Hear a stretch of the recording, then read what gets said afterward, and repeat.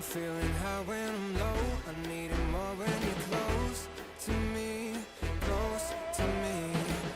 I'm feeling high when I'm low. I need it more when you're close to me. Oh yeah, yeah, yeah.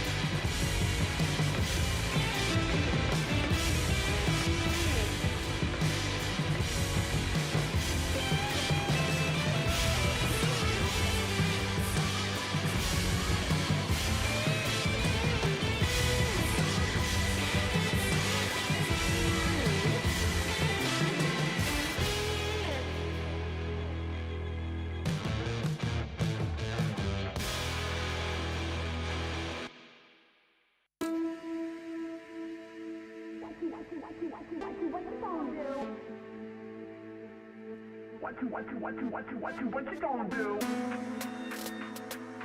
What you gonna do? What you gonna do?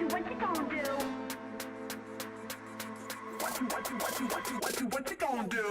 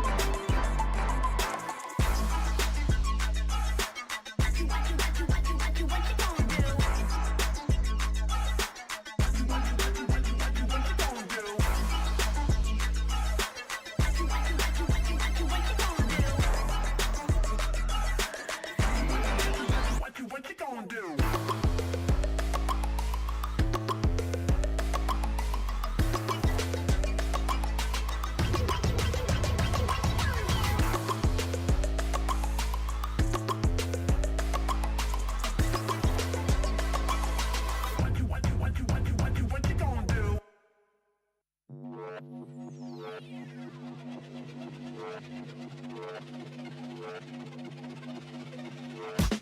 I've been coming up hot for a minute. Everybody know the drop when I'm in it. Drop the top when I'm in it. Everybody know the drop when I'm in it. Yeah, I flow so yo. Everybody know I'm. You know when they click through. Try to send this box to be a slow big vibe.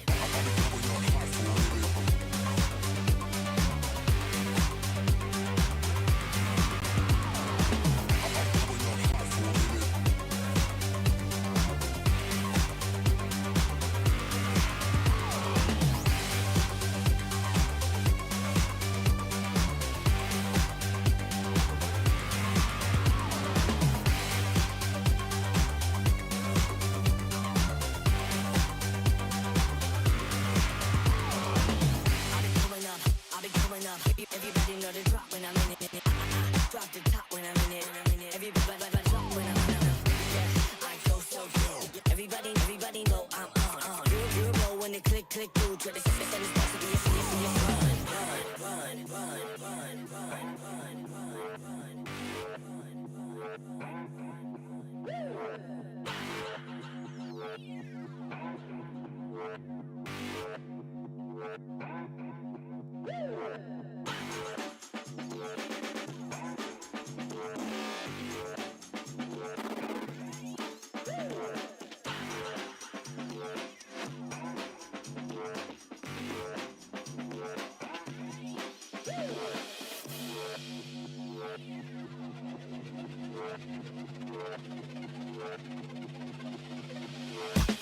I've been coming up hot for a minute.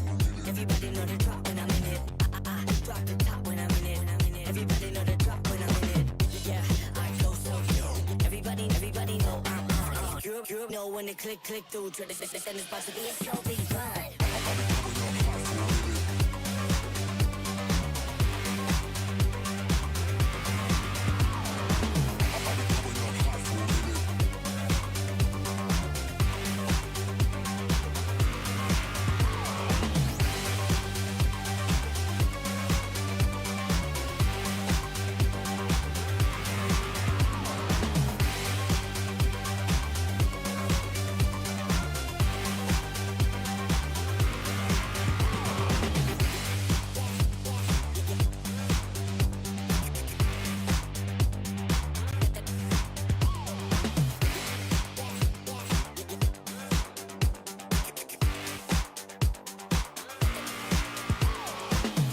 been coming up hot for a minute.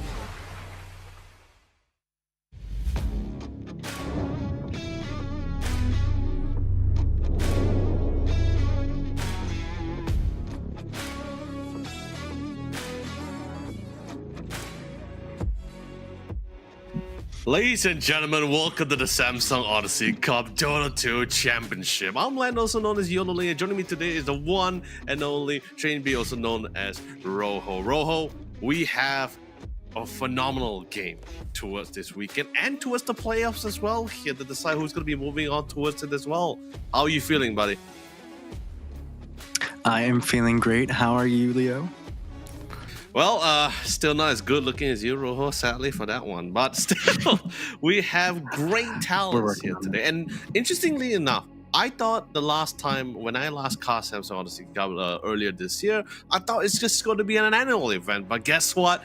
Samsung just decided like, hey, we have so many great talents, so many great chances to give them even more esport opportunity. Let's do it a second time this year, but with a little bit of a twist this time. Instead of just university combat level teams, we're also incorporating some pro teams into the mix as well. So in other words, all this now this new young talent will get this full experience in this competitive tournament.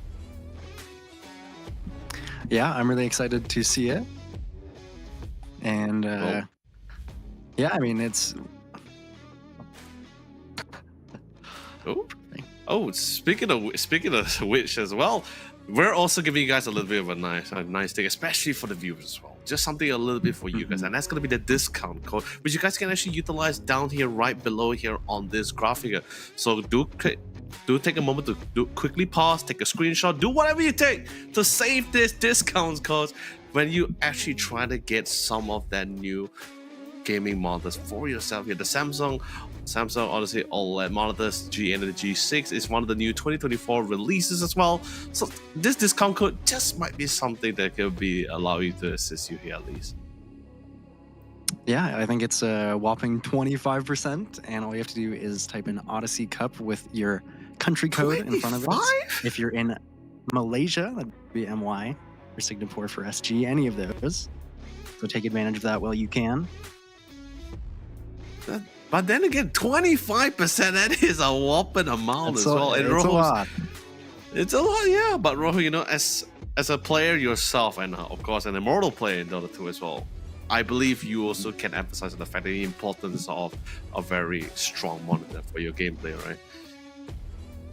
Yes, of course. Okay, anyways, even just moving up... yeah, moving up there. Tournament format, I believe. Yeah. Oh, yeah. Let's go give it. Honestly, I'm really excited to see how it goes on because the last Odyssey Cup we had a little bit of a different game format here. So let's just see if there's any much change here. Okay, interestingly, there is here. So as just like the last format, Rojo, just to bring up the speed. We also had 6 regions from the last time, them being Malaysia, Singapore, Indonesia, Philippines, Thailand, and Vietnam. But with the addition of 2 new regions, both New Zealand and Oceania. So I believe all of them has already undergo their, although it was off stream, each of these 6 or 8 regions here undergo their open qualifying matches here. I heard there was a very significant amount of registration here. So I guess it was really like a slugfest, the really open qualifiers, before we actually got to today's broadcast, which is going to be mostly focused around the Southeast Asia finals. The open qualifier was for the 2 teams that were decided for Oceania and New Zealand has already been finalized, and they're comfortably settling down in the grand finals, awaiting the 6 crowned Southeast Asia team to meet them head on next week. Sorry, 2 weeks later, yeah. Yeah. And I believe we got a pretty decent prize pool for this one. It's a grand total of 20,000, 8,000 to the champions, followed by 4,000 and 3,000 respectively for second and third. I mean, that's got to feel pretty good, just even the opportunity at that for a lot of these teams here.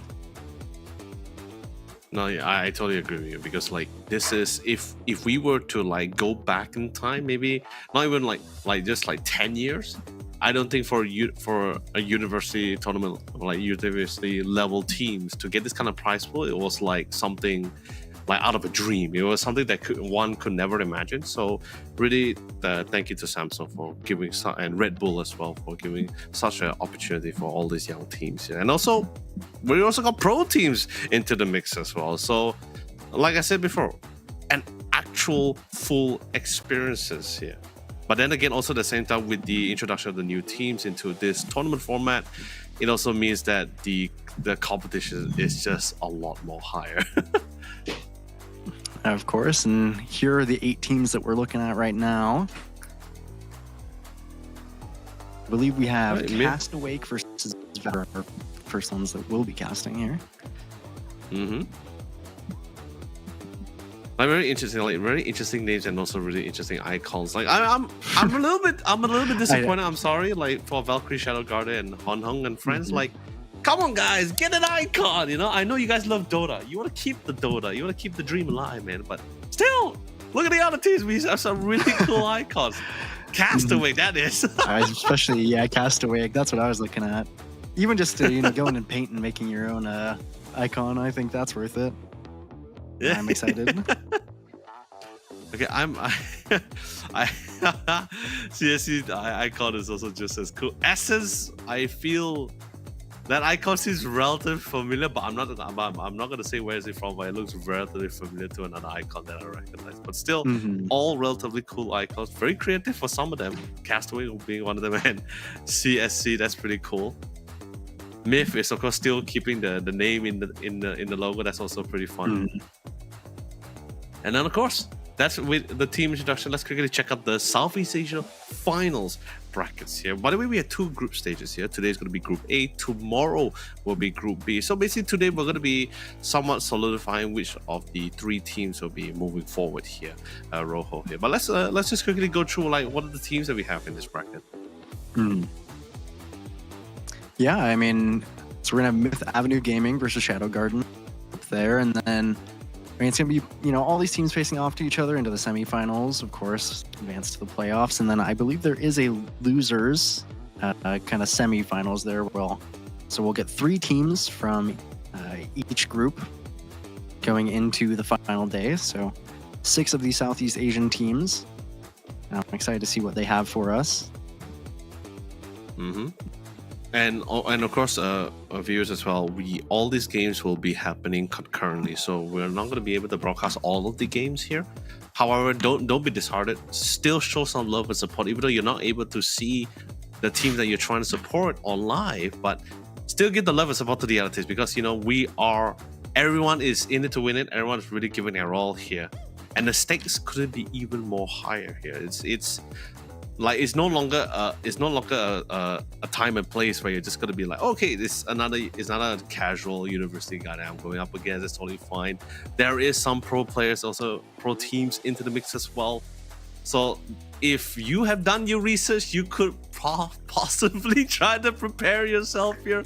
Is there any much preparation can be done here, Rojo? I mean, definitely never enough preparation, I would say. I mean, $8,000 on the line for that first place, thanks to Samsung Odyssey. And I mean, you gotta give it your all, pretty much, especially if you're a university player. You'd like to take a bite at that. And so the first round we've got, as we said, casting Castaway versus Valkyrie, which I'm excited for. And then, of course, it is to be determined for the next 2 games we'll see, depending on who wins that. Dude, this is gonna be fun. It's like I'm really excited, because I think it's like right after, I think it's been like 12 days after the internationals and concluded as well. So there's a lot of adrenaline running after you've seen such a high heated game between, like, especially Gaming Gladiators versus Liquid as well. A lot of things that was learned along during the tournament as well. Especially, as usual, Valve loves to drop the patch before the tournament. So, all the pro teams, all the players, especially who's playing casual, competitive, I usually drop this massive bomb and just try to figure out, like, what's new, what's not, what's been changed. Is my favorite hero been banned? Has been nerfed to hell, or has it been buffed to hell? Who knows? So we haven't gotten the patch. So at least if you're, one of these teams, you're probably looking at Liquid, GG, and anybody else in the TI and thinking, replicate this. What do we value versus what they value? Obviously, GG Liquid is, Western Europe, so they're going to have a different style already from that. So I'm really excited to see what these teams kind of value in terms of hero picks, in terms of play style, because I think we're probably going to get something pretty unique. You know, you're definitely right, Rojo, because like even from the last Odyssey Cup, I mean, the one thing I can say with full confidence when it comes to Southeast Asia teams is more the fact that we are very open to learn. We're like sponges, you know. It's like we see something, we just absorb it and see whether it just whether it makes or breaks for us, right? That kind of thing. Sure, there will be some like something we have possibly seen before, like either those fast-paced competition, tower pushes, or really long, drawn-out games. But Dota has been evolving ever since from the beginning of TI1, right? Like it has been changing a lot. I believe there was also an interview that or at least a comment that Dandy mentioned as well. Like he said like Dota looks a lot more different from what he remembered. As he said, like last time you could, which I agree, last time Dota was, yes, it wasn't still a team-based game, but it's also at a point where like if your mid laner is dominating heavily, it somewhat impacts the game really heavily as well. It's like pretty much like a one-man army kind of situation. But now we're in a state where one person can't just do it alone anymore. It really depends, and it also requires the whole team to really deliver, or at least try to assist in some way to bring in the victory here. Yeah, it's definitely Dota is a lot less focused on these kind of main hyper carries. I think it's gotten that way for quite a while now. I mean, role in a given game can be the most impactful, so you really need everybody on your team to be performing at their best. And I think this is a great patch for it. I think we're going to see a lot of the same strong heroes, but how teams want to deal with them. We've seen a lot of Luna. I think, especially if you played any pubs, that hero is incredibly strong. Just have this interesting approach where they're like, oh, we think we can just beat it, and so I'm hoping that we're able to that. They're strong and people really love. There's some really unique, crazy things you can do to kind of edge out victories versus these heroes, and sometimes that's what you have to do. And if you're going to be, a university team facing a pro team, or just trying to get the upper hand in game one or whatever it is. Rojo, especially since with by the way, ladies and gentlemen, just want to let you know, Rojo is, he just corrected me as well. I thought he was 9,500 in ranking as an Immortal player, but no, he corrected me. He's 9,900, plan to hit 10K tonight. So you can't get a better lesson for an Immortal player right here. It's expensive, guys, to get boosted helpers here. So he's here, taking notes, prepare what you need. It's going to give you all the juicy info you guys require to really up the rank here. But, Ro, from your experiences and also from your years of practice as well, is there something do we really need to look out for, particularly, especially in this current Dota patch here? I would say, I think especially kind of the name of the game, everyone, what they've been thinking about is auras. I think, especially going to GG versus Liquid. What defensive items are we getting on what heroes? How are we going to enable, the heroes that we have? So, GG, they defaulted to Underlord a lot because that was just something they're super comfortable with, not as into it. But just getting these pipes, these Crimson Guards, certain heroes are incredible at utilizing them. And Kings that are, being put off lane and mid, and there's a lot of ways to mitigate damage. And so if you're able to properly do that and build for it and keep your net worth high on all your heroes, then it can be become very hard to kill heroes in this meta. So definitely look to abuse that for any team that you are. Right? Like I think, especially like particularly a particular item, the Pipe of Insight. I think that item has been it's been hit so hard in every patches, but it's just still so good. I think like the most recent one was they reduced the amount of damage block they can do. It's like from 10 to 8%, but it's still just as good. It's still expensive as hell, but I don't think it's like enough. It's not enough to kill the item, right? Like people still like, hey, 2% drop, that sucks, but it's still pretty damn good. Can't let it go. Yeah, and Pipe is one of those ones too. So Pipe is undispellable compared to a lot of auras. So there's not really any countering it. And you can't build any kind of nullifier or Euls to get rid of it. You just pop it in a team fight, and either you got to run away or have enough damage to get through it, and that is not easy. So you definitely got to watch out for those. And I hope sometimes I've seen teams. Occasionally they do have a Sand King or a Doom or something that actually goes for the blink first and plays a little aggressive. I could definitely see teams trying to switch up things, because as you said, the pipe is very expensive. So sometimes you don't get to that power spike early enough. You kind of get the map taken away from you, and then building that pipe as a second item is actually a better, way to go about the game. So curious to see what these teams value. Which is pretty much where we fall into the prospect of like team compositions, right? Like you sometimes like sure tanking is great, but at times you do not want to have too many greedy heroes in the same composition, because like everyone wants the ancients farm, everyone wants the lane farm. If too many heroes are too dependent on item and too dependent on farm, then the game just pretty much goes real south real quick, that kind of thing.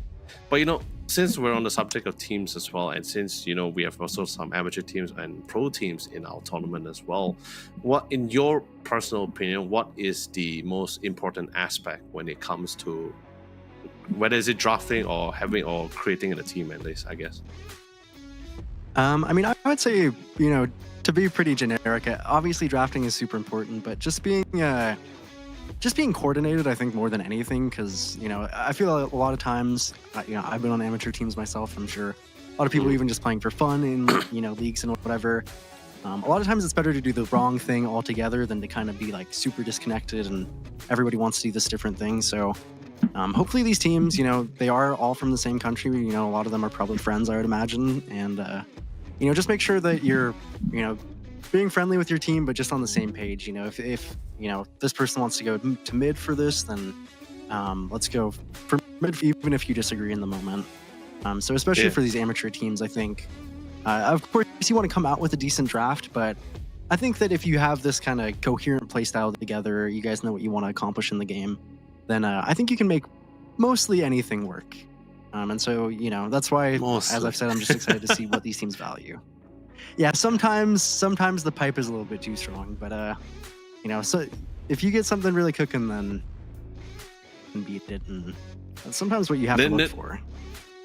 All right, but then what do you think what do you think Valve needs to do to truly kill the pipe here? Like what is the ultimatum here? Because like we've seen so much nerfs on that item over this many patches, not just this year, last year's and those past few years actually. I would say, you want to do one like simple thing to reduce the effectiveness of pipe is probably to remove it from the game. I mean, if they wanted to go that route, I could definitely see it considering how problematic this item has been. But I mean, my first step, if I wanted to kill a little bit, is maybe lower the barrier slightly, or I think particularly making it undispellable would be a nice kind of change. That way, you can buy Yules against it, you can have Shadow Demons and whatnot. Because you buy the Glimmer Cape, and of course it is a cheaper item and it gives invis, but you can dispel that, right? So it's an easy way to counter that. You can buy Dust against it, but pipe just feels like it's kind of this end all be all. My particular gripe as a player against pipe is that it just feels like certain become very nullified. Obviously, we don't see many things like the Zeus these days. That hero struggles so much into pipe. I still think it has some value, but definitely gets nullified. And so, I prefer that they make definitely some changes to it at least. Valve, I hope Valve is not listening onto this, man. I'm an offlaner. I love my pipe. Okay, it's expensive, but I love my pipe. Leave it alone. Don't listen to Rojo. That part, just like censor it out. That's a mid player. Mid player at me. I want to do as much damage as I can. Let me play Ags Lina again. Dude. I mean, is the safe lane Lina still the thing? That's the real question. Like, I know the magic Lina, the new King Lina has been on and off, but I know the white King Lina is still around. I think it's still okay. I don't think people have been valuing it as much. I think it go a little bit in lane. I think it has kind of awkward item timings early on before it gets that Gleipnir, which they did nerf a few times. Still, of course, is an extremely strong item, but I personally would usually, from a drafting standpoint, if I'm in one of these games, I'd prefer to have like a Nature's Prophet, which of course is a really strong hero at the moment. The Lina it has a lot of ways to kind of fall behind. But if you can get past the 25 minutes and have this really farmed Lina, then I think it's still very viable. I think it's still a very, very kind of end game hero that you can't can't really beat if they itemize correctly. But of course, getting to that point is, I think, what the biggest struggle is. Man, like so much. Like I think so much has changed, and like there's also the new introduction of the Ringmaster. We didn't get to see it, of course, since it's now available in Captain's mode. I think that's another support that's going to be able to break the way how we interacted with the game as well. It's like a mini black hole, but of course it still has this. It still has these, perks. Of course, like you need to position it well to get everyone in. It doesn't work on the back side of it. But we'll cross that bridge when we get there. It's still not here. It won't be available for us in this tournament as well. So no Ringmaster. So hopefully no one's going to be spamming the comment section saying like, why is there no Ringmaster? So why is no one picking it? Of course, I would expect too that by the time that we do see Ringmaster, I think he'll probably be touched a little bit, just in the sense of that hero has very high win rate. I believe in immortal pubs on like Dota 2 and whatnot, and I'm sure, if any of you are playing, I'm sure you've faced it and gone, oh my god, what is this? So very strong. I will touch it a little bit. A little sad we don't get to see it, but maybe in its current state, that's best. Yeah, I agree. I don't like to be whipped, especially in the lane. The whip thing just feels a little bit weird for me. Yeah, and you get stabbed from across the map. Yeah, Not very fun. It's like it's not even that instant or fast as well. The projectile speed is like it's like a little mini missile that's just slowly going that one direction before it connects in. Which makes it feel worse when you get hit by it too. Just inevitable. You could just hear your teammate at the back of your head, right? Just like, it's so slow. How are you still getting hit by it? Yeah, they have their finger on the alt key. They're ready to pin you for that one. Oh man, but still, Ro, great to have you here today, and I'm actually really happy that you're here. So because there's a lot of new changes, besides we have pro players into this tournament this time. We also have a new partner, which is actually Red Bull, the new exclusive and an amazing energy drink. It is also the #1 energy drink in the nation here in Red Bull Malaysia, actually, in Malaysia in particular here as well. And interesting enough, we have 2 new flavors, which I never thought that we actually had 2 new flavors here. Really, not at all here. And them being is actually apple and muscat grape flavor and pomelo. So that's actually pretty interesting because when people drink an energy drink, people will just think like, oh, it's gonna be standard flavor. Not gonna be anything much, no difference, no spice, nothing interesting. So Red Bull came up with 2 new flavors. Hopefully that will be very interesting for someone to play. Because I know some really hardcore Red Bull drinker fans here. And I'm pretty sure they still drink a lot of it. But, yeah. I might have to get Red Bulls myself if this goes too long. It's currently 10 p.m. in the US where I am, so dude, I'm surprised you haven't I'm surprised you haven't got like a jog ready, for the long night that we have here for us. But besides Red Bull, besides Red Bull introducing like their 2 new flavors, same goes for the Samsung as well. Because like for this year, they actually released a new set of panels, which is actually the Samsung Odyssey OLED G8 and G6. Both of them gaming monitors, of course. There is the slight difference in terms of size for the G8. I believe the G8 is the 32-inch. It does not have as much power compared to the G6 because I believe the G8 was the 240 Hz. The G6 is a whopping 360 Hz. It's a big power, massive power. And then, but of course, the monitor size difference is of course significant as well. One is the 27-inch, I believe that's the G6. The G8 is the 32-inch one. So basically, we have sizes for all of you amazing viewers. If you want to try to get your hands into those monitors, the discount code has been rotating a couple of times. We got a few of them here. So like I said again, get a quick pause, take a gander, screenshot, picture, write it down. I don't know what you guys got to do. Get the discount codes. Because it's like what Rojo said just now, 25%. I didn't know it was 25%. I knew there was discounts. I didn't know there was a lot. How do you know this? There's definitely a lot to get your hands on one of these. It's just that's a steal of a deal. If I had the money, I definitely would.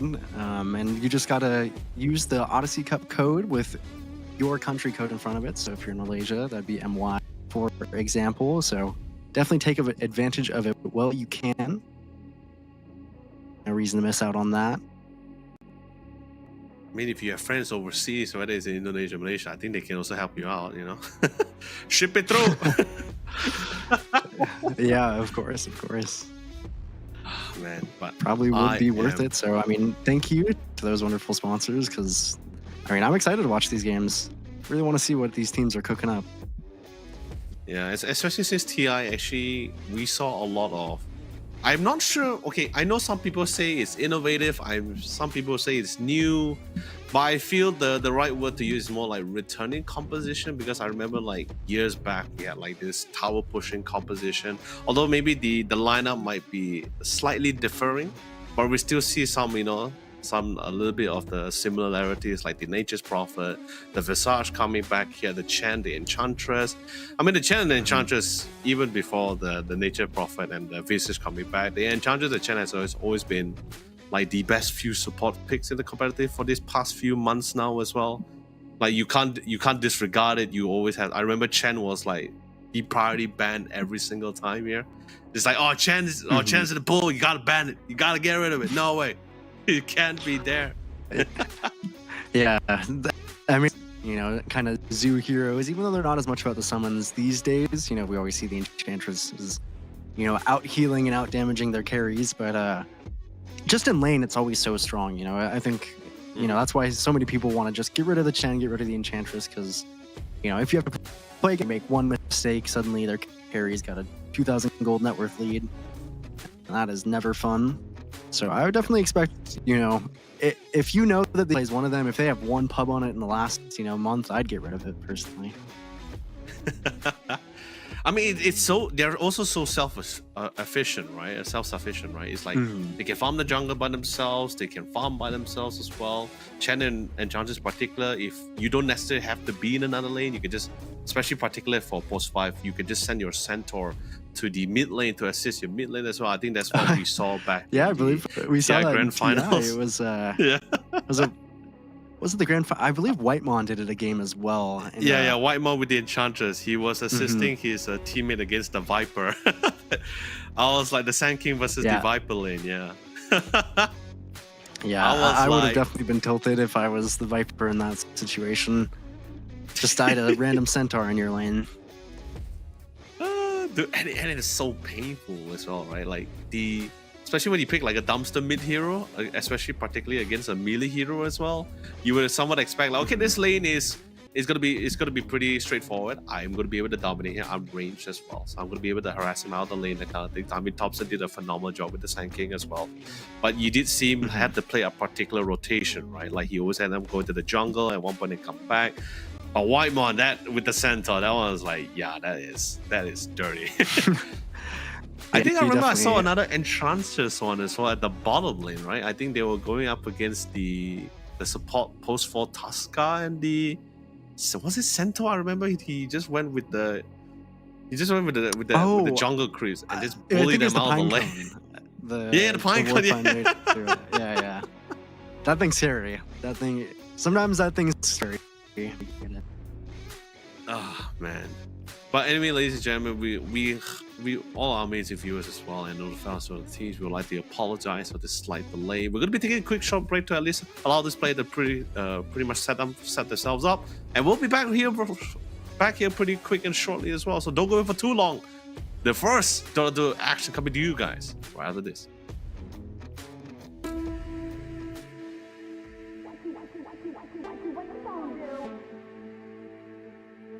What you gonna do? What you gonna do? What you gonna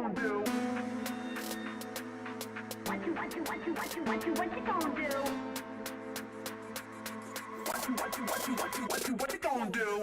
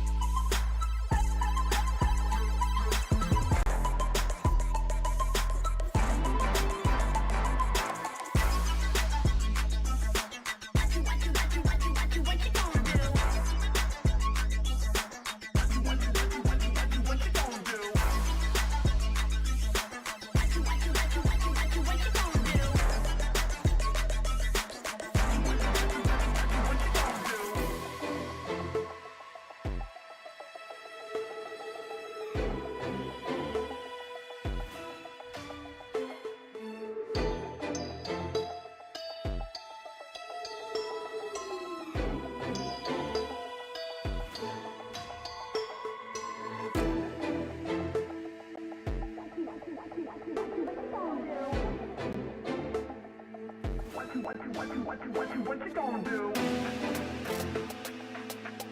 What you gonna do? What you gonna do?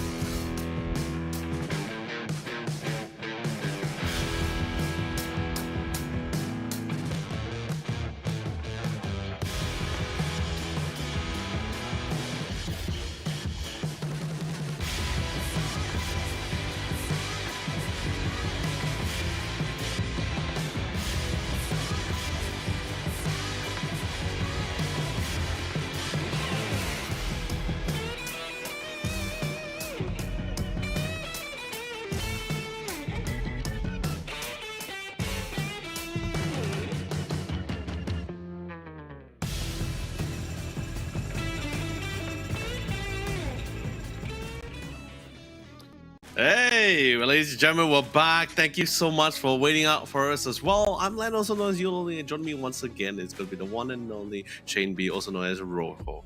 Rojo, buddy, we're finally getting to it. For some reason, we have the ability to to fast forward in time from 11 minutes to 1 minute. That's a pretty good power to have. Yeah, man, we Sure, just everyone's couldn't wait. thankful for that one. Yeah, we couldn't course wait. not. Guys. We didn't want you to wait any more longer. We're about to get right into it. But of course, Ro, Yeah, we're about to go into our first series. It's the Castaway versus Valkyrie. Yeah, I was about to say Valkyrie, wrong person.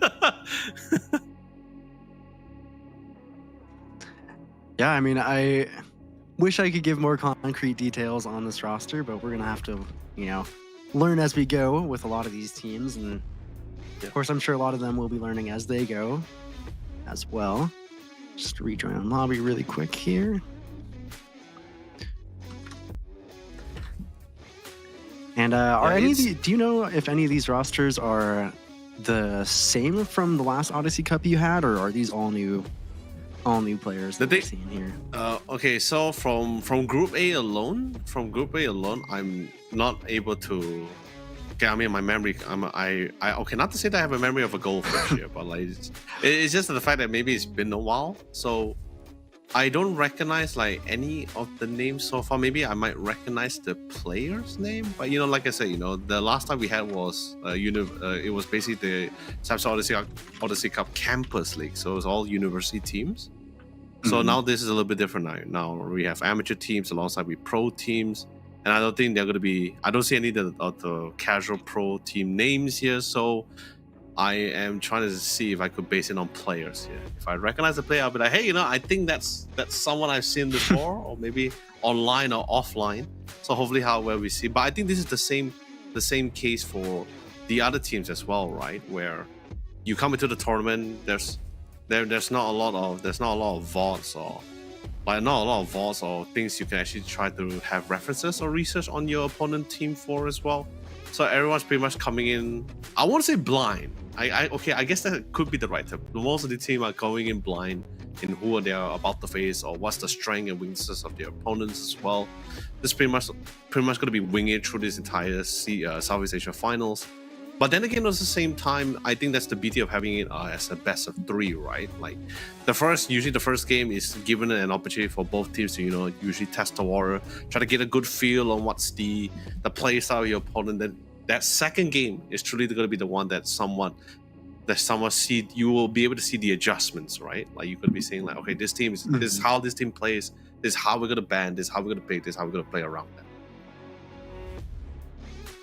Yeah, I mean, definitely I think a lot of these people are probably Dota buffs open for their scouting. Maybe, some of these players play on some other, amateur tournaments or whatnot, but it's going to be a kind of hard read of what you think is good in the meta, and then, maybe a player that you see, maybe he likes Huskar, and, maybe didn't months, so definitely some mind games in the draft right away, but like you said, by that second game, you're going to try your best to have figured out what the enemy team's going on, hopefully. Potentially bring it to 3 games if you lost the first one, and if you're lucky, after winning the first. All right. We do have a draft on our hands. Ooh. 5 seconds remaining. All right. This is it. This is where it's all. This is where the party is at, I guess, in this case here. So I think usually seeing some of these bands, I think this is definitely something which we commonly it's not surprising to us, right? Like we watched throughout the entire TI. This is pretty much the most standard band. Maybe I didn't expect to see the Tasca being the first band. I always feel like he's more of even if you had to ban the Tasca, I felt like it was more like a secondary kind of thing compared to banning Shadow Demon, who was a little bit more of a priority here. But it does send a little bit of like a clear message, right, when you ban the Shadow Demon first. Like an idea of what kind of draft you're going for. I mean, the Tusk is definitely, but when you ban the Tusk and these other heroes, you do leave the Sand King open, so this is a hero, of course, that I think most teams are, kind of frothing at the mouth to get realistically, because, it can go mid, it can go off lane. Monkey King is I think it's a cool response to it. Obviously has a pretty decent, it can flex equally to the Sand King. It can go even position 4 if you think that you have a better solution. But, sometimes as teams like this, you kind of have to value, is this hero a little bit too strong in the meta?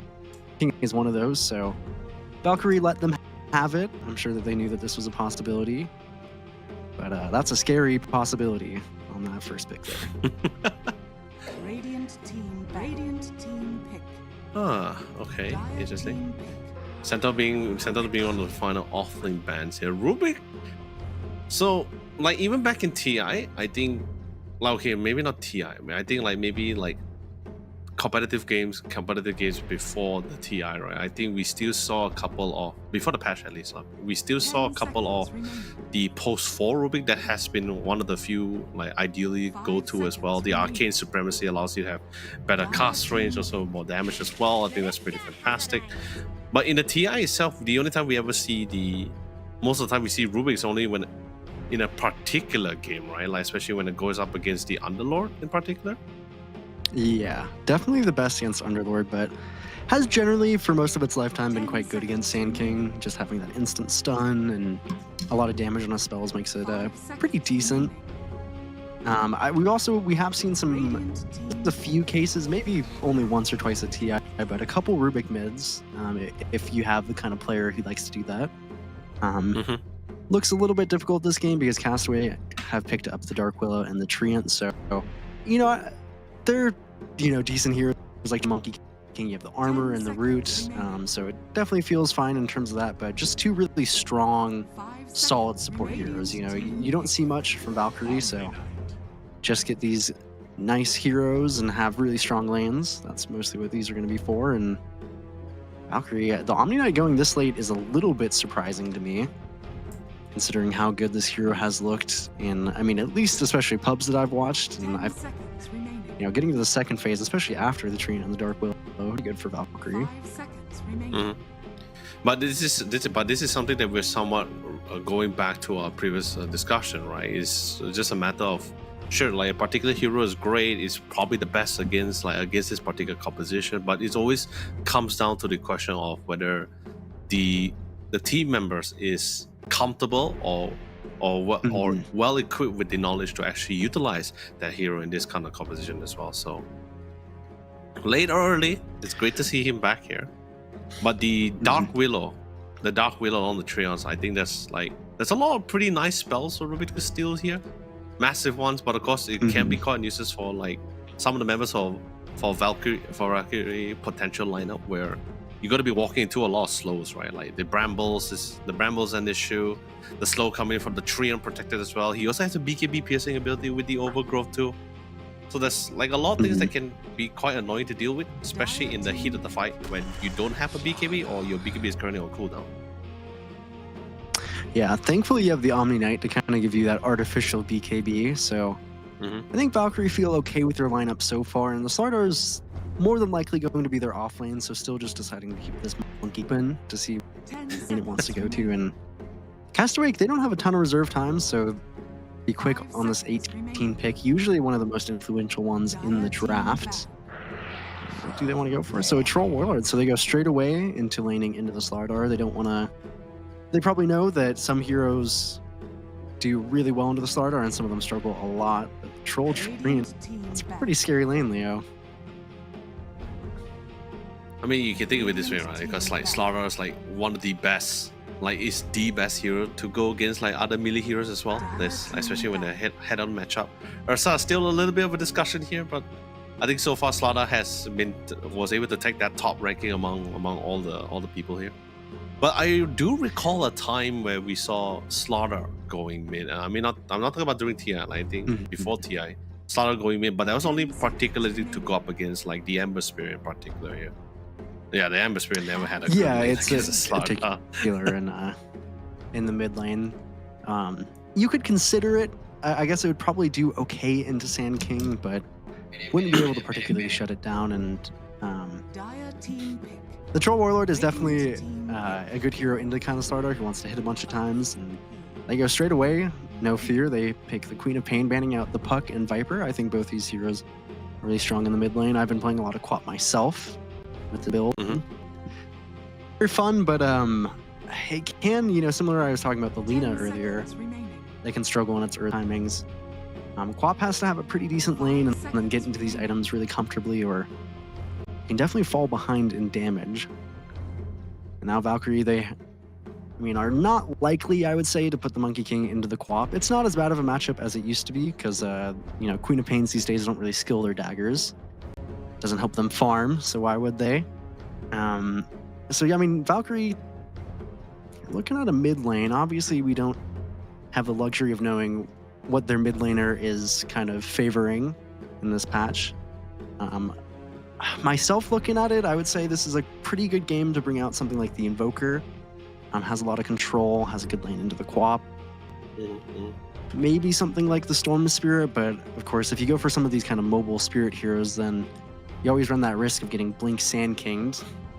It's not very fun. A lot of chain stun from Castaway. Yep. Dawnbreaker. That's exciting. Okay. All right. So okay, cool. So, are we looking at the Rubik mid?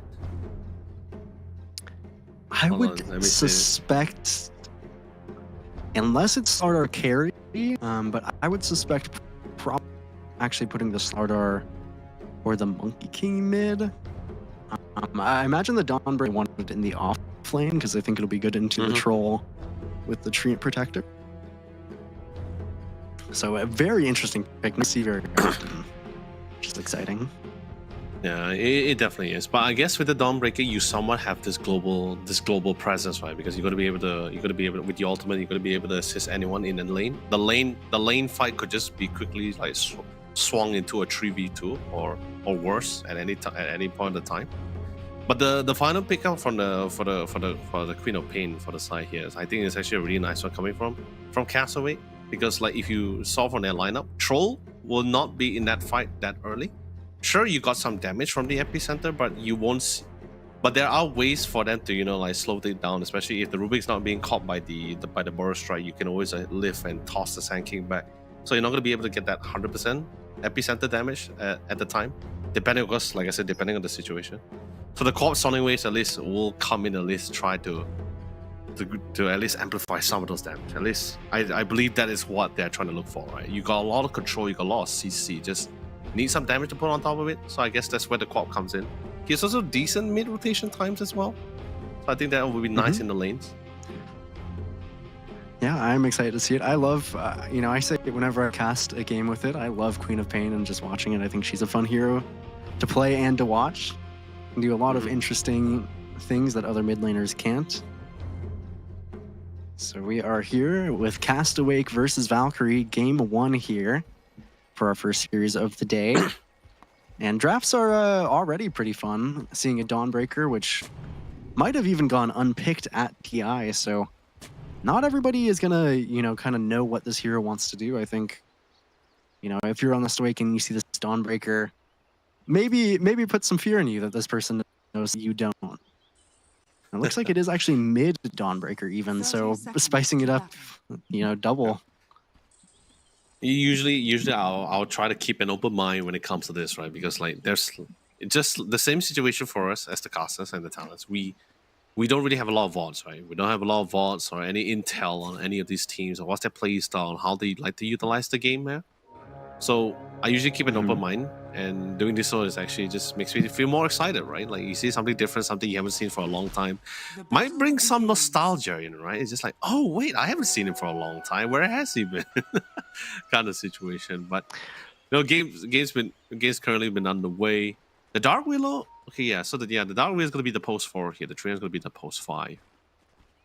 I guess okay. It's a decent matchup. Melee with range to the bottom side. You got some decent setups for the burst right into the Sandstorm if necessary. And honestly, with the new passive coming, or at least a new active ability for Sandcave, the third skill, right? You can actually get like pretty decent farm. I remember I remember so many people when it was first introduced. There was like a lot of there was massive games of mid Sand Kings, and at level 3 or level 4, you can actually take jungle stacks like relatively well, insanely well actually. Yeah, and that's still how it is. They actually took a really nice trade in lane in Night, so doing pretty well in terms of that lane at the moment. Trying to abuse Omni Knight before he starts getting all those levels and all those heals. I mean, I would say top lane probably won't be the easiest for the Slardar. Because, I mean, looking at it, of course, just the mischance from Troll Warlord is usually enough to be a nuisance in the bottom lane. Ooh. Beautiful setup with the Brambles as well. Not sure they're going to be able to get the pickup on Spiritual Warfare, but he is going to, once again, force out more regions out of the Omni Knight, and that's not going to be pretty good for him. I like this by JG going the Burrow Strike first, just to set up for the Brambles. Makes that early lane a lot stronger. Some decent poke, especially since you're going up against the Monkey King. It's never the best idea to have 2 melee heroes against him as well. The proc that Jingle Mastery. So pretty nice. You got some pretty decent balanced lane, decent setup, decent pokes as well. But I think we'll start seeing the little bit more pressure later on as more levels comes in, right? Especially for the Omni Knight. Yeah, definitely Monkey King. They've changed him quite a few times, so now the Jingu isn't nearly as scary in the first few levels as it used to be.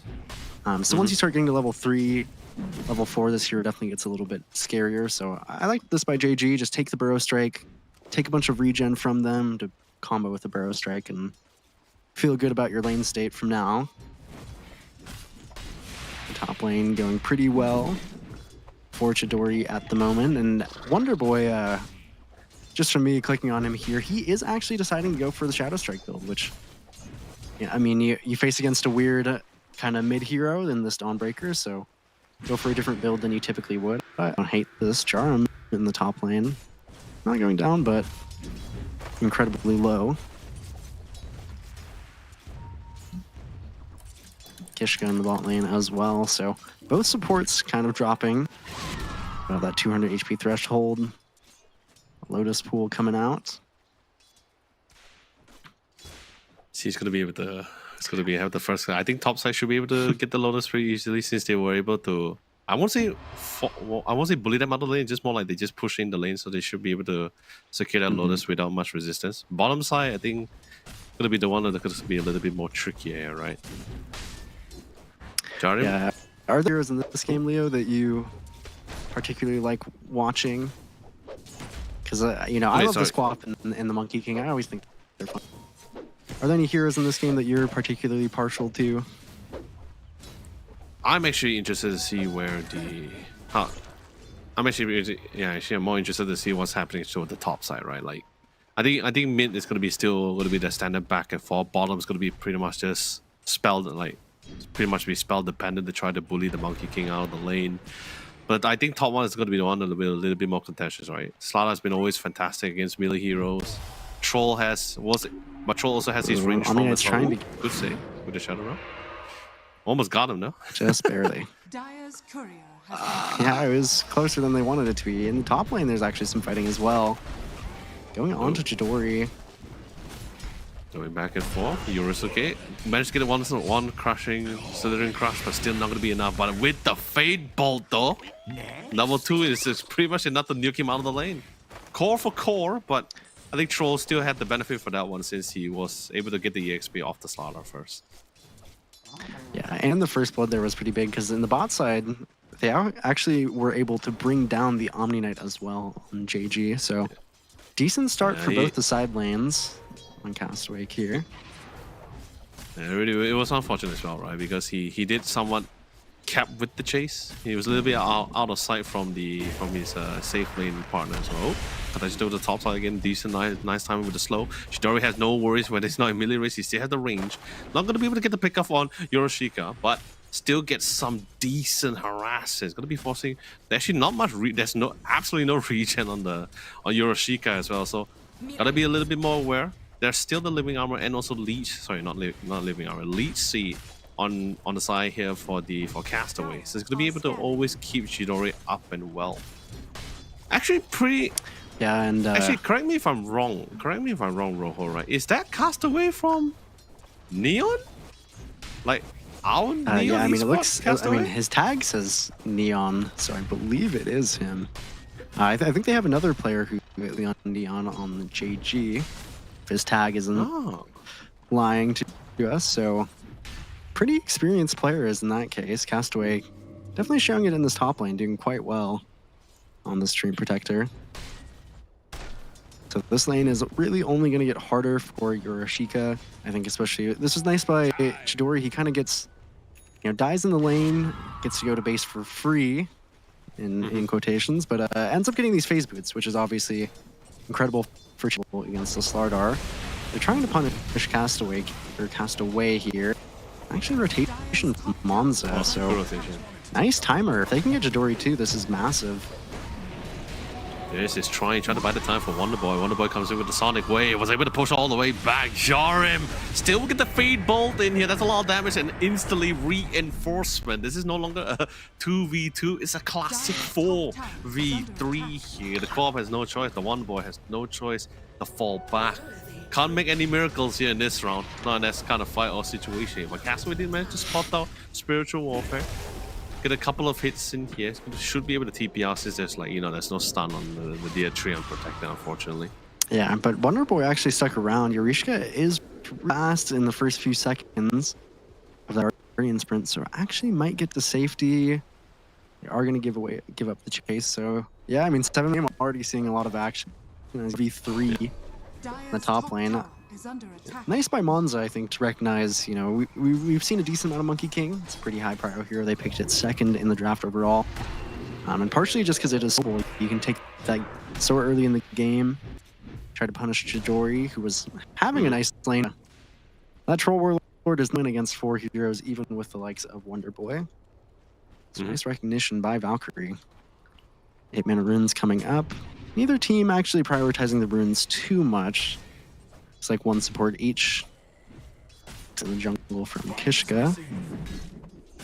The Sand King, as we said, just a few points is enough to actually take those stacks.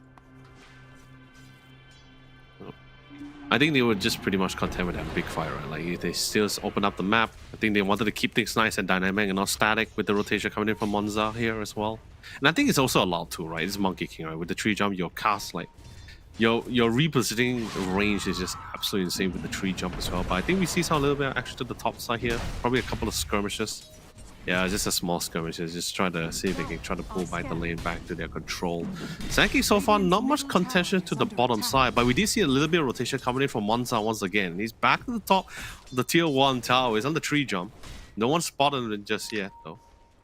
Yeah, this No could be nice if they can catch Chidori before he gets that 6. Monza's gonna overstay a little bit, see if he can get something.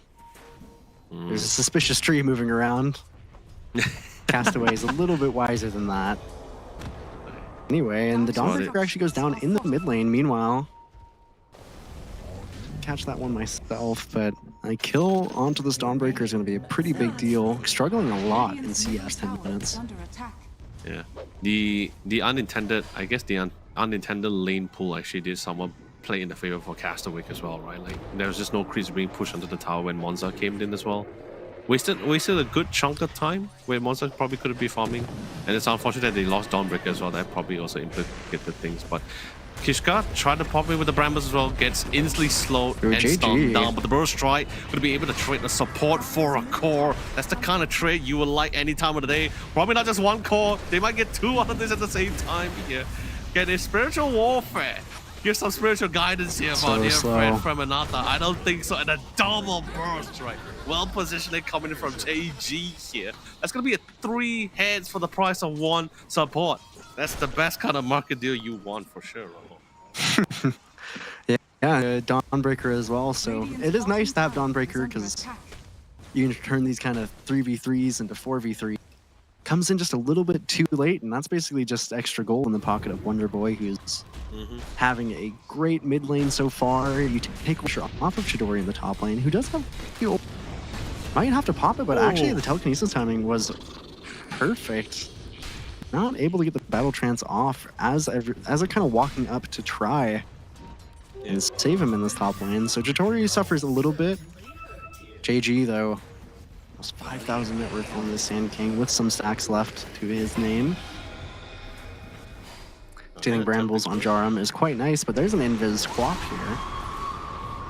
And beautiful Sonic Waves, and push him all the way back to one of the Brambles, but still not needed. Still will go down. Massive nukes here. And like, yeah, speaking of like, just continuing from what you were talking about regarding the Chidori popping into battle trance, right? I feel like that's a weakness that's also similar to the slot as well, right? Like you wouldn't want to try to pop it as early as much as possible. Like you just want to try to get as low as possible, then only try to maximize that kind of thing.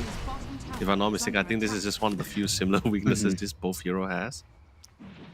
Yeah, and especially too with Troll, you know, it's sometimes if you pop it at the wrong time, you just end up falling and then dying anyway, just buying yourself a few seconds. So not an easy ability to use. Most Troll players will understand that themselves fully. But Chidori, he's not struggling too bad. Thankfully, Valkyrie was able to stabilize the top lane a little bit. Kills onto this Troll, stop him from snowballing too hard, but that does leave JG on the bot side, who just cleared Ancients, just cleared a hard camp, is now stacking another pair of Ancients on the right side. I mean, you gave away this hero on the first pick, understanding kind of what it can do, and at the moment it's looking pretty 11 on the Sand King Leo. Yeah, it's pretty tough for them to try to challenge the Sand King either, right? With just the Omni Knight alone, like you don't really have a lot of disables. Maybe if you had the Rubik or the Slaughter, it could be a little bit of a different story. But I think as it is, like there's just no real way for them to just stop the Sand King from just farming the side camps or the ancient stacks. I mean, like, and most of the monsters should be like, He went for this kind of early Vanguard, which we don't see a lot. Obviously, the Crimson Guard is strong, but you know, it's not easy to walk into this hero. He does such damage, especially Earth striking onto Monster. Oh no, he got cancelled. Still, massive auto missiles are coming in as well. Now it's going to be a 4v2. There are someone able to walk out of it, but they're just trying to buy the next amount of time. Beautiful two-man overgroup as well. Now the rest of the team is here. Wonderboy jumped in the mix as well. They are trying to wait out the Wukong command here, and they will find some form of success. They did manage to pick up the support at least, but it will be a support for the support. Trying to find another opportunity to try to re-engage, but I don't think they just want to, right? They still know there is still the Sonic Wave. They got the hit count. They already got everything checked out. There's no epicenter. There is no more overgrowth. It's just a Sonic Waves here. So I think they just want to play a little bit more safe and just fall back. Yeah, he does actually still have the epicenter, but it is a bit hard to use in these fights. Obviously, with the channel time. Doesn't have the blink yet, but it's coming out on Courier. And JG, I mean, he has pretty much no fear in this game at the moment. Walking into 3 heroes, going to clear the way in front of their face. Well, insult in Monza. So we're seeing kind of a little difference in style in the carries here. Monza going for this Battle Fury to be the ultimate kind of farming hero, and Chidori actually just going into an early Maelstrom. So, you know, kind of valuing this early damage, going into an early Ags on Chidori, obviously is quite good since it has the disc for himself. And actually in the bot side, Monza is going to fall to Kishka plus JG. That is the blink reveal. And feeling pretty dominant on the map Castaway at the moment. Yeah. Especially since now the map seems to be a lot more smaller for the Radiant side, especially for the safe laner, losing that bottom tier 1 tower. Not a lot of players want to really try to go for, especially with the lack of vision control. Currently the Dice has total control to the bottom side here. They have actually have all eyes, most of the areas here. Pretty much getting ready to cover them off. But that smoke has been set up for themselves here. See when they're going to be able to get much out of both this. offlaners valuing early blink daggers here. Yorishka just got his off the Courier. So if they could find JG and punish him, that would be the best case scenario. But he's a little bit wiser than that. Dancing as well. Put away. A little bit too hard to catch. They're going to keep trying with Yorishka. He's quite fast himself, but... Oof. Yeah, he's gone. A little bit of a long chase here, but they still managed to cut him down. It's about almost 1,000. He's worth almost about 1,000 plus gold here. Sadly, goes into the hand of Spiritual Warrior. Definitely worth it, but just barely used. So many reasons. In the mid lane, Dawnbreaker is actually falling to Kishka and Wonderboy. The Sonic Wave dropped there at the last minute. So, ooh. You know, you get that Sand King kill, which feels great, but... Yeah, Castaway is not wasting any time or any opportunity at all, right? It's just very objective driven. You break the tier 1. You're pretty big confident that JG can actually try to get out of the situation with the blink and the burst, right? A lot of commitment, but speaking of commitment, top side. Dear friend Castaway, pop the Yoga, try to lock in his slot as much as well, try to keep his Hell Knights alive. Although the troll comes completely in the full disarray, and each member will trying to take on their own individual fight and will succumb. There as well with Wonderboy, just in that last moment there. So, I mean, this team is fast, this Castaway team. Oh, this, no. I mean, Kishka on the Dark Willow is almost at the same net worth as the mid lane Dawnbreaker, which you hate to see. It's been tough, right? That last engagement. Yeah, I mean, just a little bit slower on Valkyrie, and I like this to tell Castaway he's a master level buff, and good lane really quick. Out from the Dawnbreaker. Spiritual Warfare his life. Looks like it will. But Monza doesn't really have the Wukong command here. Still pretty much still on cooldown, but at least they want to try to get some pickoffs in the mix. They cannot let some of this action go unpunished here. Unfortunately, they did lose the Omni Knight, but hey, you know, at this point of the game, especially when you're behind, any kill is still is a nice addition for them as well. Slowly bring this back. Yeah, I think you can get. It's going to be a slow game for Valkyrie here. Or at least you're going to try to slow down the game. Maybe pick-offs with the Dawnbreaker ulti if you can find them. Not very easy at the moment. You look at these supports on the side of Castaway. They have a Pavis and a Solar Crest. already, so a lot of damage mitigation into that kind of heavy physical damage you want with that Slardar. I'm just concerned once they start sieging high ground, right? Because they don't really have decent wave clear abilities, maybe except for the Fate Bolt and Boundless Strike. But most of the time, you don't see Monza in the lane. Oh no, smoke spray! They spotted him. They're trying to find him. Not gonna find him at all. He was in the Wrong left spot. side there. Ooh, Kishka. Kishka did find him though. Quite. For Monza here, which leaves the bottom tier 2 tower up for the sieging here, and even mid. Well, they're really just juggling between the two here. Dire's top tower is under Yeah, and they have that luxury since they are so far ahead. And just meanwhile, in the top lane, they're just trying to get this first tower of the game. Well, I guess second tower, but bot lane 1 wasn't as useful for them, and tier 2 falls. So scanning. getting this top tier 1 at 19 minutes is usually not a very good sign. But getting anything is what you'll take at the moment. Monza is still, they're still trying to catch the slippery Monkey King. Just barely dodging them. Oh, you spoke a little bit too soon, my friend. He did pop the Wukong command a little bit defensively here. I hope for the fact that it keeps him alive a little bit longer here. They spot the ult. The ult gets cancelled out. Now they have a little bit more confidence to say the fact that, hey, you know, if you want to choose the siege, we can still try to go ahead with it. We're still pretty strong. We're still pretty solid as well. Roland is someone in a decent spot here. But they do have the vision control though. Coming from the Rainier side, they are seeing all of them right now. Ready for the engagement. JG just waiting for the opportunity to dive right in. The cast range for, you know, it's been a while since I saw the Dark Wheeler, so just seeing it back again just somewhat reminds me of just like the insane cast range coming in from the Brambles here. And this is like before he actually got the Ada as well.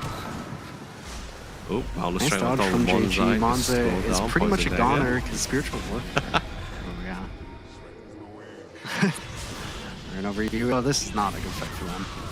It is not at all. You lose your safe laner, everyone is just slowly falling down like flies, like dominoes in this case. Yeah, 3 people out of the picture, so and the glyph is also committed as well. So this tier 2s for the top, sorry, not top, for the mid tier 2 towers at least in this case. Yeah, they can actually try to siege for it if they choose to go for it. Yeah, and there's actually a Tormentor as well with a 21-minute Wisdom Rune. So this is probably the biggest thing you can lose on the map at the moment. No catch-up levels with that Wisdom Rune, and they're feeling confident, so they're going to hit this Tormentor. Won't take too much damage, it's just 4 of them. They're a little bit lucky on Cast Awake that kill they go for Monza. They know the Omni Knight didn't have a TP, so Spiritual Warfare not able to get a repel off on Monza and save him. There's a full Lotus Orb on JG. Boy has a Yule Scepter. Just looking around at whatever he's going for. Eureka does have an Orchid actually on the Slardar, so that's something you can play towards, but not if you're on the receiving end of a gank. Spotted. I mean, that's the beauty of nature guys in the hands of the Treant Protector, right? You're just going to be able to just be an actual walking version. Just scout things out. Hopefully you don't get caught up by the sentry alone. I mean, that's pretty much what happened to us on mid side, but thank God for groups of trees here. Good initiation on top of Spiritual Warfare. There's no way going to be able to walk out of that. Not in such a compact area around with brambles and slows, but that is no way you're going to get out of that. No way. It's impossible. Well, I mean, if you have it's a different story. JG, Felix so come that he thinks the Solar Crests are the only bit of damage mitigation he needs. Dawnbreaker just barely gets TP there, so you're a little bit exposed in the mid lane. As Chidori, are they able to punish it? Does not feel like it would. You know, you don't have the auras on JG on the Sand King, but you do have 2 Solar Crest on your supports, plus the living armor. It's not easy to get any of these kills. I think Valkyrie, again, you know, you take a smoke right now. They have Harpoon on the Dawnbreaker. Can you get something? It's a little bit awkward. Good catch though. He did manage to pop. No, actually no, correction. He was not able to pop the battle trance just in time, so he will die. That's a very nice pickup as well. And most of the team is not really in currently position to try to re-engage. So big kill, I guess, in a way. Slowly moving their way to try to get the tier 1. I mean, any kill is a big kill for sure. And Mom's actually has a beat though. That's at least a nice pickup for him. No Chidori means that probably won't be able to fight this.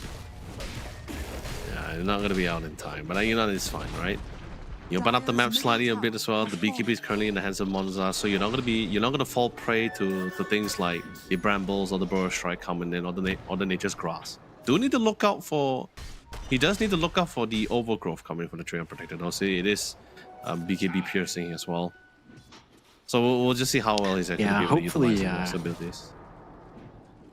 Hopefully your second BKB will be insurance enough from that Omni Knight. Spiritual Warfare, it's I think something that Castaway has done a really nice job of is just recognizing how strong the supports are. Actually, he utilizes the shard on the Dawnbreaker here to is rooted up, so can't get to the high ground and will fall on the Dawnbreaker. Dire's top tower is under attack. Not really much he can do with the saves as well. Maybe if the Rubik had a shard, could be some form of saving if he had it with the lift. Nah, he doesn't have it yet. Yeah, it would have been nice. And actually, Paviska, that your Pavis as a support. It's already 25 minutes. You just want to get to your first item. Spiritual Warfare. Wonder Boy says no. Kills off 2 couriers, I believe. Yeah, it gets pretty difficult, right? When one side gets a little bit too dominant as well. You got the whole map patrol, and don't even get me started in terms of mobility coming in from both the cop as well with the blink. Pretty much able to get to the really tight and close spaces as well. But we do see a smoke being set up though. But what is the intention? Yeah, I think they want to clear this top side here. There was a ward, just dewarding, yeah. A little bit smarter than that is, well, I mean, I say that this Roche just falls, or it dies on this. Is a little bit funny. Good timing by Castaway, so they're gonna pretty much dodge this whole smoke and get the Aegis. Valkyrie, they want to catch somebody maybe heading through the gate or something, but Castaway just, I mean, when you're ahead, Leo, you know, you can just kind of play as mostly 5 heroes. Dire's top Wonder tower Boy maybe is will go under push out a attack. mid-wave or so, but now that Monza's Dire's top, structures are fortified. pretty much in no danger. Push out these waves and start poking the high ground. As you said, Valkyrie, they don't have the best wave clear, so they're going to force out a really early glyph. Dire's top tower is under attack. I mean, I guess Fate Bolt somewhat helps balance strike if you're there, but I guess you want to see Monza, at least for this defense, unless they really plan to get down the distance, because if not, he just want to quickly try to get some farm back, right? Trying not to waste any more time. Don't think they can really do much in this situation. Castaway is pretty confident. They have the Aegis as well, so they just try to siege as much as possible. Yeah, doesn't have to worry about a lot. You're just hitting away at this melee barracks. I am concerned because Yurishika doesn't really have the BKB yet as well, so he is going to fall prey to a lot of these slows, all the brambles as well. Going to be a little bit annoying to deal with. No shard on Kishka Yeah, second yet. glyph, and yeah, just actually went for the Vlad, so just kind of all-inning this early push that they have. You're 13,000 gold up. Might just work. Radiant's bottom barracks is falling. Oh, do we see a catch? Oh no, Trying attempted to catch Monza. Yeah. Yeah. A little bit of a Venn That's fine, diagram to sandstorms around. The brambles, right? We just need a third one, another third AoE. Maybe the Wukong command can try to play a part in this. Yeah, No? you even have the With the bottom? epicenter and the overgrowth throw on top, but Oh man, that's just push out lanes is what that- a Castaway says. And let's just wait. How many circles do we have? Here? We have the Wukong command. We have the Guardian from the. We have the ultimate coming from the Dawnbreakers, the Brambles, the Dire Epicenters, are and scanning. Sandstorms. No, Sandstorm and Epicenter is pretty much the same thing. So. 5? Oh, wait, hold that thought for a second there. So, a couple of contentions here, a couple of skirmishes, not real any big pickup, but a beautiful collision coming in from the ultimate, coming in from the Dawnbreaker as well. But then again, he gets caught off into a 2-man Sonic Wave, completely melted out the competition. There goes the damage delicious. All that's left is just all the supports. Off lane is also gone. Rubik is the last one standing, but he gets used up for the setup here. Gets slowed by the poison daggers here, and instantly the GG is the call. The damage is significant and it has been done. Castaway takes the first game of our best of 3 series in such a dominant manner. And I guess you could say Rojo they are completely awake for this tournament. Yeah, no sleeping in that game. I mean, it was. I feel like it was past 5 minutes. It was TP after kill after. Few nice attempts. I think Monza in the early game with that nice rotation, but ended up just too long, unfortunately. And then, I mean, just so much net worth on this co-op. Unfortunately, we did not see the Dawnbreaker have the game that we wish it would have. So, have an incredible game. Never slow down the pace. Whew. I mean, I guess it's mainly because we just didn't see as much aggression from those lanes itself. I think they tried to do it, but the aggression piping up from Castaway was a little bit more significant, right? Like there were times where we see their post 5 Omni Knight, right? Try to attempt with the third ability to try to poke out the Dark Willow, but it's also like what you pointed out as well, the early pickup of the Burrow Strike to join in the fray, to help set up with the Bramble, to try to get more right-click damage in, to try to force them back. I think their aggression just somewhat overwhelmed them a little bit, and I think they started having it was somewhat like their turn to have their backs against the walls here, so the Dawnbreaker just couldn't find an opportunity to try to fly in, because none of them wasn't really confident enough to actually try to get the pick off, or there's also might be just a lacking of disable as well. Like in the other lanes, like sure there's slows. Dawnbreaker has to be there to land the hammers, but those can be easily cancelled out by stuns. So the Sand King is going to be tough. The top lane, too much sustain, lead seed, and living armor. That's a lot to deal with. Yeah, not a lot of options. Yeah, I mean, Castaway are definitely.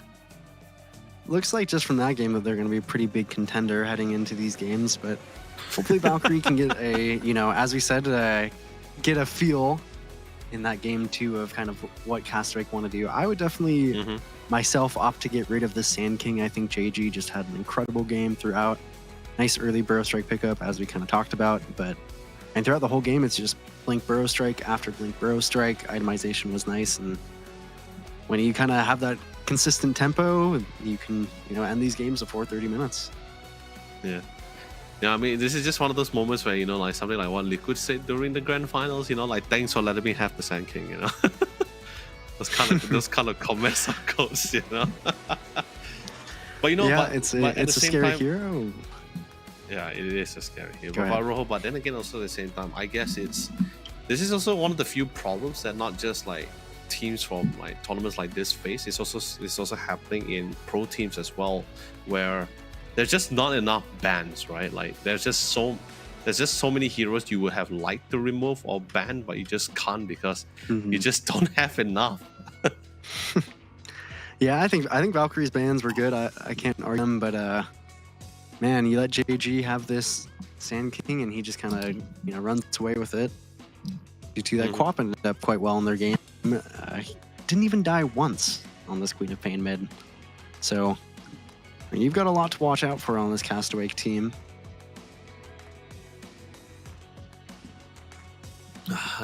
I'm not sure about you, but I mean, don't get me wrong. As cool and as nice as it sounds to see the Omni Knight again, right? But I wasn't too on board with the Omni Knight or the Dawnbreaker last pick as well. I felt like there were like really other better hero option that you can actually try to utilize. There was somewhat still in the pool that wasn't banned here for themselves to utilize. But like I said, I guess it just comes to those situations where the players will pick in what they're more comfortable with or what they're more confident in when you come to this kind of tournament. Especially when you have no idea like what your opponent's ability is like, right? Like you just go with what you're comfortable, what you're strongest. At least that way you don't have to be too worried about it. But at least now they know. Game 2 is of course the nail biter here. It's the one that makes or breaks it here. If they don't succeed, that's just pretty much for their run here. Yeah, of course. And Castle will be moving forward up to the semifinals. Dire's middle tower is under attack. Yeah, so I mean, Castaway. I mean, there is a lot to ban, as you said, and unfortunately, I would have to agree that the Dawnbreaker is not we would have loved to see. But this is how this patch can go. You just have a little bit of a tough early game, miss one or two moves, have a tough lane, and suddenly everything spirals out of control, and JG's Blue Strike everywhere, all over the map. So I'm sure Valkyrie can. I'm sure that in the second game they have some idea of what went wrong. I'm sure they're talking about it at this moment. You know, maybe this could be just one of those scenarios, right? Because there was one game I was casting during the Samsung Odyssey Cup for the Campus League, right, Rojo? Where this one team, I was it Indonesia? I forgot which region was it from, but what they did was it felt like they were underperforming in the first game, but in the second and third game, my God, the reverse sweep was insane. Like you would like someone doubt like who like where was the team from game one? Who are you? You know, what have you done to that team? You know, but like I said, you know, at that game, in that tournament I was casting with the tournament, it was just more like a one-time thing. But I am still, you know, giving the benefit of the doubt here because, you know, it's just one game. It is a best of 3 series here. So anything can really go down. But of course, our MVP for our game 1 is going to be JG with the Sand King here. And, man, let's be honest, man. It's you get to that point where you just really can't kill the Sand King anymore. Like, I'm not just talking about, like, its escape abilities or escape potential. It's just more the fact that, like, he gets certain items.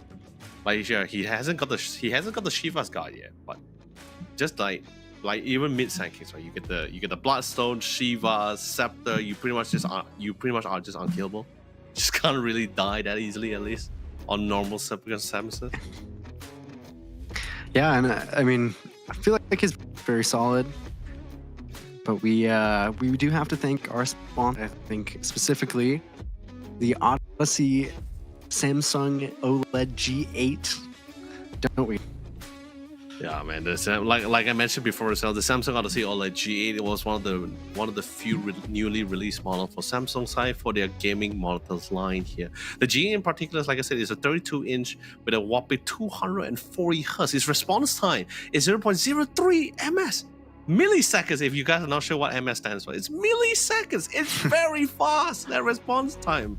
And like what Rojo also mentioned as well, the importance for a gamer like himself to have such a powerful monitor at your fingertips too. And you know, let's be honest, when you got a powerful engine like a desktop, right, you definitely want at least something to output the same kind of specs here. So the Samsung Odyssey OLED G8, if you guys want a beautiful 32-inch with that kind of firepower, that's probably just the one for you here. And I think we had a lot of discount popped out in this past few times as well. Hopefully you guys can use that in your respective region to get yourself the G8 here. Yeah, it will definitely fit with any gamer style. I mean, a lot of monitor, but it is still slim. I mean, oh, yeah, definitely don't miss out on it. You know, slim, anti-glare. It's basically the ultimate screen for any gamers here, provided by Samsung. But of course, ladies and gentlemen, I'm going to give you guys an opportunity to try to look it up because we're going to be throwing this to a quick short break. But don't go away for too long. The conclusion for our first series of today between Valkyries and Castaway will be coming to you guys right after this.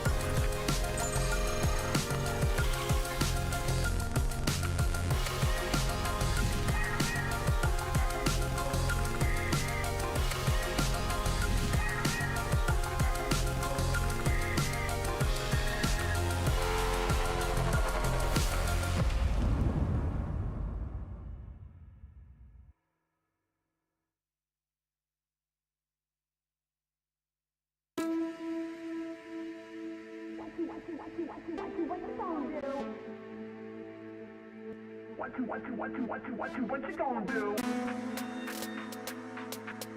What you gonna do? What you gonna do? What you gonna do? What you gonna do?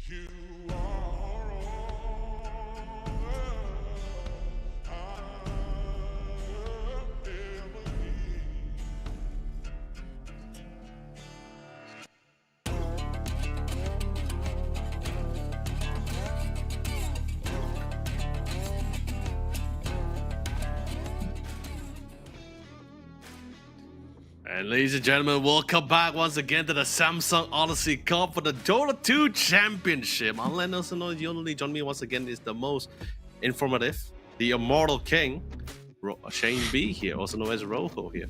Rojo, you have been giving us so much great insights on that last game here. So we need a little bit more here because that's just game one here. What is there to come for game number 2 between both Castaway and Valkyries? I mean, Castaway, I feel like you feel pretty comfortable with that first game, so Valkyrie's going to kind of be on the back foot here and, you know, kind of evaluate your first phase bans. Do you want to let them have the Sand King again, which JG looked so good on? Do you still think that the Monkey King is a great response? Did you just do something else wrong in the game? Do you want to stick to your guns with this Dawnbreaker? So a lot of things I'm sure they're discussing. Well, Castaway are probably, you know, sipping away on some tropical drink, feeling pretty good about game one. Tropical drink, I believe that drink they're going to be sipping on is that new Red Bull drink. Whether is it going to be the pomelo or the apple and muscat grape flavor here? But you know, speaking of, before we talk about those flavors, do check out this opportunity of this discount code currently below. Wait, hold on, I need to do it. Yeah, you guys gotta check these guys out here, and in on their specific region as well, because you notice in the first part of the code is actually symbolizing each of those regions here. So you're from that region, you can actually utilize that code and try to get some discount. 25% according to Rojo. I would trust this man's word and my wife and kids with my life here. So totally fine with it. So do take that chance, man. The Samsung, like I said, Samsung's released some beautiful new models this year. They're both the Odyssey OLED G and G6. We talked about the G8 before we went to the break here. The G6 we can stress it on later on, but I can tell you this as a teaser.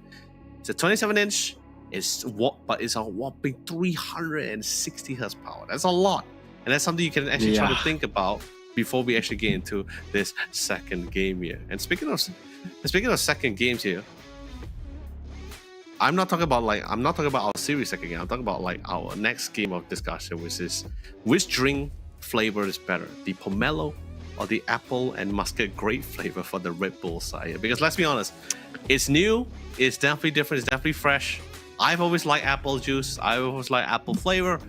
So seeing apple paired with muscat grape flavor, that could be my next best thing, you know, my best favorite combo this year. I won't know until I tried it out, but it's still something definitely very nice here. Yeah, I would have to agree. I mean, anything apple flavored, I'm usually a big fan of, and especially this is Be down for it, yeah. This is their sparkling with 0 sugar. So, I mean, even relatively healthier than you might get in a regular Red Bull with a flavor like that. Seems like a win-win to me. 0 sugar. I don't have to worry about being diabetic. I can still taste sweet drinks. Yeah, it's a terrible thing. Like imagine your doctor telling you like, hey man, like diabetes gonna get you in 2 years. That's most likely me. Yeah, always something to be careful about. Hopefully not. If there's to be another Samsung Odyssey Cup, then hopefully not. This is you said this is the second one this year, correct? Yeah, second one this year. If I'm not mistaken, yeah, second one that I'm casting this year. Could have been another one. I could have been mistaken, but still, plenty of opportunity. 2 in a year is still quite a bit. So thank you to Samsung Odyssey and their, of course, new line of monitors. And thanks for having me here, Leo. I'm excited to see what these two teams in the second game, what they've changed up from this first game. Yeah, I am honored. We are all honored to have you here on board, Rojo, this time. But then again, like you mentioned, game number 2 here. You did talk about whether they let the Sand King go. I'm actually more interested to see is what they're going to replace the Sand King with if they actually ban the Sand King. Because like I said, there's not a lot of bans. And usually you can only ban so much heroes in the first set of bans here. At least the priority bans here. So usually for me, okay, let's just say I'm talking on the basis if we haven't seen game 1, right? Usually when I see a team locked in like macro heroes like the Lone Druid, the Chen, or the Enchantress, I'm pretty confident to say that the fact that you don't normally locked in like priority macro heroes like those or like the Visage unless you know what you're really doing, right? Or at least confident in doing it. So usually when I see those kind of picks first, I'm just like, yeah, this game is gonna be a very tough one. Especially since now I got to notice that there's also pro teams or at least pro players in this tournament. I'm already gonna call it out. I'm like, yeah, that is definitely a pro team. Like, no normal player, like it's very rare, but no normal player or amateur player will usually pick such a high macro based hero. It's not that easy to play. It really isn't. I know the pro, I know in TI, I know in every competitive or any majors that you guys watch, they make it look so easy. And I thought like, okay, maybe I can do it. Maybe I could play people. Maybe I could play Chen. But no, I don't like it. I suffered, Rojo. It's definitely not. Yeah, I mean, a lot of people suffer. Even even a lot of really high immortal players struggle sometimes against these or with these. But I mean, when you've got scrims a day practicing the Enchantress over and over again, like we saw White Mon with, you're gonna seem very comfortable, but it is an easy strategy to pull off in these kind of games. So, we didn't actually even see. I think we saw the Enchantress gone, but other than that, I don't remember Nature's Prophet being banned, Visage, Chen, any of these. I'm not even the Lord, so. Some very strong heroes still left in the pool that have yet to be explored by both sides. Yeah, which is why I think it's also pretty, like, especially for when you go up for a pro team going up against the... Oh. Okay, so ladies and gentlemen, so of course we had this tiny pause. It's not a planned one, but we had a tiny pause because we were very shocked to hear the news from our communication side. The fact that Valkyries has conceded the second game. So in other words, Castaway will be our first team going to the semifinals. I'm not sure whether the other series that's happening behind the scenes or concurrently has ended, but from our broadcast, at least from our knowledge as well, from Rojo and my own, I believe Castaway is our first semi-finalist for the Southeast Asia Finals. Yeah, I mean, in the one game, it felt pretty deserved. So, congrats to Castaway. Unfortunate for Valkyrie that they will be conceding here. So, a 2-0 in spirit. first game was tough enough. Hopefully Valkyries is okay, and unfortunate to see them go, but Castaway, I mean, I think we're going to have fun watching them in any of these future games that they have. Yeah, and also at the same time, it's great to see them trying to showcase their skills as well. Their opponents is definitely one of the few giants in the scene as well. But viewers, please give a round of applause to both the same Castaway for making it to the semifinals, and of course Valkyries who participated in this tournament. And the open qualifier was probably a very grueling one as well. So the fact that they managed to get to these C finals, I think is also something that need to be applauded for here. And don't get me wrong, sometimes it's unfortunate to see a team concede, but I feel at times where it sometimes takes really braveness to admit that, or at least consider the fact that we just can't win this round. So still, Valkyries, I hope to see you guys in the next Odyssey Cup if we have another one towards the end here. But of course, ladies and gentlemen, while we're on this subject, let's quickly go through, since we talked about the G8, now let's quickly talk about the G6 here. Roho, what do we know about the G6 here? It earlier, I mean, it's got all the same wonderful stuff that the G8 has in terms of bright highlights and stunning colors, but this one actually has a 360 hertz refresh rate, so 120 faster than we were looking at with the G8. It is a little bit smaller at 27 inches, but that makes it fit for a lot of people's style even more.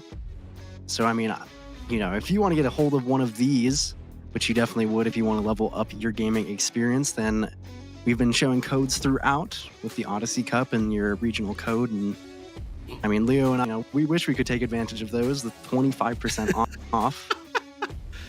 I mean, on either of these monitors, but the G6 especially, I think, is what I would personally go for.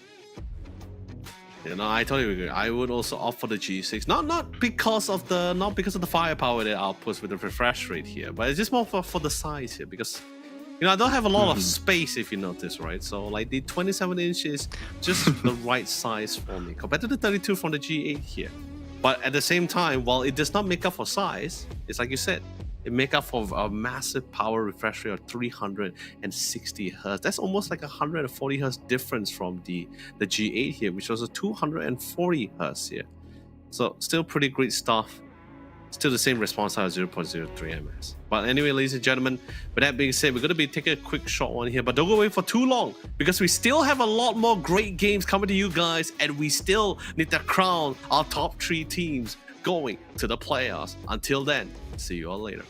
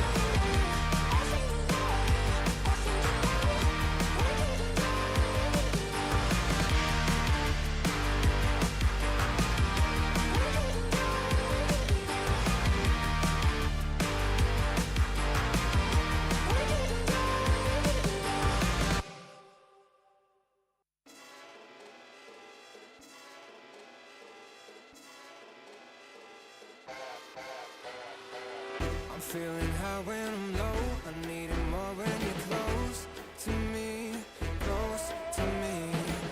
I'm feeling high when I'm low. I need it more when you're close to me. Oh yeah, yeah,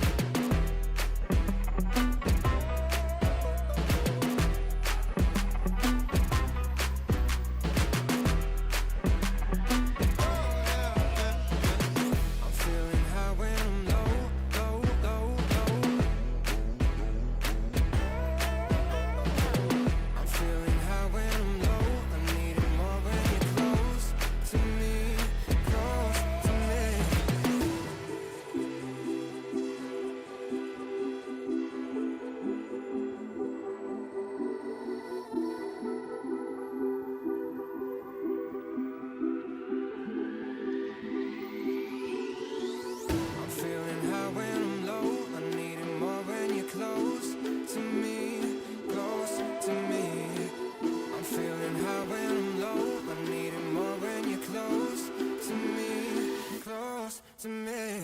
I'm feeling high when I'm low, low, low, low.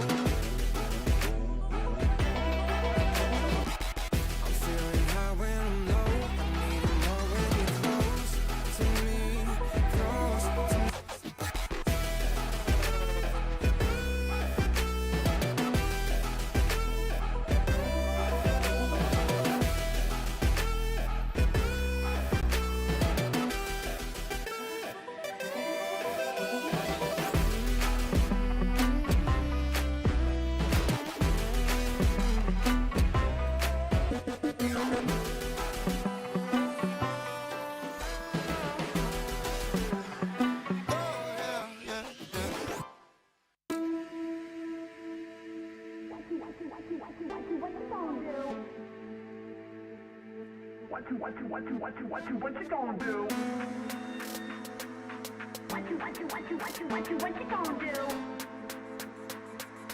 What you gonna do? What you gonna do? What you gonna do?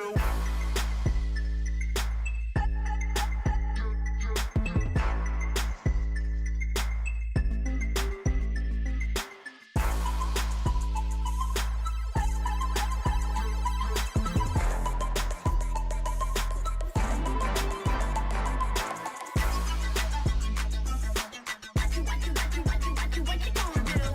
What you gonna do?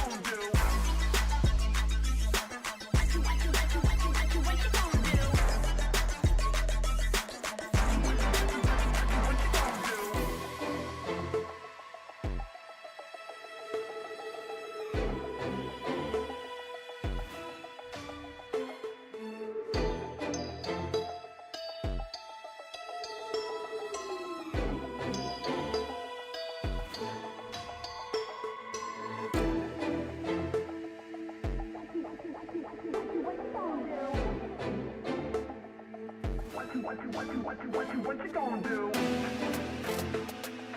What you gonna do? What you gonna do? What you gonna do?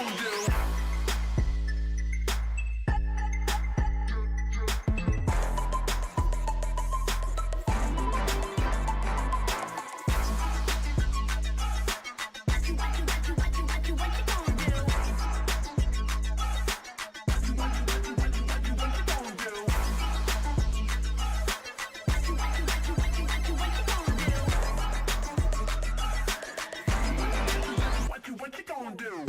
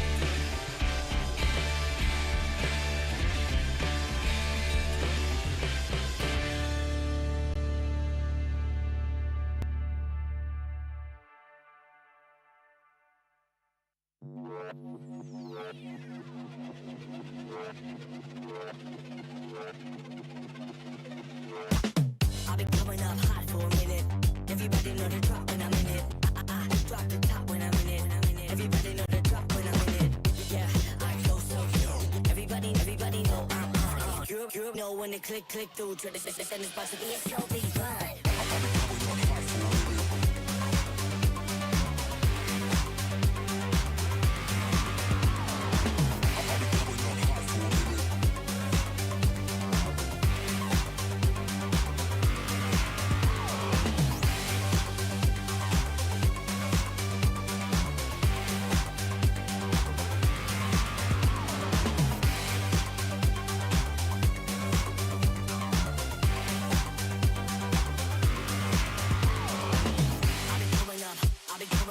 Everybody know the drop when I'm in it.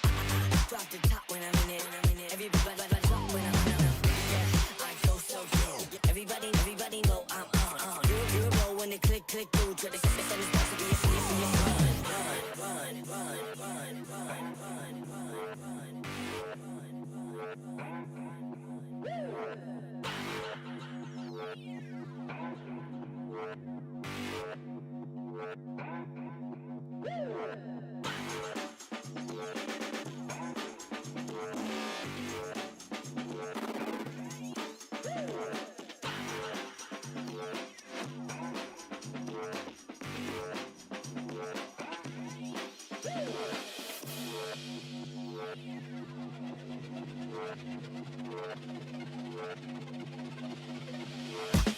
I've been coming up hot for a minute. Everybody know the drop when I'm in it. Drop the top when I'm in it. Everybody know the drop when I'm in it. Yeah, I go so good. Everybody know I'm on. You know when it click through. Try to send this box to be a show, be fun.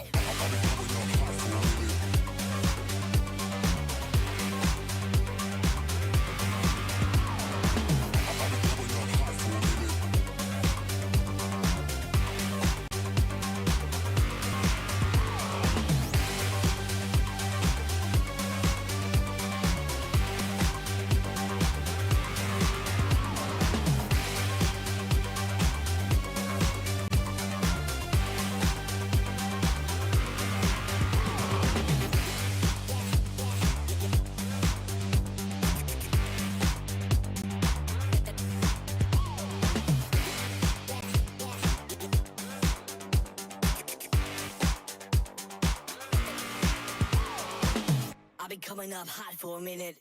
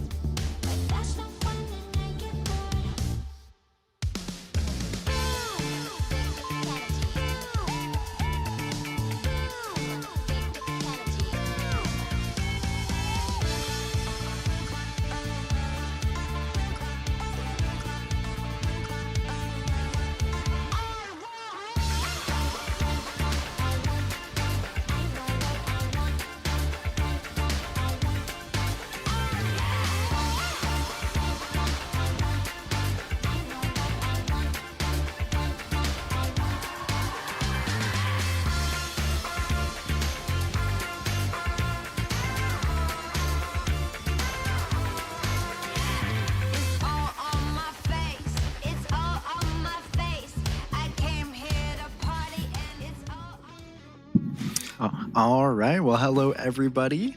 I am joined here by the wonderful Yellow. Leo, how are you feeling after our unfortunate first series?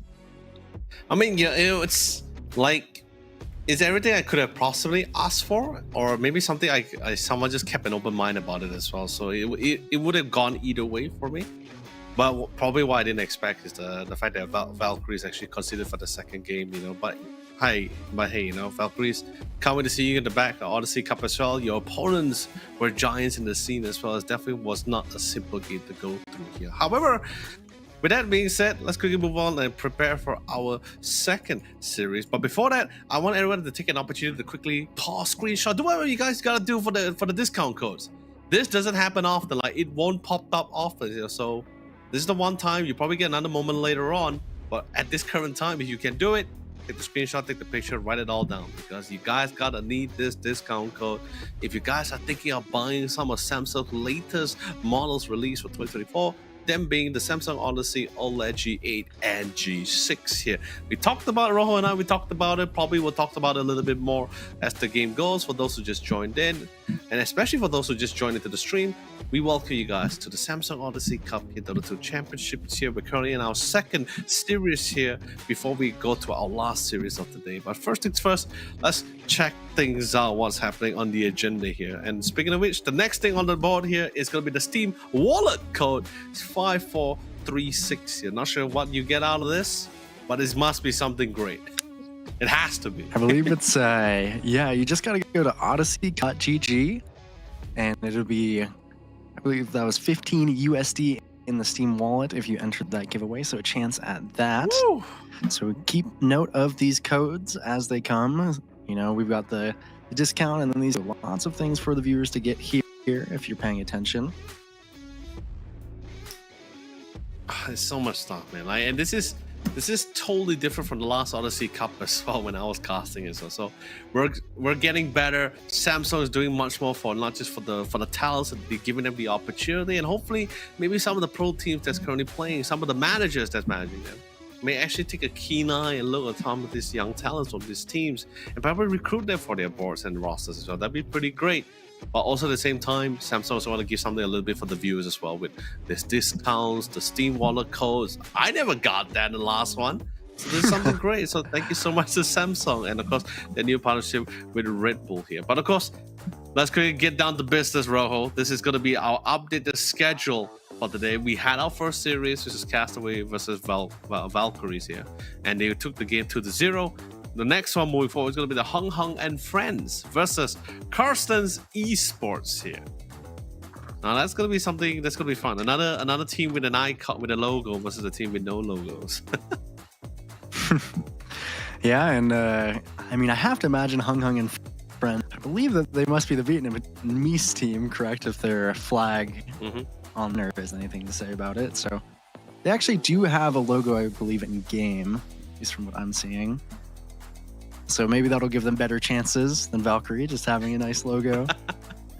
I'm excited to see this. Of course, about this game one is always about figuring things out, and heading into the draft here, we're going to see what each team values.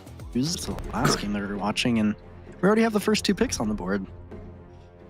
This is very nice for sure. You bring it in. So we've been suddenly seeing the rise of the Tusker supports, right? And I like to usually, this is what I usually have to say to some of my other casters. I say that Tusker is actually very well equipped for most scenarios. You have two types of save.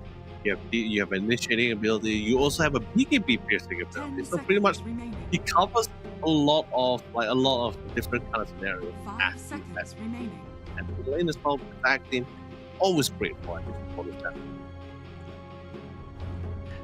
Yeah, Tusk kind of fits any scenario. You can, I'm sure some people are even out there to play him in different roles like the mid and the on, but most teams just take the support. I think the Drinking Buddies spell, we've seen it a lot at TI and a lot in these recent tournaments, so definitely a hero to be feared, even a save against the X mark from the Kunkka. But two picks, there's these strength heroes with stuns, can't go wrong. Yep. It always feels nice to have that rock in the team and just but the Kunkka side, right? Like, I think he's also pretty like annoying to deal with in the lane, right? Like he has with the Tidebringer, you got a decent amount of harass, you got good setups. The Axe mark is always fantastic for catching, especially once you're sure level 1 Axe is not really that amazing. It's really the castle is really quite small, but once you get to that level 4, it starts being a real menace for you for the opponent side, and you can also help your team to resets, right? You ask my team, he TPs back to base just to reset, you can call him back. But the bolt is the one, I think that's what everyone really likes to go for, right? Like, just a very massive team fire abilities, helps you sustain a lot of fire. The damage reduction is actually insane here, coming for the bolt. Dire team pick. Radiant team Yeah, the damage reduction is what feels probably the nicest about Kunkka at the moment. We're talking about how important auras are, and I mean, you know, as we said, this is different teams, so they're going to push up the priority of heroes that they ban and that they pick.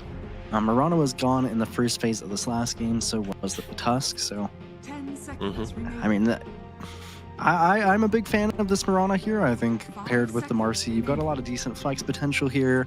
It's hard to tell where any of the lanes are going, so very solid start for Hung Hung. I do like Karsten if this is to be the offlane Kunkka.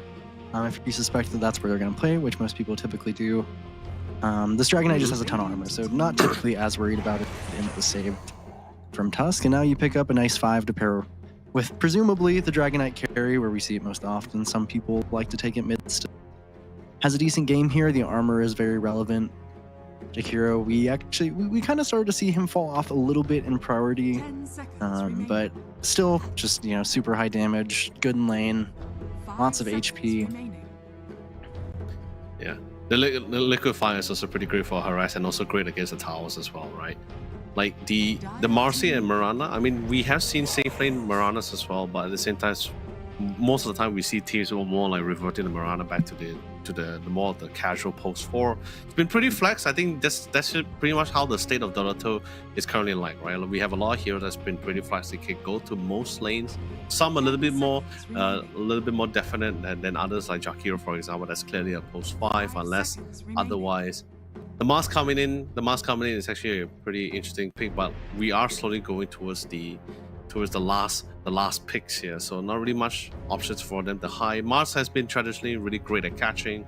The Arena of Blood is of course really fantastic for isolating any particular heroes. Mirana will still be able to leap out of it, but I don't think the same can be said for the Marcy or the rest of the squad that might potentially come inside here for Hong Hong and friends. But this will be the final pick for the first set of pick phase for the Hong Hong and friends, at least. Yeah, and you gotta wonder what they're looking for. I mean, maybe you try and keep this flex alive with the Kunkka potentially shifting to mid. It doesn't seem like it'll have the best time top lane, but Yeah. personally, if I was Hung Hung and friends here, I'm looking for a kind of good mid hero, and Storm Spear was one of the ones that was on my mind. Radiant team. You don't have a lot of instant disables on Karsten. You have to be pretty coordinated to launch Storm Spear. The magic damage will be really nice. So definitely a fan of this. The Solar Flare, of course, so good catch. I like this from Hung Hung and friends. No, I agree with you, because like there's really not a lot of mid heroes that can somewhat answer with their 5 seconds kind of remaining. requirements for the side of a Hong Kong and friends, and you pretty much have already like an 80% view on what's your potential heroes you're going to be going up against as well with the lacking of disables. Sure, you got that stun from Dragon Tail, but it's not really like a. Okay, sure, if you're in melee form, it's somewhat of an instant stun, but if you're ranged, there's still that little bit of a projectile speed. Snowball, there's still traveling time. Ice Path as well. Take over Spear, so not very easy to catch the Storm. And most likely, they also somewhat predicted the fact that the Storm is going to be banned out in the last few matches as well. Dire team Also, good ban on the Huskar. Huskar has been pretty great against the Spirit Hero so far. Ooh, they were fast on that on Hung Hung and friends. I was wondering almost if they were going to go for something like an Io to pair with the Marcy. We've seen that pairing be quite strong before, but they actually go for Tinker, so very seeing Marcy or Mirana safe lane here. 10 seconds The Tinker remaining. support. I do like it because when I was, from my perspective, when I was looking at the Karsten draft right now, it feels like they do, if they don't come out of lanes really well, they're going to lack damage. And Tinker is one of the best heroes to abuse that because you got so much healing from the bots and then the shield. So Karsten are probably looking themselves for a big ticket mid lane here that does a lot of damage. You ban the Huskar and the Ember, even the Invoker in this earlier phase from Hung Hung, so up to your preference. It also has to lane into the spirit, so it's not a ton of heroes that fit that bill. I would personally be looking at, I mean, I like playing Earth Spirit mid, and eventually it has a lot of damage, but in the early game it can struggle a bit. Yeah. I mean, there's also a little bit too much physical damage already coming out for the side for Carlson. And against the Tinker, once he gets that scepter out, the laser is going to be a little bit of a nuisance for a lot of these physical hitters. So maybe that mid, you would want a little bit of that nice magic nukes or burst damage, at least in this case here. Visage, very interesting. I mean, this can do a lot of damage. I'm curious to see what lane they want to throw it in. Could be the mid Mars, mid Visage, probably more than likely a mid Mars from what we've seen. Visage likes having a second hero in the lane just to absorb that damage. Okay, so this is how I'm this looking at it, Hong right? Kong and Friend, this is a pretty endowed stack here for It is. what we're looking at. It looks I like think- I think that's Jackie. Yeah, on I think Rana. they have their own like composition plan, right? Like it seems to me like Hong Kong and Friends are ready to take any of the fights at any point of the game, but it feels also the same like Karsten esports. Like if things doesn't go as well as they hope for in the lane, it always just goes back to the more objective gaming, because you have pretty decent like tower hitters or at least tower damage dealers, like from the Dragon, the Liquefier, and including the Visage as well. You hit towers pretty well. You got decent saves from the Tusker. Ice Path, of course, the long range is of course always fantastic in any of the fight or any time. I still think it's like one of the best few long distance stun cast skills that we have in the game. Mhm. Yeah, it's I'm excited to hop into this first Skin Friends versus Karsten esports. Brought to you by, of course, Samsung Odyssey, their kind of monitors, and Red Bull, which we of course appreciate for sponsoring the second tournament that you've been to, Lily. So I'm sure you're excited to be back. I'm excited to join you. And I am honored I like, to have you. I like this Karsten, but again, I'm still kind of worried about. I think you've got to get your Dragonite and your Visage off to a very strong start, or you're going to run out of damage really quickly into Zephyr's Tinker here, and that's probably the biggest worry, especially too with that rum buff that we were talking about when we saw that first pick. And I believe this is it's a safe lane Mirana is what they're going for. Yeah. So no safe lane Marcy. Nothing crazy. Raven, a bit of a precarious spot. Sadly, not everyone was well positioned for that ice shard. It was a good ice shard though, but sadly not in range of the spear, nor was it there for anyone else to go to set up for the slows on the Kunkka. But it's fine. It's not about the 30 gang. Remember that. seconds It's to not go. about the gang. It's about sending the message. Always sending a message. You gotta strike the fear early. Yeah. But Raven, But then not again- too scared. Didn't even break a tango or anything. Just walks off casually. Yeah. Well, okay, so that means from your earlier statement then, Rojo, is it safe for me to assume that you feel this is a Karsten's game? I'm a little bit siding on Hung Hung and Friends just because I think Karsten have to play very precise to have enough damage to get through this Tinker Kunkka. But Yeah. I mean, if I'm Karsten, the way that I'm looking to take this one is, I was talking earlier. We were talking about how strong we think Lena's safe lane is, and how it can struggle kind of early. Well, Mirana's in very much the same boat. Obviously, it's an extremely contested hero, very, very strong in general, but struggles a little bit in that early laning phase and kind of getting to its first few items. So if you can abuse that, maybe you can get some kind of advantage. Of course, Tuz is one of the best heroes to do it, taking almost 500 HP off of Lloyd. Actually going to get a kill if they can get vision here. So, wow. I mean, an extra little 105, I believe, gold from the Visage Facet, plus the First Blood. So if you can't abuse the Mirana, I guess abuse the Marcy.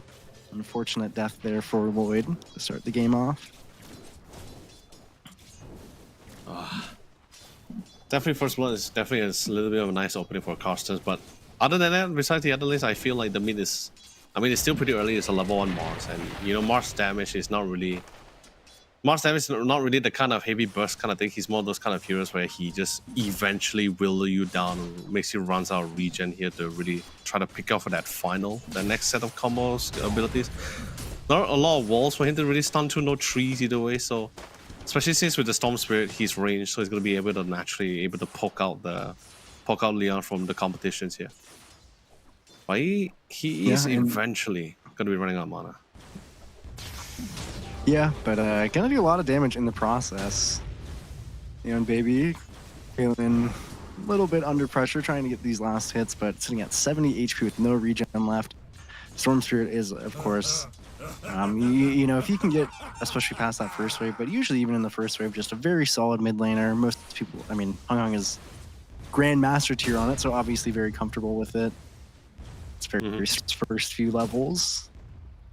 So expecting it to do quite well into the Mars. Gonna have to pick up this water rune even before he gets the bottle on the Mars, so losing a little bit of value there compared to Hung Hung. Nice and easy start for the mid lane here. Of course, this Visage is taking off a little bit. 13 and 3 CS in the top lane with that first kill. I mean, I guess it's somewhat to be expected, right? You got a decent way to nuke out, or at least to safely secure last hits as well. A decent amount of pokes. I mean, until you get your familiars, then it's definitely gonna be a lot more easier as well. Pairing wise, lane pairing wise is also really well paired up with the Tasca as well. So you really got this nice synergy between range and melee. And the Tasca is really good at allows to help set up for the Visage a lot. Tag team's always fantastic. Sure, the Marcy combo with the Mirana with the sidekick, the sidekick with the bonus damage and lifesteal is always fantastic. It allows some form of sustain. It's not gonna be really easy to pick up the Mirana, right? Once she gets the leap too. Yeah, but I mean, dealing just enough here is sometimes pretty good. Yeah, I mean, here with Visage has kind of been the classic pairing for quite a while now. Just soak up that damage to get more soul assumption.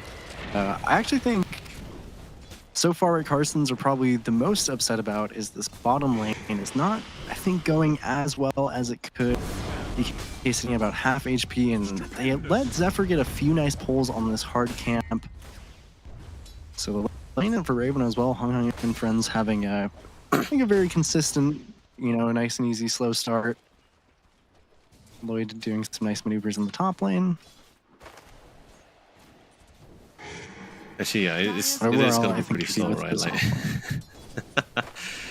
yeah, it's gonna be a pretty slow lane, isn't it? Like for most of the time, I think mid is so far the only one that's gonna be having a bit more action compared to the other one, except for the first blood. I think first blood was we weren't having the view on the first blood just now from the campsite, but I think it was maybe a little bit of overextension there, could be, for them to get picked off, because like we're talking about two durable strength heroes, right? Yeah, Lloyd sharded and then hit a few times with the soul assumption, which is unfortunate. But that's how Visage lanes go. Even text into it, you know, use that early net worth on Visage to get an old talisman, a bracer, building into early drums for this Visage. So both lanes, or both off lanes, having a pretty good time. Go ahead. But I am slightly concerned because eventually, right, like if Carson's esports team members are still able to sustain long enough into the fight, I think you can actually get some really big damage from someone such as good beautiful X marks into the ring, but pops the TP, but I don't think it's enough. He will fall. It's gonna be a core as well, so that's gonna be pretty nice to have. Yeah, I mean, especially using the TP there feels really tough, because now you don't have it to get back to lane. This Dragon Knight not having the time of his life. That's rather unfortunate. So MYN is just going to go ahead and soak up the here. Hopefully not die, but this also means, meanwhile, Zephyr, he's been hard into this triangle. He's already sacked the hard camp 3 times, going to do it a 4th as he walks onto the rune. Level 7 for this 6. Not on the bottom side. It's like the baby. It's just gonna go down. Yeah. Good rotation coming from the Tinker. But I think he's also pretty safe for the bottom side, right? Because this is still Raven or rivalry here with the level 5 Kunkka. should still be able to walk off the damage. That's because we Not too worried there is a about rotation anything. coming. And no, he's looking, but actually was a ward that spotted him. So he's just gonna go ahead and hit these camps. I actually went for a very farm-heavy build on Hung Hung. He has the arcane boots, as opposed to most farms, of course, end up going for the treads. It's just more mana, more remnants, more creeps dying. It's process right now with such a commanding lead in the mid lane. Level 6 is now on to this Mars. So could look for something with the arena, but it's, you know, it's pretty hard to walk to side lanes this patch in mid, and especially when the likes of Hung Hung and friends are just kind of comfortably sitting near their towers on both lanes. Just a pole up top. If you were to compare like the amount of mobility or rotation potential between both Mars and Storm Spirit, then sure, I can say for a fact that Storm definitely has it a lot more better with the ultimate for sure. But especially since Mars also did get harassed pretty heavily, and that one pickup didn't make it easier as well. So now the Storm has a little bit more freedom to be able to try to pick up the top lane a little bit better, try to open things up. Okay, it was a little bit quite tough on the Mirana for Jack was the top side. Hopefully things even out the odds, and that arrow, perfect connection. And the Toxic was just trying to drift it a little bit to the right side, but just barely got in time, gets arrowed, and that's going to be a beautiful double kill for Jack boys. Bottom side, on the other hand, this time the TP does pull through. The Dragon Knight is going to be able to TP out to safety here, but that just means he is once again going to be slowed down in terms of the EXP, and Rivalry finally hitting that level 6. And the Dragon Knight is going to be a little bit more careful here, because right now there is more burst damage going to be coming up from Rivalry with the boat online. Yeah, and losing so much in the spot side as well to this tower right now, so not feeling great on this Dragon Knight. I even think, I mean, giving that double kill to the Mirana earlier, I was saying he's hero down before it, you know, kind of gets out of lane. And now it's feeling like laning phase is coming slowly towards an end. You have a lot of HP on Jackie with these two bracers, the arcane boots. Of course, level 6 is really massive for Visage. This feels quite nice for the Mirana to get off to a start like this. Definitely getting in 6 galvanized stacks on Hung Hung on the Storm. Early game going, and it's just as good as it could. Yeah, and he's just rotating around as well. Bottom side on the other side, they are diving for the tier 1 tower as well. Defensive TP is coming alongside the beautiful Arena of Blood. This managed to lock in some of the members as much as possible, but the Storm Spirit is here well and ready. They're all fighting on top of the Markiplier here, so the damage is pretty significant, but the boat damage reduction is keeping them alive and well here. Trying to get a nice pickup, and the Torrent comes in, but it's only a level 1 Torrent, so not a lot of damage. He dies right in, he secures the elf laner here. Should be able to get away scot-free here. Does he have the snowball online though? Not going to overcommit this. Not going to be overzealous. They will have to divert away. And no one actually fell in that entire fight except for Karstens here. Okay, maybe I might speak a little bit too soon. Zephyr here for the side here on Dire. I think Zephyr could go down. He's trying to run away. He's trying to think out of this kind of situation. But he too will fall. But of course, all the benefits will be on the side here for Hong Kong and friends, as they just only lost the post 4 for a core and a post 5. And a lot of abilities are also expanded in this fight. Massive ultimates as well. And they were only able to just get one out of it, and that was just them just chasing him down. Yeah, I mean, it was, you know, just barely enough, and then unfortunately the Mars goes down, Hung Hung gets out. Not the best outcome for Karsten. At least they do manage to get to the level 6 on Storm, but Arcane is now onto Storm and jumping onto the Visage. Gonna kill him off with the Solar Flare. Of course, there's so much damage in this early game. Even gonna kill off the birds, that is animal cruelty. I go clean up this bot tower.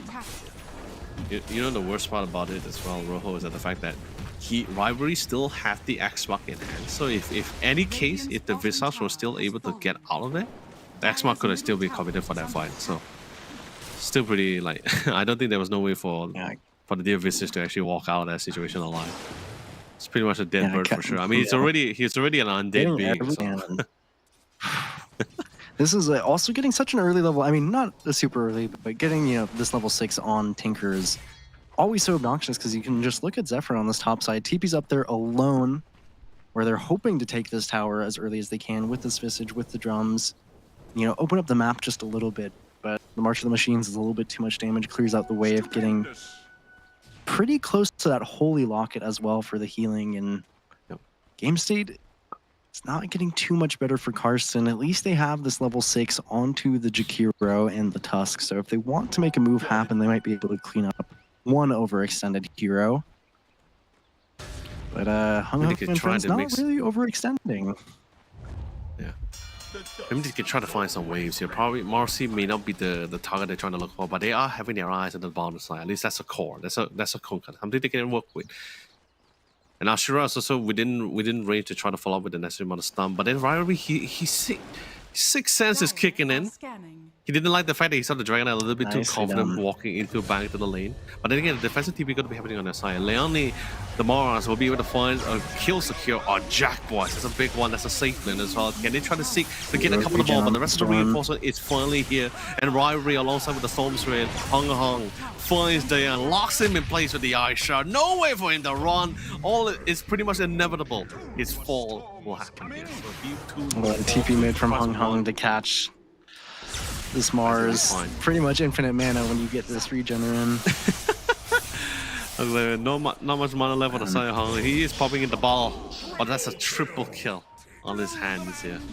The best kind of market deal. It's force 5 for 2 supports at the core. That's fine by Radiant's him. middle tower is under attack. Yeah, I mean, I think the best thing that they could look for was Jack's Mirana, which feels nice to get that kill, but then you slowly watch the heroes trickle in, and there's a regen on Hung on the Storm. So he's just able to look after here. He's sitting at Radiant's 50 middle stacks, tower Leo. is That's under attack. currently 4.5 mana regeneration just from those, and Radiant's even more structures are permanent fortified. from his That's mate. insane, man. That is insane. And the Pretty best part much about it as pretty well, much because of the how dream start for a Storm. Dire's top tower is right? under attack. But especially since how the game is going as well, and he's having such a lead, he doesn't really need to worry too much about like defensive items. He can just go full flat now, like just damage items for himself for the Storm. Radiant's bottom Tinker, tower Zephyr is doing a under phenomenal job, Yeah. not just farming at the same time, but also pushing out the waves. This should be benefit the team. Defense also helps defensive power. Beautiful smoke gang was successful. Yeah, they Did haven't manage to even get their taken hands on a the single hero. tower. 16 galvanized stack now, and they're placing a ward, but this is going to be a hard fight for It is. Karsten. Moonlight Shadow comes in. They have no detection or dust. The bow connection was absolutely fantastic. Cash on Tree, man. The snowball save was also fantastic by the next amount of time. But is the time enough? Arena does manage to get the drop down. He gets the speed on top of the Coconut, on top of the Storm. Regenerating some couple of mana back, finds the Tusk and melts him away. Pulls him all the way back in with his static shift here. And Ashura. Yeah, sure, he's a DK. He's a beefy boy, but he eventually will fall. And Hong Kong is currently godlike here with the triple kill. Could it be the Ultra though? Could it get the fourth one? Unfortunately not. As Raven, as the scavenger crow he is, will snatch in for the final kill. And all 5 And of Carson it was the Esports Rin. will fall. Radiant's as top well, tower so- is under attack. I mean, they take that fight, perfect smoke timing from them. Not only all these kills, but they also catch a stack in the Wisdom Room, taking, like, I mean, really just bleeding Karsten dry. At Radiant's this point, top tower is 13 under with attack. almost 1,000 per minute.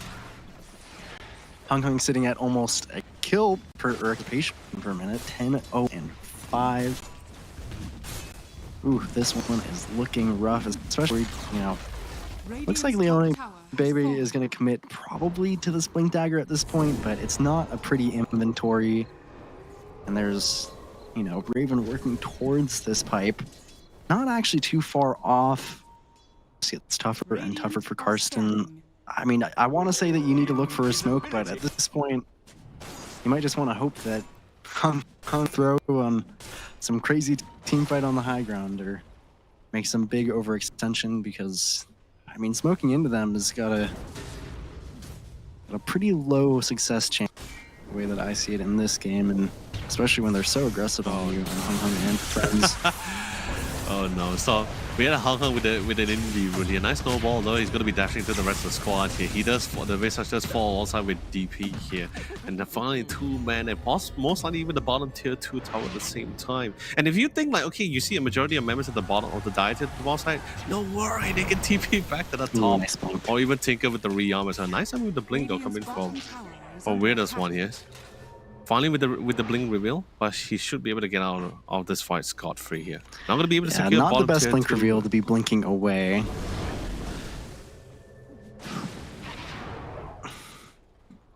Even a bird dying on the bot side. They want a fight so bad on Karsten. Oh, beautiful Spirit Arena of Blood gets two of them at the same time. They also got intel that they actually spotted the storm towards the mid side, so they felt like, okay, not the whole team's currently here at the moment. But look at the shield matrix as well, resetting, trying to keep rivalry alive along as much as possible. Hung finally is in the fight and in the fray, prioritizing the main damage dealer, which is actually going to be farming Arc here. He gets control down, not a lot of mana left. Pops in the arcade here, trying to see if he can keep the fight going. Beautiful Spirit coming in from Light Baby here to try to keep farming Arc alive. But Hung is so adamant on getting that kill and will secure it. The triple kill. He flies away to safety here. And Azura finally loses out. The Dragon Form is timed out here. Yeah, Hung kind of feeling like Superman one. Just absolutely untouchable. Gets super low, but Tinker is a nice insurance policy, if anything. So, I mean, you get 2 kills, nice from Karsten, but more kills over to Hung. He's basically a pinata at this point in terms of Earth. You want to kill him so bad, but Hung and friends, I don't think will let that happen, given their namesake. Almost a pipe on Raven. I mean, if getting a single or kills onto just the Marcy and the Kunkka completely isolated was gold, it's not going to get easier when this pipe rolls out. like you would think like him keeping the Arcane Ring tier 1 is like, why is he keeping the tier 1 ring? Hey, you know, it works totally well for him. He needs all the money he can get. With the kind of fight he's going on, to really try to chase them, hunt them down. Hey man, I'm fine with the Arcane Ring, but of course he swapped it out for another tier 2 item. He's still content with it. He felt like, you know what, you did your job. The Pupil's Gift is going to be the next best thing now. Yeah, just more HP, more agility, and now he has an Aegis. More armor, yeah. If you didn't kill him once, good luck doing it twice. I think if you're Karsten, you really gotta try and shift your attention to this Tinker if you can find him. I think killing off that Marcy really was spirit in that last fight. Again, that's pretty much all the damage they had as soon as the storm and that roll in. It's not easy, especially Zephyr too. He's got a Holy Locket, a mechanism. He's level 12. Every level is huge for Tinker because it reduces the channel time. Radiant's top tower is under So attack. he can be everywhere on the map, pushing out waves constantly, getting a lot of gold income as a support, almost topping the Dragonite carry Radiant's courier has been game. Radiant's top tower is under attack. Yeah, there's not really much else they can do, right? Team fights pretty hard, especially since they lost like 4 to 5 massive team fights in a row as well. There's a lot of EXP to get, and gold that was gained for the side of Hung and friends. Such a significant lead, control. You can't even split push either because of the Tinker as well. So it's like, and if you do someone reveal yourself on the other side of the map, you're pretty much gonna be chased down by the Kunkka as well. So I guess you could just somewhat all in on the high ground here. You do have the macro pyre, but of course, gonna be dive instantly as well. They're confident they have enough damage and the durability to sustain under the tower, under the tier 3 tower. That goes into it as well, popping the Moonlight Shadow, if it really even matter as well. Dives in, the buybacks also coming as well, throwing into the defensive Macapie here. The Tasker will fall, commits a second buyback. The Mars does have a buyback of his own here, but he just feels the fact that there's really not much he can do without the Arena of Blood here. Probably could be successful with the Spear too, but I think that's just pretty much it. That's all he can do and all she wrote. Farming up gets caught on again. The main damage healer into the turret as well. Does fall, has the buybacks here, but not going to be able to commit it as well. More fights, more skirmish. It's a one-sided slaughter, Rojo, and they're still not stopping. They're still keeping it going. The buyback becomes the dieback. The DK finally falls. GG is the call. And Carson Esport will fall here. I believe that's the right call. We'll be moving on to the second game of our series. I mean, it's even a bit early to say too, but I'm sure everyone is on this that Hung, and there was a single game that he wasn't a part of, 15-0-13, so I have to say he should be our MVP for this game. Everybody, of course, playing wonderfully on Hung and friends. The damage just not there for Karsten. So, I mean, tough first game, but it's 20 minutes. You've seen enough. Just go ahead, call GG and... I totally agree. It definitely wasn't the most easiest of games as well, especially when there's just no real way for you to really control the Storm as well when he has that such of a significant lead. Maybe it could have been a little bit of a different story. Maybe that game wouldn't be so smooth for the Storm if there was maybe there was a more ideal hero to go toe-to-toe with him in the lane itself. The Mars, don't get me wrong, the Mars with all the utility, the plan, the composition, probably it's going to be picture perfect. But with the composition that they had, Euroho, I believe they had a lot of requirements. Like a lot of condition needs to be met. A lot of condition must be met to bring such form of success here. And everything just started going downhill when we had a Storm Spirit that's already like what, a level or 2 levels ahead. And we also had the problem with the bottom lane as well, where the Dragon Knight had no TP to come back twice, I believe. One TP was not successful, while the other one was. But so much time was already somewhat wasted there. And the Kunkka was like level 6 when he comes back. He ends up becoming a very defensive Dragon Knight. And so yeah, the early game wasn't faring as well as what Carson Esports was somewhat hoping for, at least. Yeah, I like these teams coming into this tournament. Hung and friends. These are some pretty well-known players, some high MMR players on the ladder. But they go into it and they pick mid Mars, and it doesn't turn out the best. But I like the confidence. I think, coming into the second game, you call GG at 20 minutes. You say, okay, game was a little bit hard from draft, was a little bit hard from the early laning phase that we had. Let's just reset. Do something a little bit different in the second game and hopefully get off on a better foot. And, hopefully we can see Carson Esports. But in the meantime, just salute dominant performance from Hung and friends, and specifically the man in the title, Hung himself. Man, what a storm moments there. Yeah, really showcasing why his name is in the team name, right? Like, he literally was just outperforming the whole competition as well. Like, don't get me wrong, his teammates was also doing phenomenal in the other lane of what they're supposed to be doing as well. Everyone was answering their roles and their responsibility, but Hung was just given a little bit too much freedom in that round. Like, I think it's been a while since I saw a Storm Spirit having that much freedom in that early game for his rotation. You usually see like 1 or 2 rotations, particularly especially if the runes you receive is ideal for you. But this one was just like back-to-back rotation. He was at the bottom, he was at the top, he was everywhere he wants to be. Yeah, and I mean, we used to see a few patches ago, but there was this really big patch of, it was Pugna and Storm. And Pugna was, people would call him the kind of battery for the Storm. You just sit there and give him a re-up on his mana and he's good to go. It's like he has 2 to 3 lives, but Tinker is a good substitute for that in this kind of meta. I mean, the Tinker support obviously still is a lot, but he goes for this first item, Holy Locket, which gives a lot of mana, basically a second wand, and then or the Arcane Boots into the Greaves. So I feel like this was just the Hung and Friends draft was definitely up for him to have this kind of Storm game, and then he just took it away with excellent mechanics, excellent map movements, and we're gonna see a few of them here as we go to the highlights, and it's gonna be all Hung and Friends pretty much. Even this first kill. Nice, this first fight, but this is kind of where it all starts to go downhill. Yeah. Especially I believe this was and he just lives. Especially since this is the, I won't say first major team fight, but it's definitely one of the first few fights with as many members as much as possible for both sides. Yeah.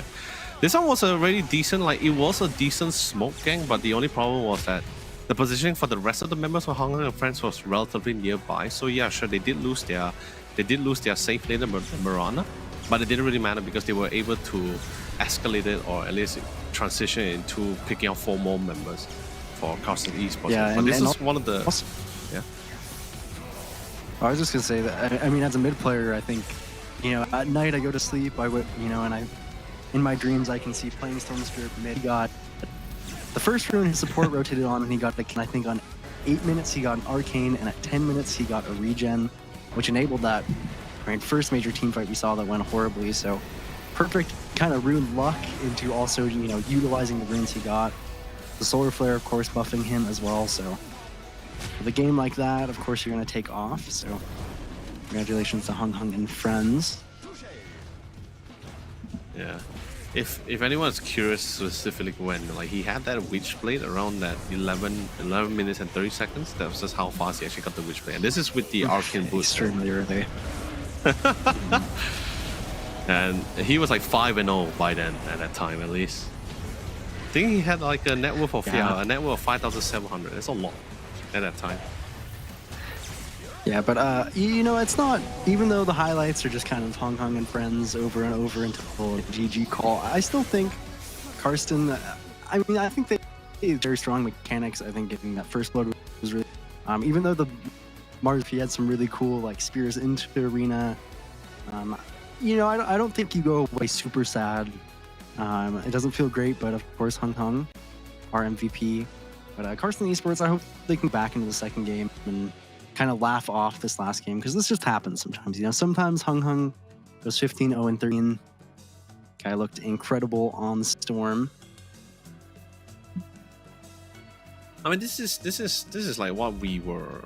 I think it's like a long going on debate, right? Like which kind of composition, which kind of playstyle is always better? Like, do we, like, is the early game composition always better, or is it that long drawn out game kind of better, that kind of thing? Because I think that game was a very clear example, because like it definitely, like you mentioned as well, Karsten definitely has had some form of plan going on with the kind of composition that they can go on. And let's be honest, if they somewhat succeeds, you're talking about a lot of walls and a lot of sustains coming out of them, where you have this massive DPS coming in from Flaming Out with the Visage, right? That eventually will just out sustain, out tank the amount of damage or durability coming out from the opposing squad.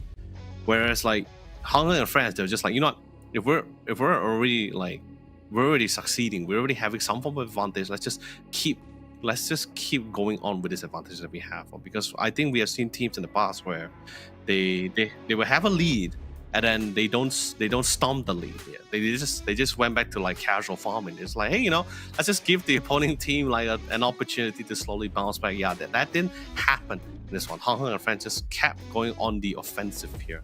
So you know, we're not gonna give them time to bounce back. We're not giving any breathing room as well. But maybe the plan that Karsten had could have probably been better if they had maybe a different type of hero. Like maybe you. Like it's always that situation where like you want to play a certain early game, you want to play a certain long drawn out games. It's always ideal if you have more options. I felt like in that game in particular, there wasn't much options for Karsten to really fall back to here, even if they were on the back end here.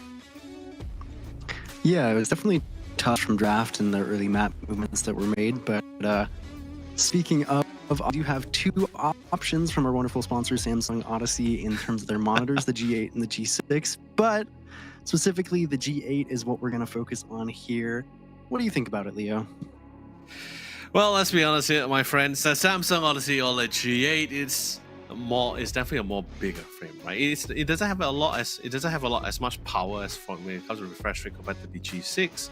It is still a 240 Hz refresh rate. It is literally a 32-inch monitor, massive, slick, anti-glare. It's thin, it's a very thin design, so you don't have to really worry about whether is it too bulky for your background or at least your gaming setup as well. It also has a response time at 0.03 ms here, so you're pretty much getting everything you can have a hope for, and of course it's able to meet the same rivalry with a powerful desktop rig which you have for your gaming experience here. So definitely something to look out for the G8 here. But if you think it's a little bit too big, there's always that G6, which is 27 inch. But we'll get right on about that later on. But anyway, ladies and gentlemen, we're going to be taking a quick short one here, but don't go away for too long. The conclusion for our second series of today is going to be coming to you guys right after this.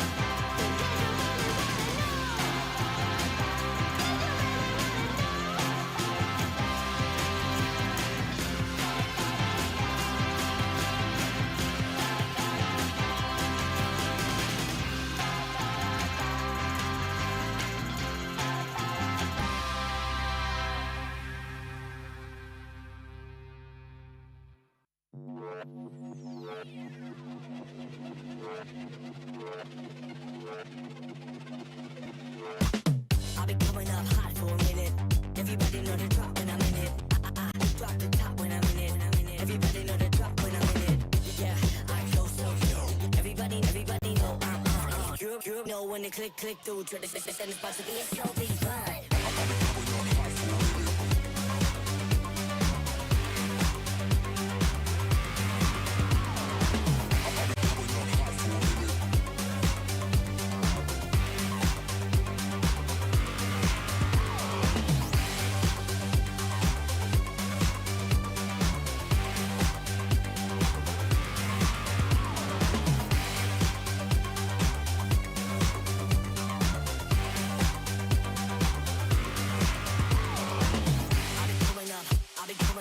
Everybody know the drop when I'm in it.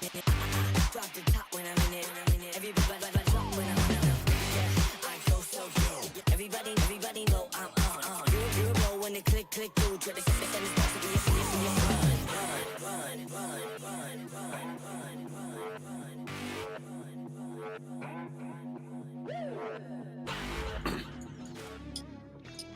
Fellow Dota 2 enthusiasts, welcome back again to the Samsung Odyssey Cup Dota 2 Championship. I'm Len, also known as Yolo Lee, and joining me once again is the one and only Shane B, also known as Rojo, as we bring you guys all the Dota 2 action and shenanigans. So, Rojo, my friend, we have just concluded our first game here. It was a very well methodically thought out plan coming in from the side here, and now Carson Esports having their back against the wall here. One game has been lost. They still have one more to try to turn things around. Yeah, I mean, I am excited to see what kind of adjustments they make into the second game. But we're going to have showing up on screen here right below us is going to be a discount code for the monitors we've been talking about, the Odyssey OLED G8 and G6. You just got Odyssey Cup as your code, and then the area code that you have. So if it was Malaysia, it'd be MY from there. It's, I believe, 25% is what we've been saying. So it corrected us by now, which is a crazy amount, Leo. Yeah, man, it's insane. Right? If I'm not mistaken, you told me it was like, what, 25% discount? That's an insane amount for anyone who's trying to get themselves some of Samsung's latest monitors release, which is both the Samsung Odyssey OLED G8 and G6 here. So not just that, we also have two new flavors coming from our partners with our partner sponsor Red Bull here, them being the apple and muscat grape flavor and pomelo. Don't get me wrong, I think pomelo's a great fruit, but I'm still gonna opt for the apple one. Not sure about the muscat grape. I never heard of that before, but hearing maybe apple paired with the muscat grape, I think that could be my next best thing. I'll try it out later. Maybe you guys could try it out first on any viewers, because let's be honest, especially you, Rojo, we have a long day. We still have another, like, including this one, we still have another series. I believe it's like, what, 12 in the morning on your end as well? You gotta need all the energy you get. After I'm here, yeah. Could definitely see myself needing some Red Bulls. So excited to have them as our partner sponsor as well for this second Odyssey Cup.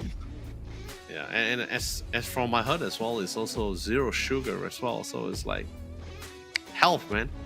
Thank you, Red Bull. You know, looking out for us there. You know? Guys appreciate that. Yeah, but of course, speaking of which, I just got the call from our amazing broadcast team here. So we're jumping into the draft here. This is going to be the second game of our second series of the day between Hong Hong and Friends and Carson Esports. And if any of you who just joined the series, we welcome you and thank you for being here to support your favorite team. But just to bring you up to speed, this is right now Hong Hong and Friends is currently in the lead by 1 point and looking to secure the final point before moving forward to the semifinals. Yeah, and we already will switch up. So Hong Kong and Friends valuing the Marcy that they had this game, but Carson Esports, this nature's prophet, first pick. Nice for them. Of course, we've seen, I believe, Liquid had this all 3 games in their finals, I believe. So GG wasn't scared enough to win it, but they did lose to the Hero Quest, of course, being one of the best nature's prophets. But, you know, I think this series is terrifying on its own. It's got the global map presence. Of course, we were talking about kind of zoo heroes earlier. Nature's not as much of one, but that Treant feels like it in lane. So, but you know, typically when pick up here for Karsten. Radiant team ban. Oh yeah. But you know, typically when we see like even back in TI, when Nature's Power gets picked, right? What is it like? The second pick or the first pick? It usually ends up leading towards either a Chen or an Enchantress pick, right? Mainly because of the fact that I won't say it's a direct counter. It's just more the fact that if you were to, if the Nature's Power were to go with the two, the Enchantress and the Chen can actually make it their own, you know, that kind of thing. That's usually Yeah, how we actually haven't seen any that's of the that common problem. banned out, and Hung Hung's actually avoiding those heroes for the Primal Beast, which isn't as high prior of a hero as we've seen, but it feels great into the Nature's Prophet. You jump through the sprouts, you just have a ton of damage. Not as scared of the treant with your high base armor if it's going to be an offlane, can be flexed mid. Carson's esports, they go immediately for the Clockwork, which is a great pairing with the Natures, but specifically they're not just for Primal Beast getting stuck in those cogs is annoying, the batteries constantly interrupting you, and then just the pairing to go with it. So Dark Willow, I like this draft so far. Carson, nothing too crazy. You know, and more importantly, there's definitely a lot more options, right? Like you have an initiator, you have a somewhat of a lineup that allows you to have really great catch or really fantastic long prolonged fights and control, decent amount of CC. You got global presence at the same time, and also I like the fact that you actually brought up like why Hung and Friend wasn't really looking towards the Chen and Enchantress. This is coming back to what I was telling you earlier, where some of the players in the pool wouldn't have to worry about banning certain heroes because they're more confident of the fact that, or at least taking the bet that they would not have the knowledge or the ability to actually utilize those heroes, like Chen and Enchantress in particular. Because like I said, these are macro heroes. It's not like your regular heroes here. They're macro heroes. So it definitely requires a more higher skill based player to actually fully utilize them here. So I think them not being like, even for Carson Esport, them not banning them out just shows the fact that I don't think they know how to play these heroes. And but if they do release it like now, they're just more like, okay, great, someone does know how to play it. Or maybe not for Enchantress. I think for Enchantress, even if it's not like TI level or Immortal level, right? I still think it's somewhat annoying to deal with, especially if you keep stealing away the greater trions. I think that's still somewhat of a win here, at least. Yeah, it's just such a strong hero, and I was wondering if they would go back to the Storm Spirit because it's a decent game for it, but I think they're saving that kind of last pick for Hung or just to keep that Primal Beast flex. And if there's some kind of weird role, Primal Beast can do a lot of fun things. But now we are in a position where we're at the 18 pick, so this is going to be probably the most pivotal part of the draft. Usually Nature is going to be the safe lane hero, so they're kind of obviously, I would suspect, looking for a kind of offlaner or a mid laner. I don't know exactly what they want. I mean, you could always go kind of typical like the Centaur, which is too much into the edge, has good initiation, but it doesn't feel great. They've still potentially got a last pick for the carry if they want to keep this Primal Beast open. So any offlane you pick, you're facing the last pick, but the same goes for mid. So they actually go for a Doom, which I like. Can struggle in lane. The biggest fear for Carson at this point in the draft is if Hung and friends can keep up tempo like they did last game. This Carson's esports draft kind of levels, it kind of needs time. I mean, it's just. But I'm totally fine with this, right? Like, especially since, like, sure, Doom needs. I mean, Doom definitely needs a little bit more time before he can really come online. But if the lane does goes well for him as well, he actually can actually be greedy and go for the minus first. That surely helps him to escalate his item by a lot more higher than usual. But I think in this case, like Doom, I believe Doom's role here is just mostly to be that kind of hero where you press one skills and someone most likely dies most of the time here. So I think that's got to be part of his role, I guess, in this game. Yeah, I was thinking along. Oh yeah. Oh no, sorry, you were saying? Yeah, go ahead. No worries. No, I was just saying, like, I was, besides the Doom, before we got to the Doom, I was actually happy they actually brought up the idea of Centaur because it helps them. It's an aura item user. It's a great initiator. You got decent escapes or initiative with Stampede, and also comes with stun. He's pretty durable. Or Sand King, because you do want like a little bit more magic news to play around the Enchantress, since physical attackers on her is just never fun to deal with, at least the first time at least. Yeah, the Sand King is, and so the Doom fills the soul. I just always get scared Sand of King's Doom bad, yeah. lanes. Doom, I mean, kind of early on, but as soon as Enchantress gets some levels, the lane can be quite difficult. So you got to be really careful with this Doom. But having the hero is always incredible because you can just hit that one button and hope eliminate a hero from a team fight. Actually ban out the Dusa, which is a pretty classically good hero into Doom. In the last pick, they go straight into it, and they take Spirit from Hung Hung and friends. And they ban away the anti-mage of Jackie, and they go straight into Lina. So not wasting a moment in draft here, not letting any analysis get out from us. They are just Lina. I'm actually kind of Lina pick, but hopefully with kind of the Enchantress in lane against the... It's actually... Swan Karsten and the heroes that they locked in. But we were talking about Lina earlier, how it can counter the game, but when you have a hero like the Enchantress, which wasn't banned out, that can fix ums. It's so strong in the lane. Yeah, and we're talking about a lot of range damage coming out from them. So a decent amount of CCs, a lot of stuns, decent amount of control. So most likely it's the... Hold on, let me check the roles. Yeah, so it's Hung Hung going to the mid with the Primal Beast. We have Jack White as the safe laner. Zephyr is the post 5 and Lloyd is the post 4. Okay, cool. Bottom side, as obvious as it can be, farming out is going to be the safe laner who's playing the Nature's Prophet. Same goes to the Doom, which is Leona Baby. Ashura's going to the mid this time, and DP with the Dark Willow. Any takers, real takers here, coming from you, Rojo. I mean, I'm a little bit interested about these role swaps coming out from Karsten, but I'm sure they're more comfortable with the picks. I think heading into this game, just looking at the drafts, I would favor the Karsten. I think it's a very nice Storm game ahead of Azure 4 on here, and they just have a very solid, very easy game plan. You get off, you press Doom on a hero, you zip in on them, and there's not a lot to stop the Storm. So I fit in the draft, but having seen that last game, of course, to discount Hung runs.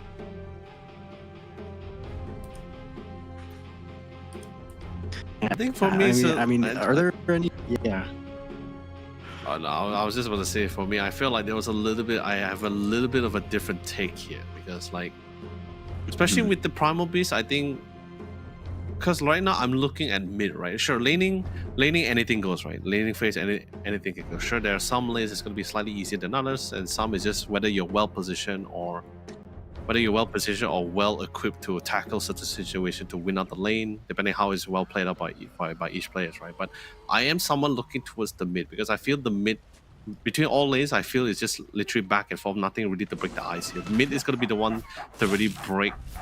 We'll really try to make a break for each of these lanes here. And when it comes to rotation here, I feel Hung Hung with the Primal Beast does a little bit more comfortably compared to the Storm Spirit. Sure, in the laning side, Storm can get a couple of hits on Hung Hung, but this is a very durable strength hero, right? And his initiation is relatively long as well, and you're not too mana dependent compared to the Storm Spirit as well.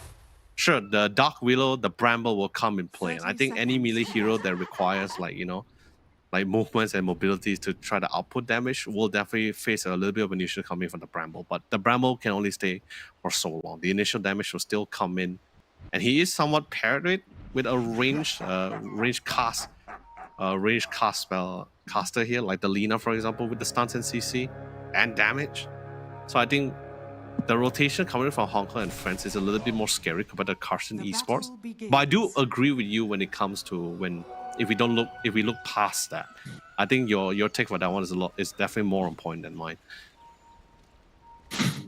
Yeah, no, I mean, I think you have a pretty solid point. I got strong lanes with Hung Hung and friends, which of course they already dominate in the lanes from the last game, and Primal Beast he's one of those kind of weird heroes where you can leave lane and go in and rotate at like 4 minutes in the game extremely early. On the natures. No. Run. Flaming Archer hobble back to lane. He actually But, uses his trust- TP, which could be scary. Yeah. No, I'll be flat honest with you right now. Trust me. I know a lot of people disagree with me, but trust me, the difference between like 10 and 20 movement speed is so significant in this kind of situation. Like the Yeah, Nature's Prophet had definitely 295 movement speed, while the Marcy had 310. So it's like she was always going to be able to catch up to me. But speaking of Never catching up, farming our first blood drawn, double kill on top of that. Wow. I'm gonna check net worth right now because it's 1600 on Raven with the facet and the first blood. Oh man. that is insane. And no TP for the Natures Unbelievable. at the moment either, so he's got to walk back. 30 seconds. If I'm not mistaken, it's 30 seconds. Yeah, 30 seconds. God. No support for the dear clock, but I mean he still has cogs. So if the Master gets if Zephyr gets a little bit too close, he's gonna be able to be defensive about it. But then again, he does have the rebound, and sorry, he has to dispose. Now he also has a rebound as well, so gotta be a very simple catch on mid if he chooses to go for it. It's just juking cogs now. You know, Rojo, I remember a time when I remember a time when just a level like when Clock went with his new cards with the new facet, right? I remember there's a level 1 Clockwork. Sure, you may not be able to kill the tankiest guy, but you got to be able to bring it down relatively so low. It's just so scary to deal with at that moment. Oops, soul assumption. Yeah, and actually, nice call to try trying to utilize it dice right now, but since Raven is in the creep wave, not gonna fall. Sure. But you know, yeah, they got some decent trades in. Still very strong. But yeah, when this cogs first came out, a little bit too high on the numbers. You could take almost somebody's HP bar at level 3 if you enough. Mm-hmm.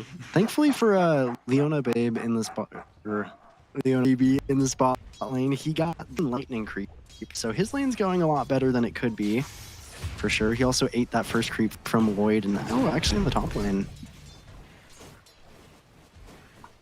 Open opportunity? Ah, no, it's just too fast. Zephyr's still just outrunning Min. Let me confirm that, right? Yeah, like you see the difference, like their movement speed is just a difference of 5 between both the Clockwork and the Marcy. Ooh, good repulse into the dispose as well. Locks it down. Try to fly through the trees here. Got the Soul's Assumptions here and farming Arc. Another kill secure for the side here for a rivalry, or at least Raven here. Yeah, and this is why some teams definitely value the Visage. And the net worth, as I can check it in the lobby, here's almost 2.5k on this Visage right now on Raven. C is of course just a very nice, and it's really this death toll facet. So anytime that you get a kill with Soul Assumption, you're getting extra to 140 at level 2. So really taking off. Could definitely be a big issue, especially considering Visage is one of the best heroes in the game for getting those early kind of auras online. Becoming a huge nuisance in terms of that movement. But I think we see a little bit of contention towards the bottom lane, though. Yeah, but I think we see a little bit actually towards the bottom lane, especially with the Doom. You can't just leave Leona Bay alone for too long. There's just a little bit too much control for him. There's no way for him to also purge out the enchant as well. So it's like a slow into the light striker raid. Yeah, that's a lot of beautiful right clicks you can get out of that. Dire's top tower is under attack. Yeah, it feels very nice for Jackie because same thing. He likes to play these type of heroes. Zephyr just barely goes down, but Mana will also fall. A lot of action in the early lane compared to this last game that we watched. Mm-hmm. Jackie's also farming, or he's stacking this bottle. He's actually even going to kind of start farming it at level 4 this early Lena. Azure trying in the mid lane actually gets flipped backwards. No. Very fire. Trying to fight it out with the Marcy, but just a little bit too strong on Zephyr. I can tell you this right now. Zephyr's been a menace from the beginning of the round, from the Nature's Prophet all the way to the mid lane, top to mid lane. My Visage in the top lane. But I mean, at least they're going to punish Raven. Yeah, no, that is definitely a very clear opportunity right now. Back-to-back doesn't really action, have Leona Babe is also going on inside. No time for analysis here, Leo. This Yeah. is SEA, and we are. He wasted the Shadow Realm, then so. Oh, DP. Ooh, nice branch block from him. Still has the wand, but not able to use it in time. It's still totally fine. But you know, top side, like I think it was a good opportunity, right? Like he spots the Zephyr going to the mid side. Visas doesn't really have the best of mobility as well, especially especially with both the Clockwork and the Nature's Prophet on top of him. I don't think there's any way for him to run. And speaking of Clockwork and Tree and Protector both farming it. Yeah, and Zephyr. And Carson Get a is kill hunting over down the Zephyr. And they finally put the good man down, yeah. It's like, Zephyr, you've been a menace. You gotta get out of here. Get out of my lawn. I feel like MYN on this Clockwork, because I think he's done a very good job of kind of punishing these movements. You know, getting kills onto Raven, Zephyr gone, walking into mid, he does go towards the mid lane. Actually looking even to snipe this Wisdom Rune. Gonna be tough into the Marcy, but Are scanning. could be a nice attempt from MYN. Already having so much impact on this Clockwork, and Okay, lane's not going great for Karsten. Going slightly better than last game. Really nice cogs. Radiant's middle tower is under attack. I said a god, from but that Zephyr? was pretty fun. Oh no, this is not fun. He also has Laguna Blade as well, so I don't think it to be with the outguard. But nice timing with the support coming from DP. Drops in the Bramble. Leon Baby should be able to walk out of this. Is under The attack. same goes to DP. Yeah, I was on the top concerned, lane it was mid especially on mid rotations, and even more action, Oh, Leo. Hold your breath. Level 6 for Yeah, man, Raven. I'm trying to hold my Doesn't breath, but I have just can't. mana. I know. So many kills in this first part of this game. Going over to Raven is a big deal, though, who now has level 6. Ooh, man. Definitely increased the tempo from last game on both teams. Got 15 kills in the But- first 8 minutes. Yeah, but I'm happy with this, right? Like it is back to fourth. It's not like it's gonna be that one side. I think that's like, and just like what you mentioned as well. The team is able to best utilize like situation where like, oh, okay, you rotated here. We're gonna take our opportunity to try to get a kill here. And speaking of getting a kill, again, beautiful centaur control with the stun. So much control, by the way. Didn't even need to expand the rest of the abilities. Just literally right-clicked him to hell with the sidekick. On the other hand, on the mid side, gets out. What? I mean, okay, like yeah, it's two supports, right? It's the clock and and the Dark Willow. Yeah, mid MYN and They've DP. had I don't it. think they're gonna be able to get much out of that. Yeah, if he had the rocket flare, yeah, that rocket flare. Thank you, Observer. Radiant's middle That could have tower probably is been the under one to attack. secure, even though it was level 1. I mean, could take the chance there, right? Speaking of taking chances, Min spotted two, was able to beautifully cog Zephyr right into place here. The Stormfly is in the sea, and Pasha can get a couple of kills, but here comes the safe lane on Lina here to try to support here, but all he can do is just drop the light strike away from the stuns here, and literally all has to be forgotten here. A little too scared of the Enchantress to keep going. But so far, Karsten, I really liked their rotation kind of in response, but it just hasn't been enough. MYN, I think, is playing this Clockwork beautifully, but it's still 4,000 gold for the likes of Hung Hung and friends. A lot of it sitting on this Visage and Nina. Almost 6,000 on Raven before this 10-minute mark, thanks to this death pull. Working towards the drums already, so this accelerated Visage, and Jackie is just in left faces, already has the Maelstrom.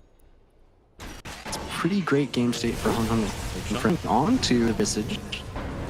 Beautiful hook shot to the Raven. No way he's gonna be able to get out of that one.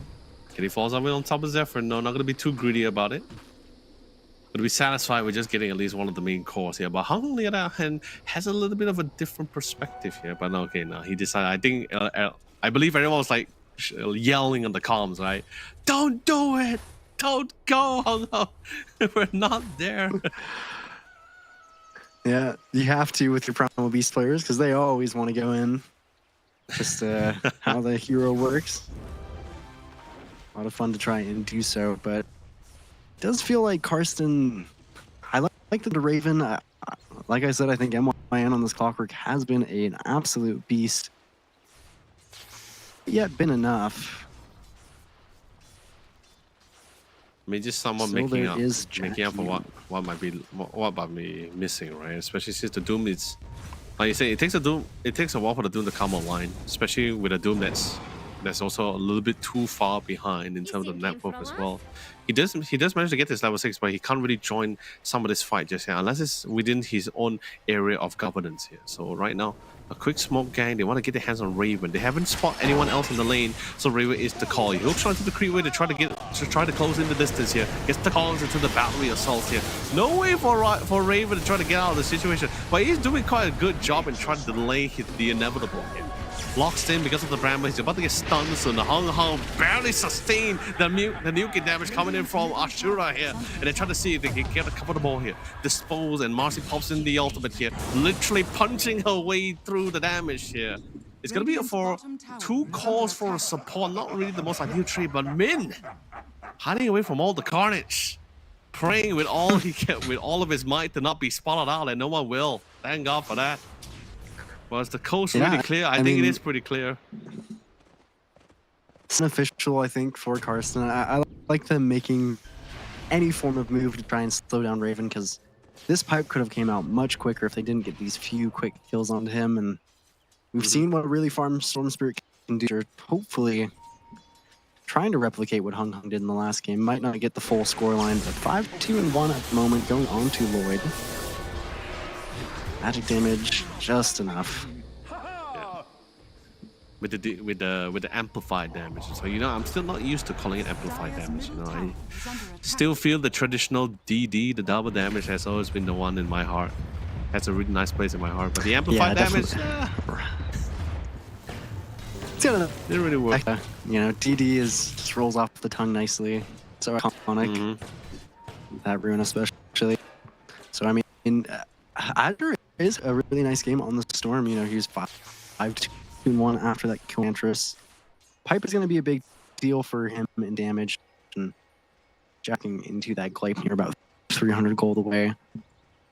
But I mean, it was a pretty nice Storm game when he picked it, and he's had a pretty nice start. MYN too, just enabling it so much with all these hook shots he's been landing.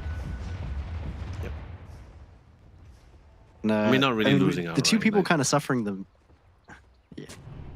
Yeah, I think the people who are suffering really the most when you look at the game is Hung on the Primal Beast, who was our previous MVP. He is sitting below net worth of the Doom, but in the same fashion, Leona Babe is also struggling himself, sitting at 5k barely on the Doom. But working towards this blink, at least. A nice thing that there is this Devil's Bargain facet, which allows you to sell your items for 90% of their gold value instead of 50. So a lot of times what we actually see from Dooms is they'll go into this early, like an early Midas, and then they'll get a little bit of value from it, maybe a blink Doom with a smoke, and then they'll sell that and kind of work to whatever their next item is. Not always the case, but we could definitely see that. And they tried to get MYN. He's a little bit too slippery. Especially for a bucket of balls, he is able to slip out of the situation. But maybe we spoke a little bit too soon here. Min, MYN does eventually go down. The fish is caught. So it goes to the tier 1 mid tower. So this is definitely going to be able to help open up the map slightly as well. Nice haste rune picked up coming from Ashura. That's definitely going to be very useful in the pinch if necessary. If any attacks were to be further attempted. Yeah, Farmer so far, stole the wisdom rune on the natures. 2 wisdom, yeah, he's gonna be able to secure 2, yeah. Quite nice for him. But I mean, as we've seen with Hungry and Friends, they don't waste any time. There is currently 24 kills in this 14-minute match, but there's a pipe now on Raven and a Gleipnir on Jackie, so this is a pretty impressive timing, and that's why you see them so grouped up now. They take this mid tower. Feel pretty good about their spot in the game with all these auras, and Gleipnir is a nice way to lock down a hero, but there is a on Leona Babe now. It's kind of off the mark, unfortunately. Yeah, or in the other triangle. I mean, I guess they really took a gander about this, right? Because not a lot of intel, not a lot of vision. Like even that ward was just freshly placed as well. So they took the chances. They're not going to be able to find both sides. Actually, not going to be able to find anyone as both actually intervene here. But in terms of objective, I think Hungry and Friends is pretty much still having the advantage with that one, right? Like they got both the mid, top, and bottom one. So the map's pretty much open up for them. They have most of the controls of the map, which makes it a lot more harder for the Doom to farm now. Like, for the Doom and the rest of the people, and they're safe in the farm as well, because there's just no real safe spot yet, or defensive walls to really like assist them in any way. But now they're currently sieging with the tier 2 tower, especially with now, like you say, with the pipe in hand, and the attack speed coming out from both the from both the Lina and also the familiars is just absolutely insane. That tower did not last that long. Yeah, and they even are trying to take a smoke. So what's been nice for and friends is there's all these wards on the tops. They've just been playing on this bot side. Now they're walking into them. Could be a good opportunity for Karsten. Oh, smoke break. Could also be tough if they out. They did commit quite a bit. Zephyr pops the ultimate as well, tried to join into the wire and into the fray, and instantly, before he even got the chance to try to go up the Doom, the stun was fantastic alongside with the ultimate coming from the Marcy here. Moving on to the next point, the target at Min was pretty much the closest target for Jack Boys. Completely diverted away. This managed to get picked up, but also equally traded out. No money on the hands of Ashura here. Sadly, he only had the H rune here. It did manage to somehow time out. 2 for 3 here. But you know, since it's been pretty close between both sides here, but of course, losing both your Storm and Doom does definitely hurt a little bit for the side here for Karsten Esports. Yeah, and it was really unfortunate for Leona Baby. He lifts his hands to catch onto Jackie, which would have really swung that, but wasn't quite able to get it before he could really utilize this Blink Doom. They still have it, is the nice part of that. They won't be able to use it into farming arc. You know, I forget every time that even though even though the primary base is rooted, he still has the cast switch to actually still grab you from quite the distance. Doom is used in a nice patch onto Raven. Oh, the Wild Wing. This should be... No way he gets out of it! Pops the wand, still sustaining, finally does go down, but they are forcing Karsten Esports to further extend themselves out of within the safety nets of the rest of the team members. Now all the rest of the members are in a complete disarray and not in the correct position as well. The Storm with no mana for them to outrun this instantly get run down by Hung Hung. The rest of the squad is still on the hunt. Thank God for the Dark, we were able to get into the shadow with the TP to get out of it. But Min, are you gonna hide the same spot again, my friend? Nope, different spot this time. He's thinking about it. Actually, kind They're of still looking for him. Want to do Roche if they, but they are not. From Leona Babe onto this top side to see if they can maybe get something. Actually found the natures. Oh.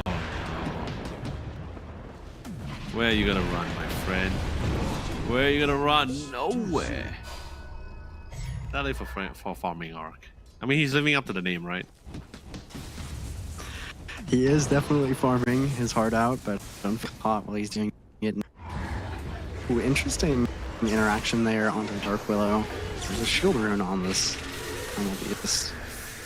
My God, he is sustaining for so long and he's still alive, still pretty well. The pipe comes in time to try to mitigate even like slightly more damage. He does go down in the end, but he did force out a lot of abilities from Karsten Esports members here.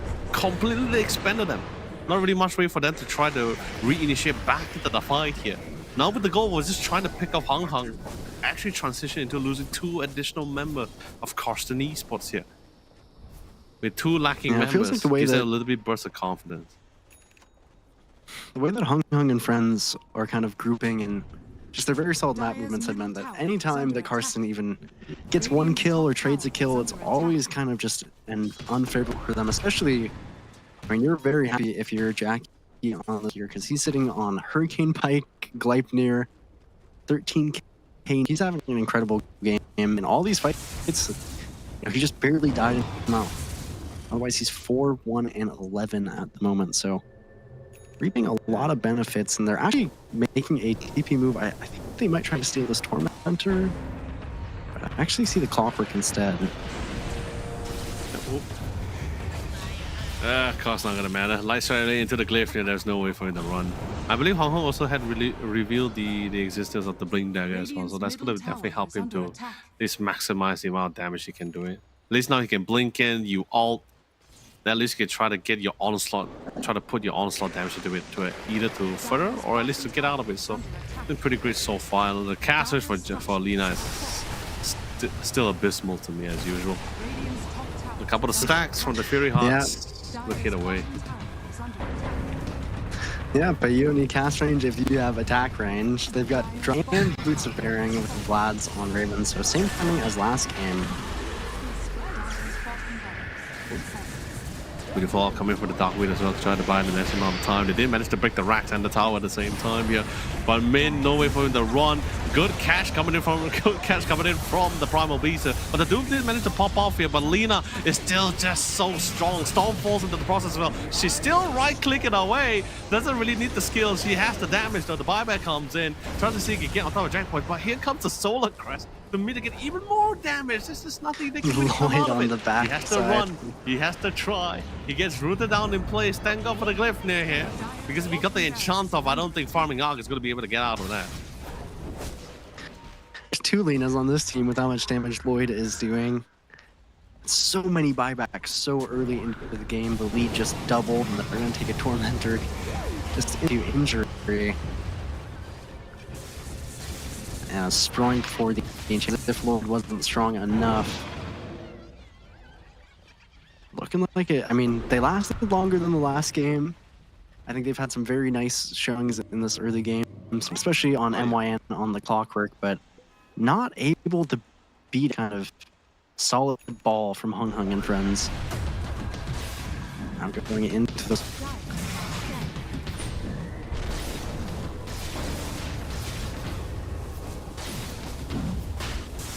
I mean, there was also the problem of trying to get on top of key targets as well, right? Because there's just too many ways for them to be like. If we're just talking about like displacement abilities, there's just a little bit too many. There's like dispose.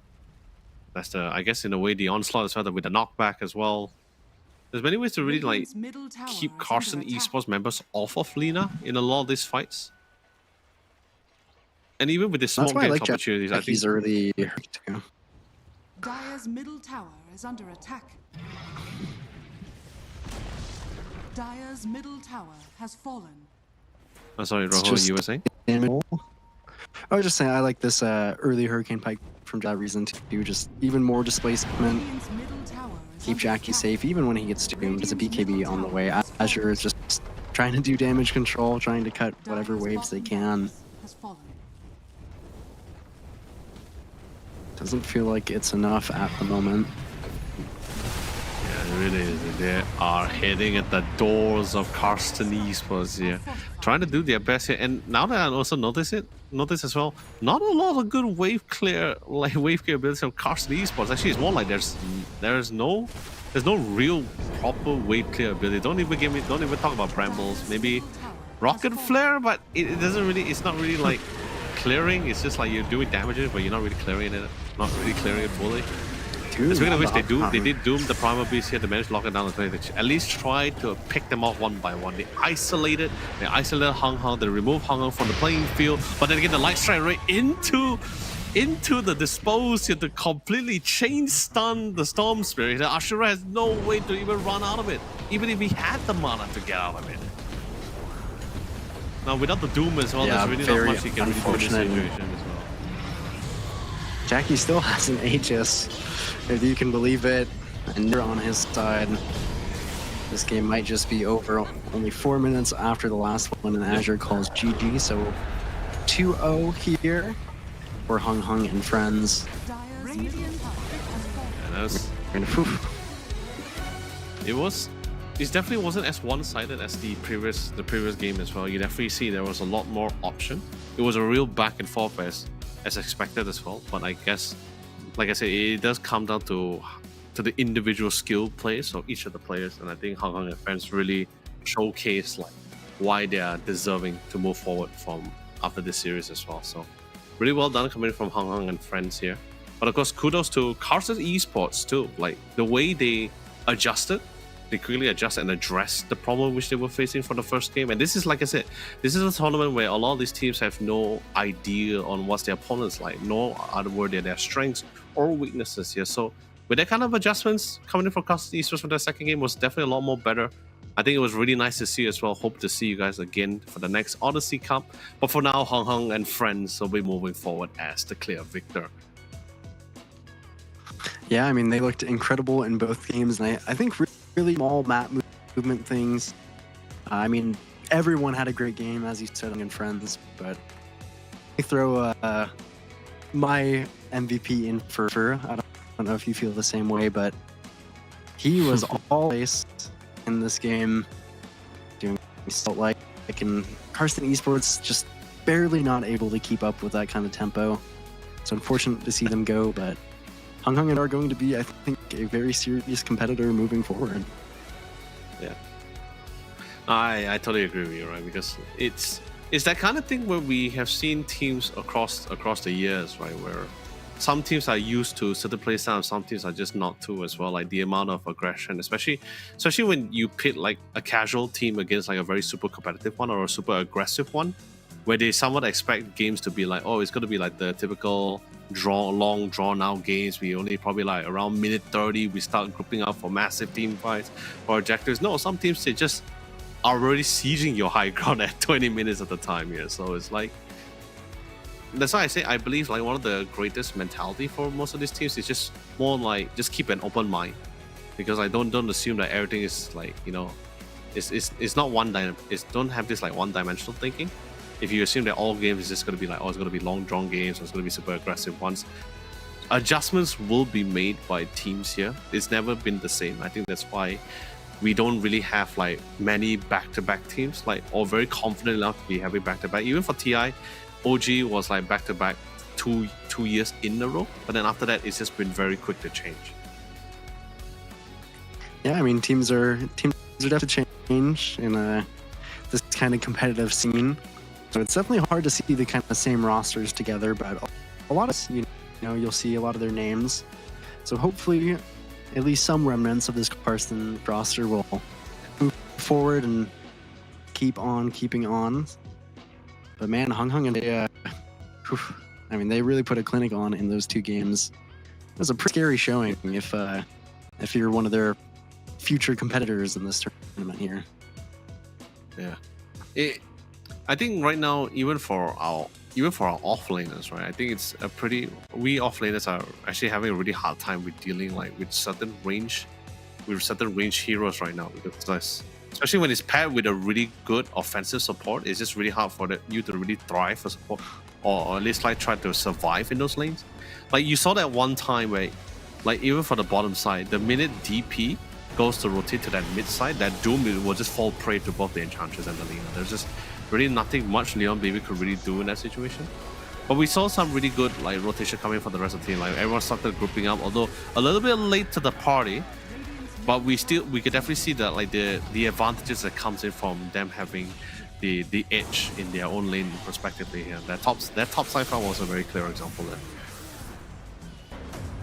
Yeah, I can definitely agree. I mean, drafting style was consistent and concise by Hung and friends, and esports they had nice movements and opportunities in the early game, but just a little, just very small decisions where Hung and friends kind of create that, you know, lead one by one, and then they fall that kind of, in both games, they fall just 20-minute Aegis, get the pipe, group up, hit that high ground, and felt how these lanes ended up going. So definitely something to watch out for, especially too, if you're going to pick something like the Doom, you got to be aware of how the lane how it can struggle. It is in some of these matchups, especially with the likes of this Enchantress hero, so gotta be super careful of those.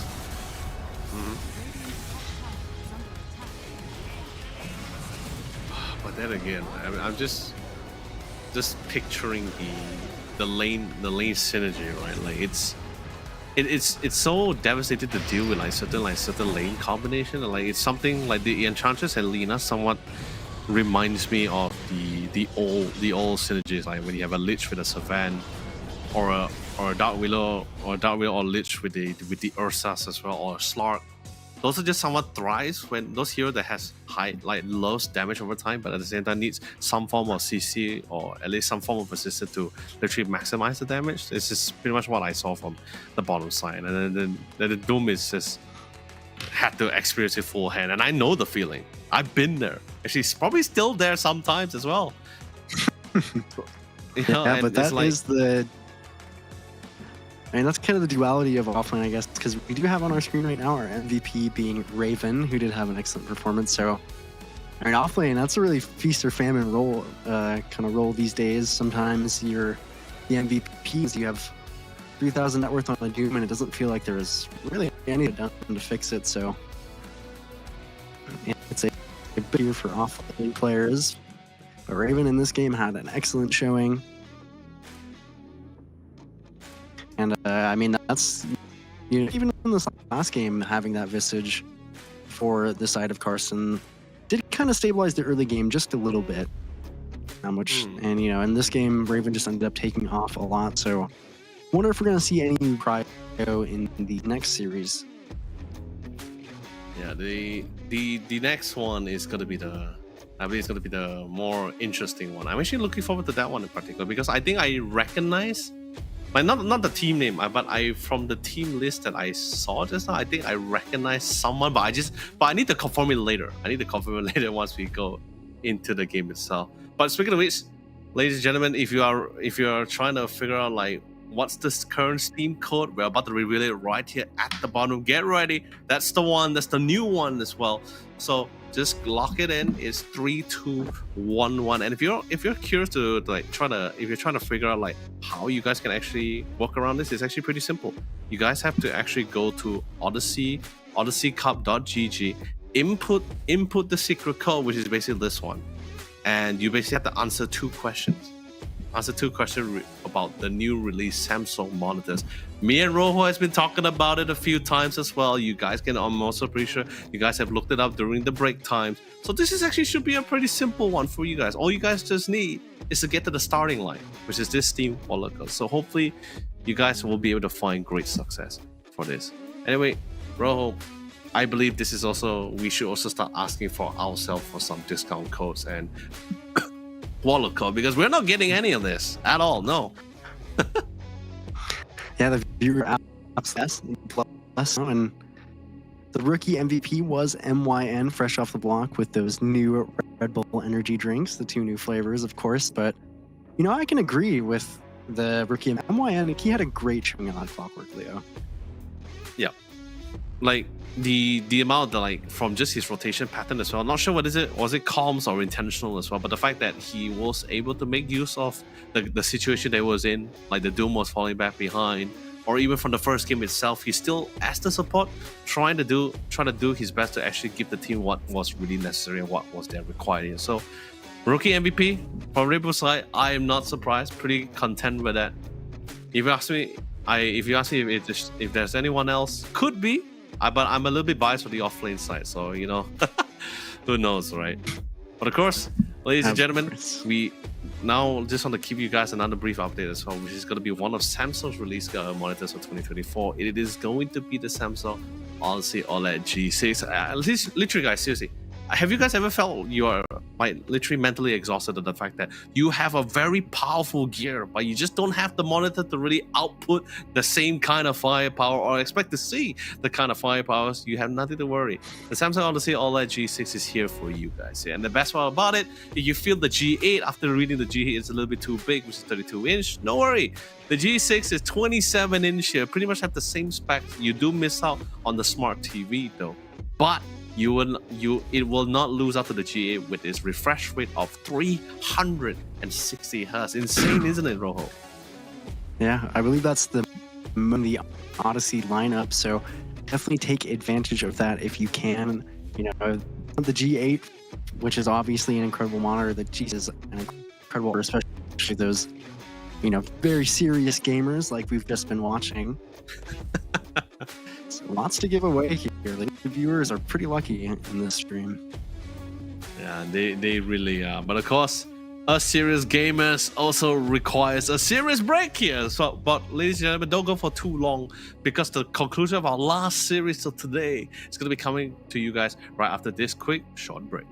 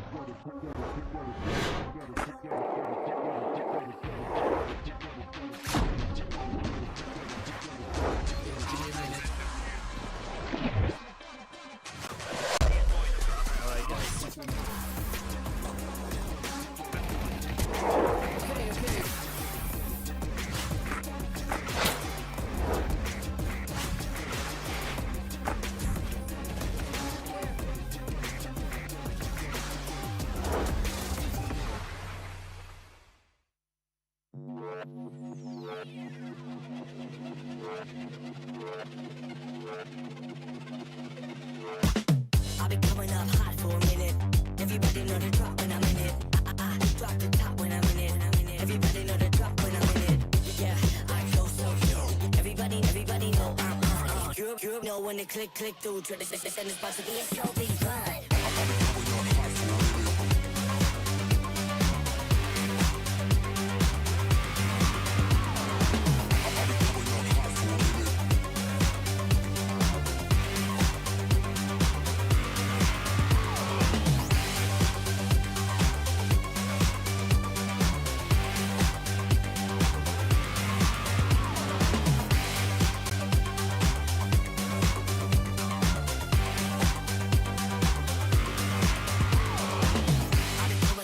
I'll be coming up. Everybody know the drop when I'm in it. Drop the top when I'm in it. Everybody drop when I'm in it. Yeah, I go so. Everybody know I'm on. You know when it click through. Try to send this box to be a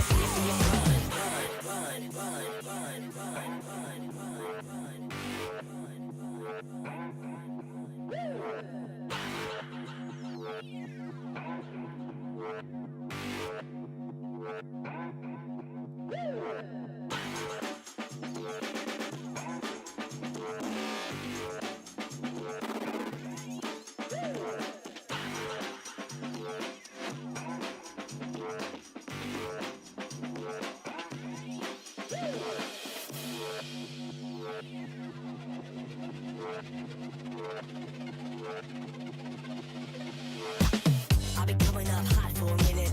Everybody know the drop when I'm in it.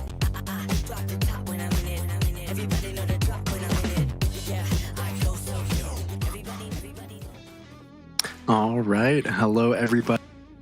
Here again, heading into our third series of the day. The first two were a little bit short, but I'm joined here by Elo Lee, or Leo. How are you after these first two series? Well, so far the first game was interesting in its own way, right? Like it's just an introduction of like what kind of competition that we're going to be expecting between both the pros and amateur teams, right? The second game, on the other hand, we saw a little bit of tug of war between the two sides, right? We saw the video of adjustments and of course a quick change in the composition to try to meet the skill sets of the opposing side, but of course, so far. Hang and Frank still was able to barrel their way through to secure their spot forward here. Of course, kudos to all the teams that couldn't make it, even for the teams that we weren't able to cast online. But hopefully we see you guys back at the Odyssey Cup. And speaking of which, down below is going to be another beautiful graphic for your discounts here. If you ever want to try to get yourself the Samsung Odyssey OLED monitors, this is going to be the discount code here. If you notice in the front of it, is actually more titled towards the region itself here. So if you're from MY, then it starts with MY Odyssey Cup. If it's from New Zealand, then it's going to be NZ, for example. And Thailand, of course, TH here. So if you're from that region, you can input the code. Or if you have a friend in one of those regions, you can ask them to buy for you and ship it to you back to your own hometown. So let's be honest, I'll leave the creativity to you guys, you amazing viewers here. But for now, Rojo, we are finally down to our last series of our broadcast here today for Group A here. And then tomorrow's going to be for Group B. Yeah, ladies and gentlemen, this is just Group A. Tomorrow's going to be Group B, but right now, let's set up for our last series of today here. Let's quickly bring out the bracket just to let you guys know what has been the road path for our top 8 teams in Group A. Yeah, so I mean, we're definitely forward to this one. I think, unfortunately, our last two series were pretty quick ones, but I could definitely see this one kind of going the distance. And I mean, it will, I think, it has been pretty fierce so far. I think I've been almost even a little bit surprised that it just seems like these teams are generally, quite well put together. They're usually doing the same thing. And this Hung and friends, they were just edging out barely against Carson. So we are sad to see them go, but we are on to this semi-finals game here, and blessed to be.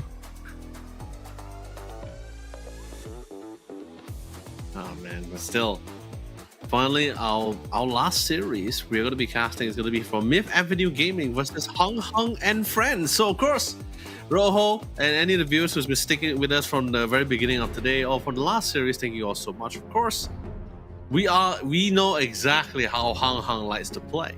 But what about Myth Avenue Gaming here, and you know what they say, right? There is two types of challenge when it comes to a competitive tournament. One being the fact that you're fighting against your tournament, but also there's also the endurance competition, because we have seen teams who are. There are times, I think you also have noticed as well, Rojo, where when teams played a little bit too many games in a single day, exhaustion starts to kick in, and it starts implicating certain decision making at times. Although pro players we have seen in the past, where they have they're built different, they have trained for it. But this competition is not just for pro teams, but we also have amateur teams as well. Yeah, they got to keep their stamina up. They got to be vigilant in every game, which is not always easy. I do like mention of this, at least in the draft screen here. I believe both of the position 5s, we have Lloyd and Fake Ollie. So both of them impersonating each other. Hope we've got a little bit of camaraderie in this game. Of course, a lot of these Southeast Asian players know each other from the ladder. Some of them have probably even been on teams together at times. So excited to see how that plays out in itself. It's fun to see friends battle against each other. Yeah, definitely for sure. I mean, it's cool, right? If the fact that you're able to play against your friends, it gives a little bit of a different feel in the game, despite being the competition kind of thing. I mean, sure, don't get me wrong, they're definitely keeping their own. The ones like coming back or but I think there's a different type of competitiveness that comes when you play against a team that you're somewhat close with or friendly with. Because it's like that kind of like brother, it's like that sibling rival, right? It's like, nah, there's no way you're gonna be able to beat me. No way. I think this game is actually gonna be a pretty fun one in both sides. Hong Kong and friends and with that game. Yeah, I agree. And we're also, we have started the draft here, and here we haven't yet sniper here on this stream. Up with that second pick treant from them, and we have seen Tusk a few times, obviously an incredibly strong, so no surprise there. And now we have the pleasure of seeing how Myth Avenue Gaming, how they draft and how they play, because we already know Hung and friends, they don't take foot off the pedal. They're right in your, they're right in your lanes, they're taking every tower, they're picking these kind of tempo heroes and taking an early Roche into a few early games. With Avenue Gaming, they have, they might, if they are friends with some of the people on there, or your own kind of style that is going to go against it, and always interesting to see how that plays out. They actually do value the puck pretty highly, which I can personally agree with. As a mid laner, I feel like this is definitely one of the kind of go-to the pack. Can actually struggle into a sniper mid, you open up that kind of counter pick area, but farm is fast, it does a lot of damage, and it's hard to kill, especially with no stuns here.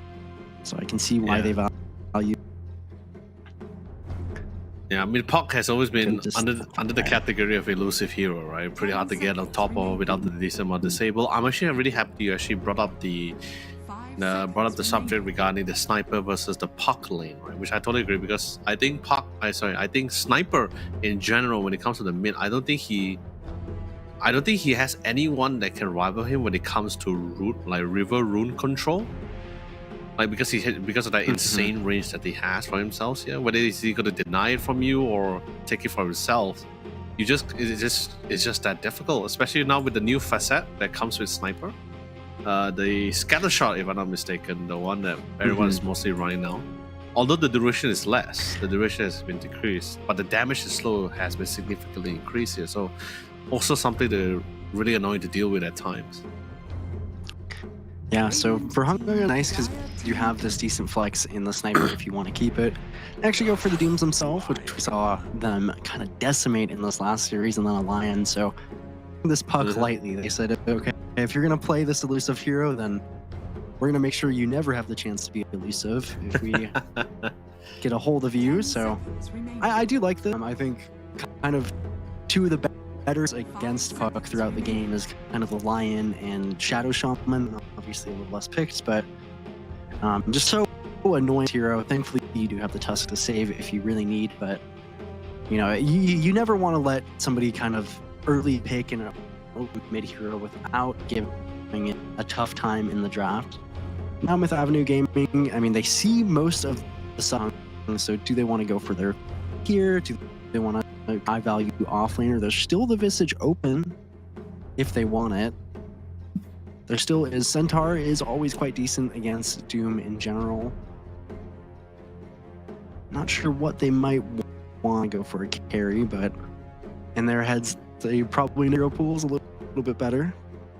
Actually, I would like actually if they went for the Underlord for this one. I think because we're going to be seeing a lot of catch or a lot of prolonged fights here. A lot of catch or prolonged fights here. Centaur, I mean, you did mention the Centaur, which is also another phenomenal initiator as well. Mars could be something, but I'm somewhat tilting towards the side of the Underlord, mainly because of the fact that you just want a little bit of defensiveness, right? A little bit of aura item user is always fantastic for your lineup. The Pit of Malice is always a nuisance to deal with. Great for catching, great for prolonged fights. You're definitely going to be forcing your opposing team to constantly just reposition, mainly because of your positioning of your pit. And once you get the scepter, let's be honest, once you get the scepter, well, you're going to be all over across the map if you want to. So it's something really nice to really get on top of Sniper. I am a little surprised that Hung actually don't get rid of the Visage, though, considering we've seen how strong it can be with the Tusk. But Underlord is a great option as well to pair with. They do pick up the Mirana, so much more than likely we're going to be seeing a carry Mirana from Myth Avenue Gaming, which scares me. It's kind of hero into this kind of Doom Lion lane, but I guess in their heads they probably say, okay, it's going to be Doom off lane. We've seen how it bullied, so kind of greedy Mirana. Get into the kind of early arcane boots and get as much farm as you can, and the Solar Flare cannot be discounted, but they do have a last pick here, so more than likely just a standard offlaner. I'm leaning towards Visage, but the Underlord I think is a great option as well, just to be kind of a rock in the front of the team.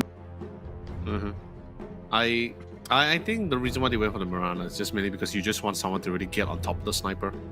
Like, it's already great that you're already most likely, I mean, depending how the game goes, but most likely you're going to be forcing the Sniper to buy the shard and also like defensive items to help him to get out of tight spots.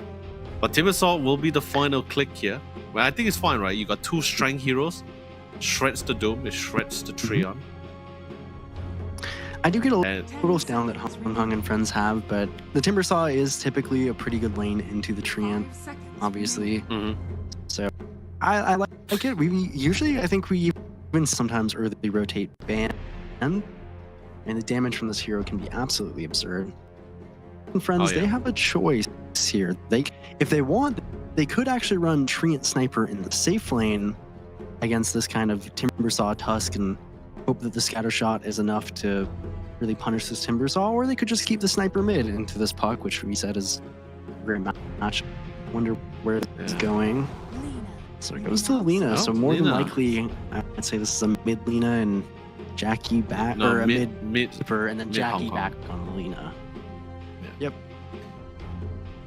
I am a little bit concerned because, you know, the Doom ultimate is like the Dooms, okay? The Doom has always been like the natural counter, like a lot of this like self or health regenerating heroes like Timbersaw, right? The Alchemist doesn't like the Doom, the Timbersaw doesn't really like the Doom as well. Don't get me wrong, Timbersaw is really good at getting to the back line. Probably will be easily able to close the distance, the closer distance on top of the Sniper as well. But I'm just looking at like, it's just most likely going to be him diving into the fight alone. Like maybe the puck can be playing alongside with him, but that just gives a like you're just walking into the fight of the disabled controllers, like both the Lion and the Lina as well. You never want a puck to go defensive items like the EOS or the BKB first. You want your puck to be like the damage dealer with the Witchblade and everything. So like, I think this is something I forgot whose interview was it, but I remember him saying like the fact that if you're able to force him to buy defensive items as a puck, you pretty much won the lane. Definitely agree. It's not a great puck game, and it's not a great puck game against the sniper from Hung Hung. So I'm definitely leaning a little bit towards this Hung Hung draft. It just kind of looks easy to play when I'm looking at it. I think Myth Avenue Gaming have great ways to counter Hung Hung. It's got to be very technical. It's got to be very mechanical, and one slip up can really kind of spiral this game. Is at least how I'm feeling from draft here.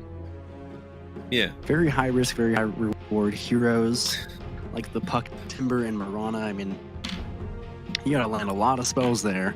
But we do have at least the X factor of Eris on this Tusk. I mean, if the, the drinking buddies with the snowball, I think it could really kind of throw a wrench in the plan of kind of chain stun us from Hung Hung and friends if he should. Oh yeah.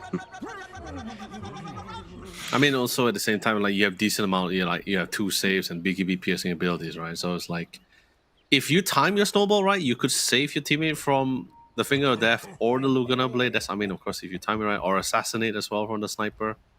Don't think you can save anyone from Doom, like the Doom's Doom, but at least you could like at least delay like any other additional external damage hitting you besides the Doom ability itself, or even the Overgrowth. You can actually get a couple of saves.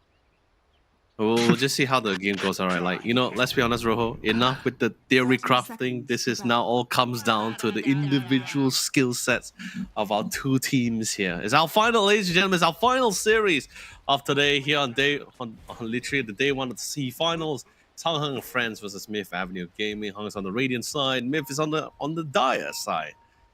And they're relatively close by, like really close by. God.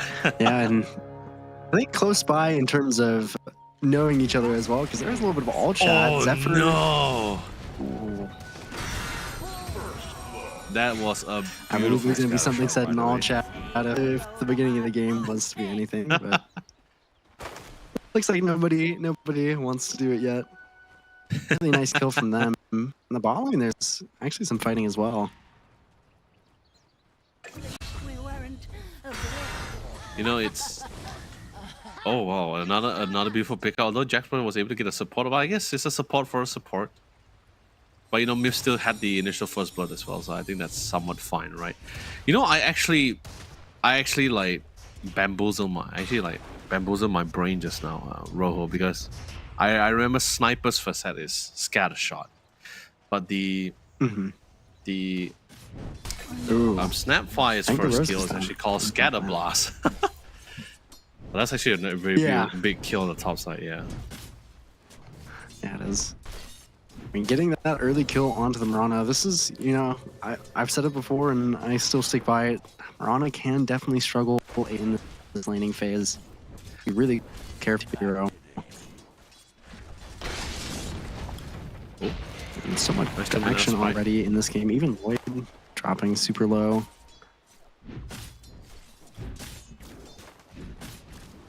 I mean, there's someone buying the time, right? Like what are we looking at here, like right now, Rojo? Like, especially for the item time is between both sides. I mean, I definitely think that for Hungry, honestly, I mean, there's definitely, of course, going to be the blink on the Doom and the Lion. Looking at Gleipnir on Lena, those are all very classic ones, but just seeing the item timing of Myth Gaming is pretty massive as well. Hung Hung in this mid lane already doing quite well because this is not easy as Puck. So if you have to force this Puck to go early items like Lincoln's to deal with the Lion and the Doom, then it's to get to those items. If you have to build this Witchblade and this Blink, I feel like Yona is a big point of contention in this game. If he's able to kind of stabilize the lane, make a good rotation, I feel like he could be okay, but Hung Hung is probably hell-bent on stopping that from happening. Same goes for the Timbersaw. We've seen how much damage Timbersaw can do. I'm sure everybody at some point in their lives has died to Timbers and just kind of stared at their screen blankly for 5 seconds, wondering how they... if you can deny this hero getting the gold, you might be so surprised when you die, because you might not be dying to a Timbersaw who has to rush kind of pipe. So it's gonna, I think, if you can just play consistently and get your item timings on Hung Hung, that is good for you. So Myth Gaming, I think their game plan just coming out of draft has to be something like, get kills, Structures are fortified. disrupt their game plan, make good smoke, pull off Zephyr on the Lion, Oh no, Scotcher. Bingo Rose. It's a level 2 Scotcher. Should be able to be fine. Yeah, just barely. So nice kill, but a little bit scary for the Mirana here. Yeah, the damage coming out from the Inferno Blade as well. You really gotta look out for that one too. But it was still a really nice lead up to a pickoff, yeah, with the drinking buddies into the shot arrows. I think that's pretty nice. And then also one of the few cool things about the Mirana, right? Is as long as you're not disabled, you should be able to leap out to safety. And he will be fine, but of course that's quite nice. pretty much all the regen, right? Buddies. Yeah, 2 bracers on Raven, just movement speed on Zephyr at the moment. Mm-hmm. Oh, couple of So far, tags big here and there. winners in this game is definitely Jackie so far. I mean, I paired Lina and Mirana kind of similarly, and have this kind of early lane usually kind of have awkward to get their Gleipnir, but Jackie in both these games that he's played Lina has not had to worry too much. Just kind of casually laning. 11 denies on him at the moment. Raven as well having an incredible lane, so creating a decent lead in the start of this game for Hung, and pretty scary if you've seen these last 2 games that we were watching in this last series. Yeah. I think like right now, even for bottom side, right? I don't think they need too much actions here. Like they had a couple of skirmishes earlier on, but they don't really have to like force upon it. I think they, not quite. I think they're still pretty fine. They're pretty like, especially particularly for Jack Boys, he's pretty content with the kind of lane that he's currently having. Not much aggressions. He's pretty well positioned as well. Don't think the Timbersaw really want to dive under the tower against like both forms of control heroes. Top side, I think top side is the one that we really need to take a gander for, right? Wait, hold on. We got defensive TP towards the middle side. Ooh. Gets cancelled out here. Instantly gets snowball on top of Raven here. But here comes the rotation coming in from Loyal. Not gonna be able to find on anybody here. Not really in range, but the Earth Spy under the ground here will be able to connect the top of Rose, but they did see the defensive TPs here. iShot sadly doesn't really connect to lock out the Doom here. But Chucky Boy, you want to see if we can try to get something out of this, and they failed to find anyone. Radiant's middle tower Doesn't feel is good. under He was attack. already fairly tough, the likes of this Lina. Now he wastes TP and 5 mana to get to the lane, 75 to get back on the portal. Oh no! Nice drinking buddies for the saves. Gonna be able to reset, allows it to leap out in tiny. Actually locks him down. Not gonna be able to get their hands on the Mirana here, but they should be able to somehow be sufficed with Eris here. So there goes. There goes E-Rise. Totally out of the picture here. It's not really a core, but it's something that they would like. And a TP from Yona. Really luck. Okay, I we nicely somewhat done. I missed that. think but it was- Yona's Under attack. he's making it happen. This is kind of exactly what he needs. Is come out of the lane at least relatively even, which he's doing, and Radiant make some are scared. really nice rotation to get Jackie and then get that kill in the off lane. But Hung Hung on the other side of the map as well. Yeah. That is the Yeah, power there of you this go. facet on Sniper. Not only are you so strong on ones too. Dire's bottom tower is under attack. Yeah, this is really insane. Oh no, with E-Rise. You're walking into the lion's den here, my friend. There's no way for you to run. Nice time with the ice shot, but then again, you're up against a sniper where range doesn't matter. You try to go with the drinking buddies here, but just no one to really snowball to. Sadly, no smoke in hand either to try to displace the assassin in here. But quick TP, Hung is pretty satisfied. He got a couple of kills at the bottom side. Great EXP as well. Comes back to try to put Yona's life, try to make Yona's life a little bit more miserable at the back in the middle lane. We did see a rotation coming in, just a casualty warning from the support side. Same goes for the rotation coming in from the Snapfire as well. IL was trying to see if we can try to make something happen here, try to make this easier for Yona, but just can't seem to find the opportunity. Not while Zephyr is within the vicinity.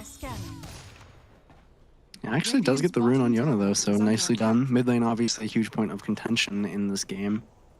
Doing his hardest to lose his token here. Oh, he does in the bottom lane, keeping Zephyr over, so gonna bring down Chucky, who not only died, but also lost his tier 1 token item. And accidentally called GG. Well played. Unfortunate sequence of events for the Timbersaw, but thankfully in the mid lane they hurt a little bit. Hung. Still, massive pickup, I think, especially when we're talking about really fat Hung as well with the snipers. So there's going to be something nice. Gives a little bit of breathing room for Yona here. Let's try to catch up with what he was somewhat missing out, but he's not really missing out too much here. Like sure, in terms of last hit, he's like short by 2, and I think that's just pretty much it. Actually no, now he's literally superseded him here. But Aya on the top side, suddenly the Volman thing is not going to be, it's going to be cancelled midway. Nice TP coming for the Hung to actually try to go for the punish. Might be able to get more than 1 here. Gets 2 here as Raven was able to secure the double kill with the Doom on top of it as well. Yeah, it's like you say, it's really particularly hard. I feel like when you have a Doom to pit against a hero like Miranda, someone reminds me of when you pit Doom against the Faceless Boy, right? Like the natural counter. You just walk up, you just Doom the guy, and he just literally just stomped out the competition. Ooh. Nice cookie, but then again, there's going to be a little bit of assist with the elite speed as well. Oh, but that's just too much regen. Yeah, the cookie's on cooldown. Sure, you got scatter blast, but maybe wait, was it on cooldown just now, or maybe just popped out? Yeah. The top side, ooh, nice respect. It's fine. Snowball was able to connect as well, but oh no, the neutral creep tanks out the arrow though, the sacred arrow. Neutral. Took neutral 1 for the team here. Marks. Seems like the Warpine Raider is on Hung and Friends team here. everyone is an ally to Hung and Friends, right? They got the neutrals on their side. Game, it feels like it. I mean, definitely struggling. I mean, thankfully, Yona on this puck has actually managed to have a pretty good game. Forces a deny on the mid tower, but on the other side, Jackie. Oh, beautiful overgrowth. Just managed to lock it down in place. The slow for the Nature's Grass was fantastic, but sadly, no one's really in the right position or the ability to really try to follow up with it. So, Timbersaw, sadly, Chuck will be paying his life for it. Mango Rose. A little bit greedy for that one. We'll be able to get it. We'll be able to secure the kills on Jack, boys. Nice turnaround coming for the side here for E-Rise here alongside with Yona here. We'll be able to get a lot more out of this trade here. 4-for-2. This is the break they were looking for here. They found great success from it.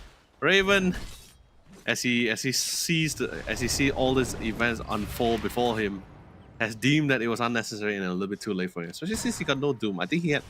Wait, hold on. Is the Doom ability? Oh no, the Doom ability was on cooldown. So yeah, it just came back. Yeah, it was. Ah, that's unfortunate. But I mean, really nice for Myth. I mean, they were down a pretty decent deficit and fighting into some pretty strong spells growth, but managed to magically kind of bring it back. Mango Rose having really nice leap movement there on the Mirana. I'm sure this guy plays a lot of Mirana. Be so confident like that.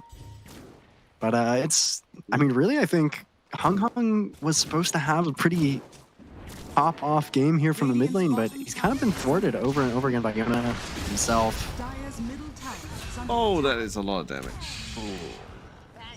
Yeah, playing into this line, and no matter how well you play on the puck, sometimes smoke into Hex is just something you can't particularly mechanically counter. Yeah. That is unfortunate. Still a very, very decent game state for Myth. Definitely than in this last series at 12 minutes. So we're kind of seeing Hung and Friends be in a little less trouble territory. They're not quite in this commanding lead, so gonna have to make some adjustments. Yeah, I think they're just somewhat just waiting out for a better opportunity, especially since like the Especially since their safe laner Miranda really hasn't really come online just yet. It's so far been dependent on landing those sacred arrows so far.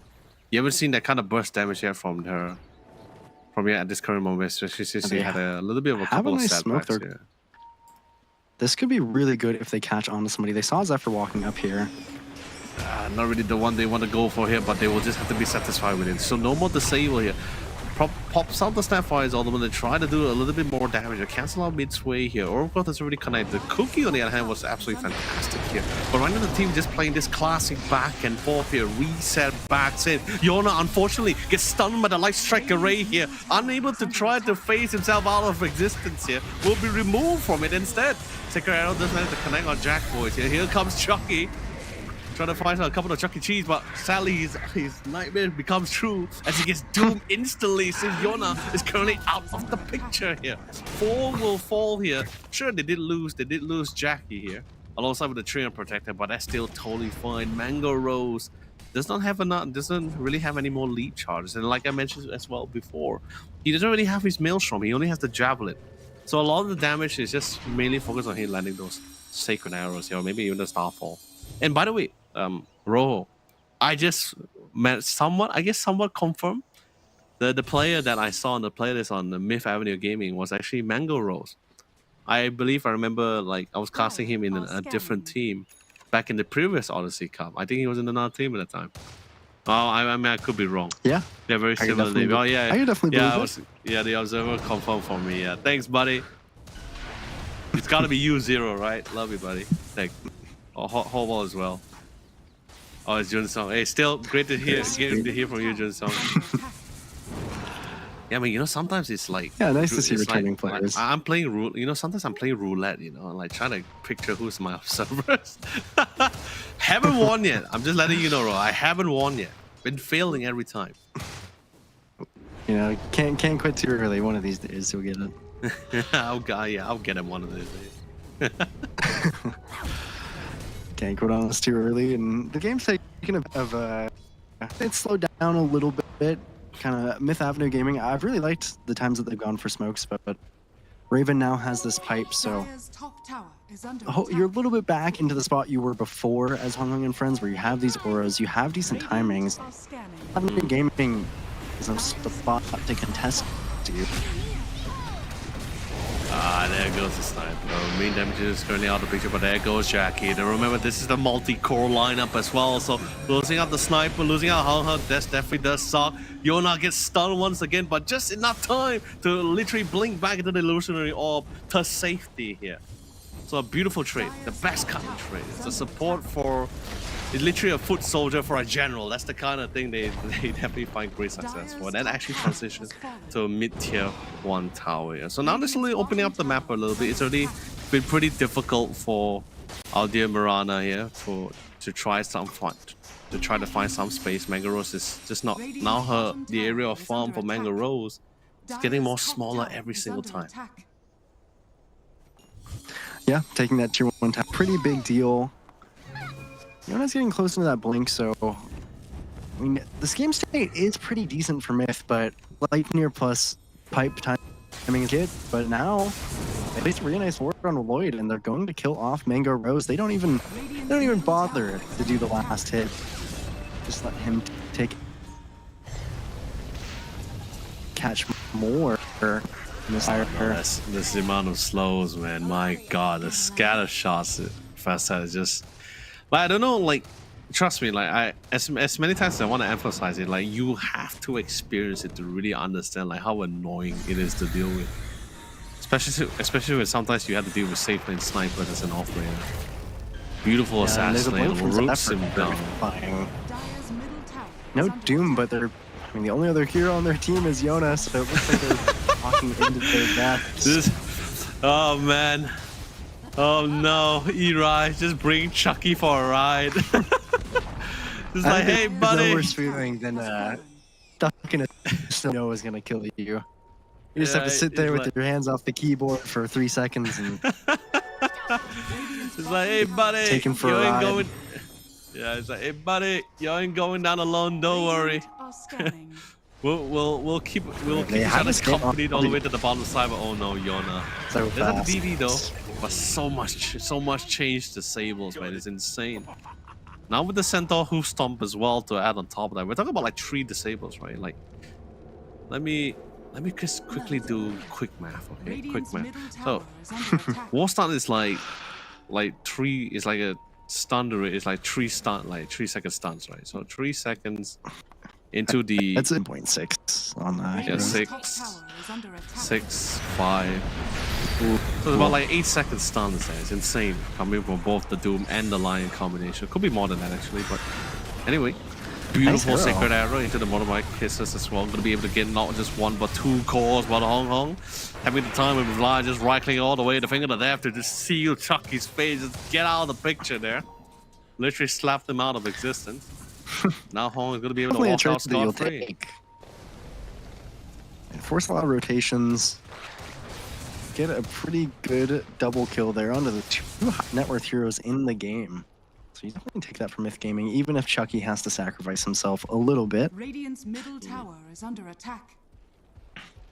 Although the biggest thing for me is I'm playing, even though the net worths are even, I'm struggling to see what the item timings are going to forming. I mean, you're going for Lincolns on both Mango Rose and on Yona, which of course feels a little bit necessary given going against the Lion and Like the what's Doom. been happening, right? Doesn't feel good.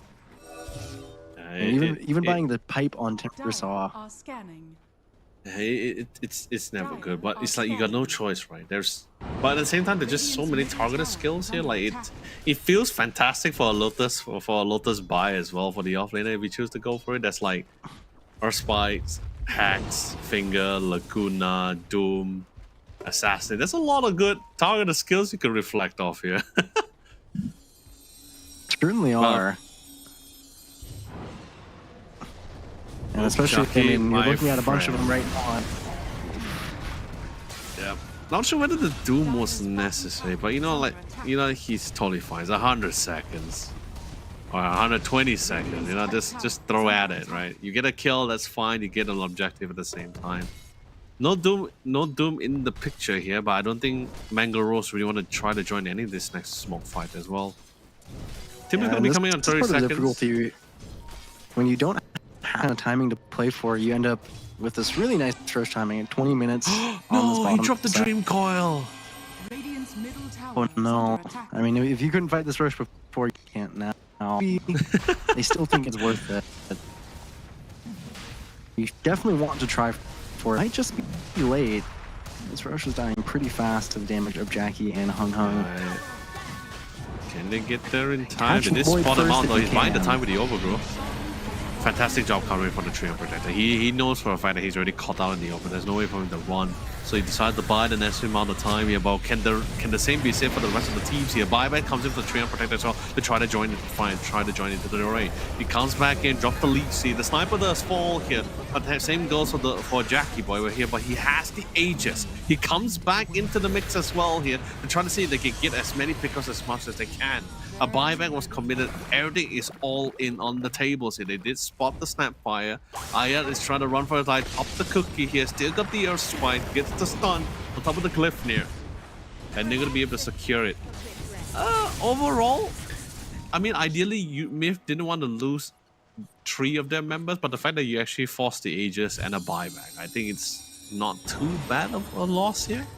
Yeah, Myth they're doing a good job at matching this kind of thing. Even though ultimately I don't think that fight ends up favoring them, I think it still is doing an okay job at stabilizing the game. I almost feel like I'd rather take that fight and guarantee that Jackie isn't going to have a BKB Aegis than not take it and just kind of watch him hit your building hopelessly. So game looks okay for Myth. It's just, again, you're going into double Lincoln pipe, so very good builds from this. Yeah, I mean, but then again, speaking of which, you got to glimpse into the Nature's Grass, Yeah. Laguna Blade into, that's a lost stun. This.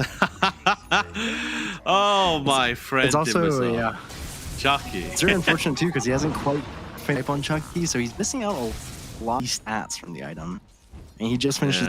Didn't even have magic resistance in his inventory for when a jump like that inevitably happens. Dire's bottom tower And even is under Zephyr going a defensive item of his own, an Aeon Disc. So he's not jumped on Zephyr. He says, I am not going to die. I will always get my spells off. I can always initiate.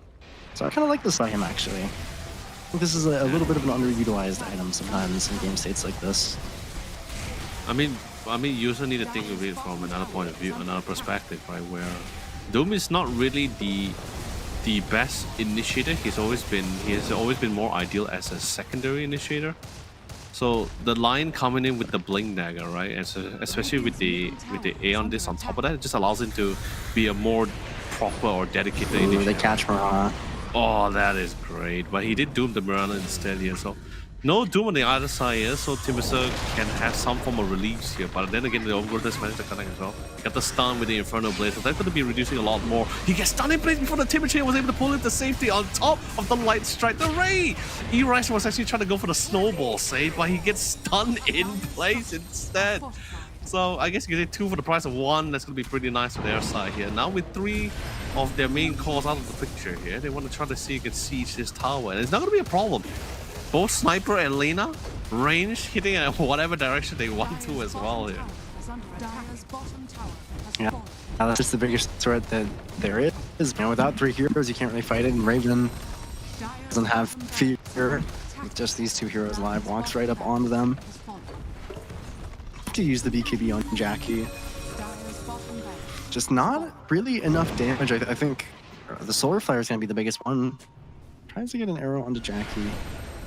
I'm just going to walk.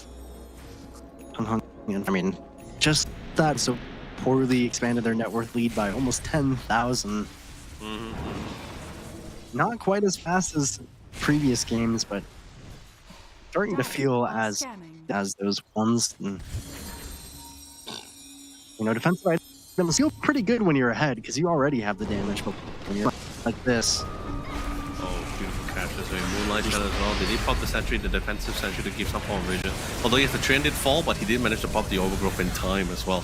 Try to get to the west of the backline. They find Jackpot, but he popped the BKB. Thank God for BKB piercing Walrus Punch as well to buy a little bit more time. But guess what? He's not the only threat. There's still Hong. But Yona was left unplaced here. So he's constantly just juggling between 2 to 3 heroes in a 1v3. He finally goes down with no form of support here. Hong and friends will suffer their first team file massive loss here against Myth Avenue Gaming. Yeah, I mean, that's the power of Solar Flare. I mean, that's probably the biggest benefit to the side of Myth and their kind of defensive item builds is you have a steroid in this Mirana ulti, so this Lincoln Sphere doesn't feel as bad as it might normally, and you even have the drinking buddies with drums on Eris, so lots of ways to kind of increase your damage. Just barely edge out a team. Actually, it's so awkward from Jackie, you know, BKB stand in place, but actually taking so much physical damage. Mango Rose and then Walrus Punch. Such a view like that. No Doom. Although the sniper was a little bit late to the fight there, but I also like the prioritization coming from Myth Avenue Gaming for the last fight as well, right? Like it wasn't so split off in those 1v1 situations. It was just more like just focus fire. They see the closest one, they melt them away, then they focus on the next specific target. Of course, we do see Yona chasing down the Tusker in the end, but still, it's been a pretty great fight. A very massive win. Speaking of which, E-Rise was casually picked up there. They tried to attempt for another gang on the other side, but Sally was not able to find success with that one. But you know, still not too many losses as support for support. But we see if Myth Avenue from a 12,000 from Hong and friends 12,000 gold lead was able to swing it back to just 4,000. They literally just chipped off 8,000 from their last team fight. Yeah, and a nice pick off onto Zephyr too. I mean, you're behind like this, every kill is that much more meaningful. Thankfully, there's a BKB on Hong, so if you can make sure that you know in position to fight with you, he is still very strong. But level 18 on Mirana with almost a BKB for Mango Rose. This is pretty much timing that you're for in terms of gaming at least the way that you're looking to kind of slow down the game. If you can dodge this smoke, it's massive because every item on Mirana is extremely valuable. So much damage coming out from that hero. Almost an Octarine as well on Yona, which is one of the best feeling items on Puck. Mm-hmm. And this, I mean, they do get the so smoke for nothing. Stealing Wisdom Rune is always a pretty massive deal. Level 18 on Raven's Doom. Mm-hmm. But not getting a kill out of it feels pretty decent. New Gaming are doing an incredible job of just slowing this game down. Being very patient with the fights that they want to take. Yeah. Sadly, Hang and friends from their last small game was not able to find anyone, nor on the scans as well. Try to see if they can get a couple of lucky, but you know, it's still totally fine. They're still able to at least get some offensive walls out at the same time. But we also have some pretty great ones on the side of Myth Avenue Gaming as well. Since they did break the bottom racks, they are not too concerned of the bottom side too much, because then later is going to be naturally pushed. And I think that's something that Myth need to be cautious for as well. Can't really prolong too much fights happening on the top side without garnering some form of success or some form of objective, because that bottom side eventually someone has to go back to really deal with that lane.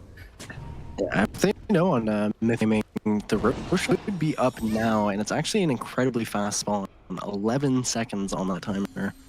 So it's actually in this top side. If they knew, they could have tried to not quite set up in position as a unit, just to be safe. This next Roche force probably going to be the contention of the next fight. Yeah, but now they got a little bit. They got a little bit of intel as well from the last smoke push, right? Like they had one of the triangles and the Dire triangle. They also spotted the Dim Saw and the Mirana TP to the ball lane. So now they know exactly where they are.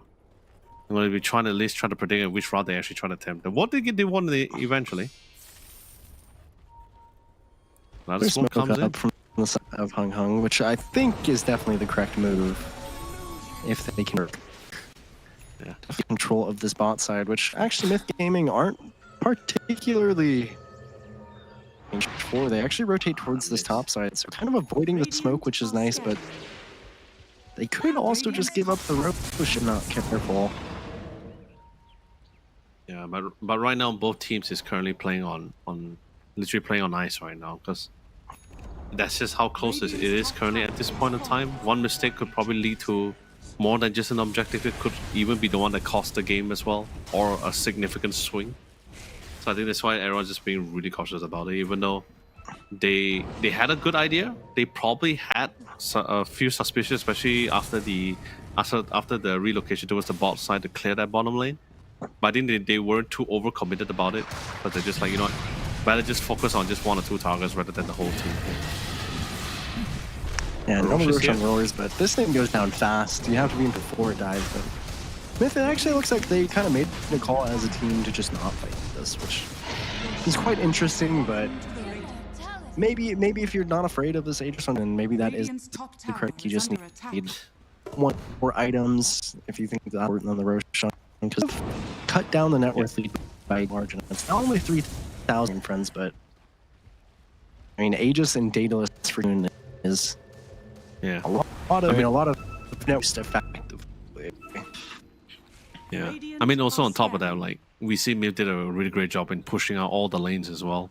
Sure they got the Roche, but it's there's still someone be able to delay it at the fact that all the lanes at least being pushed out at the same time. So yeah, it still takes down the loss. Interesting too. They're gonna smoke off of it because you have to split to kind of clear out these waves, and they have this earlier.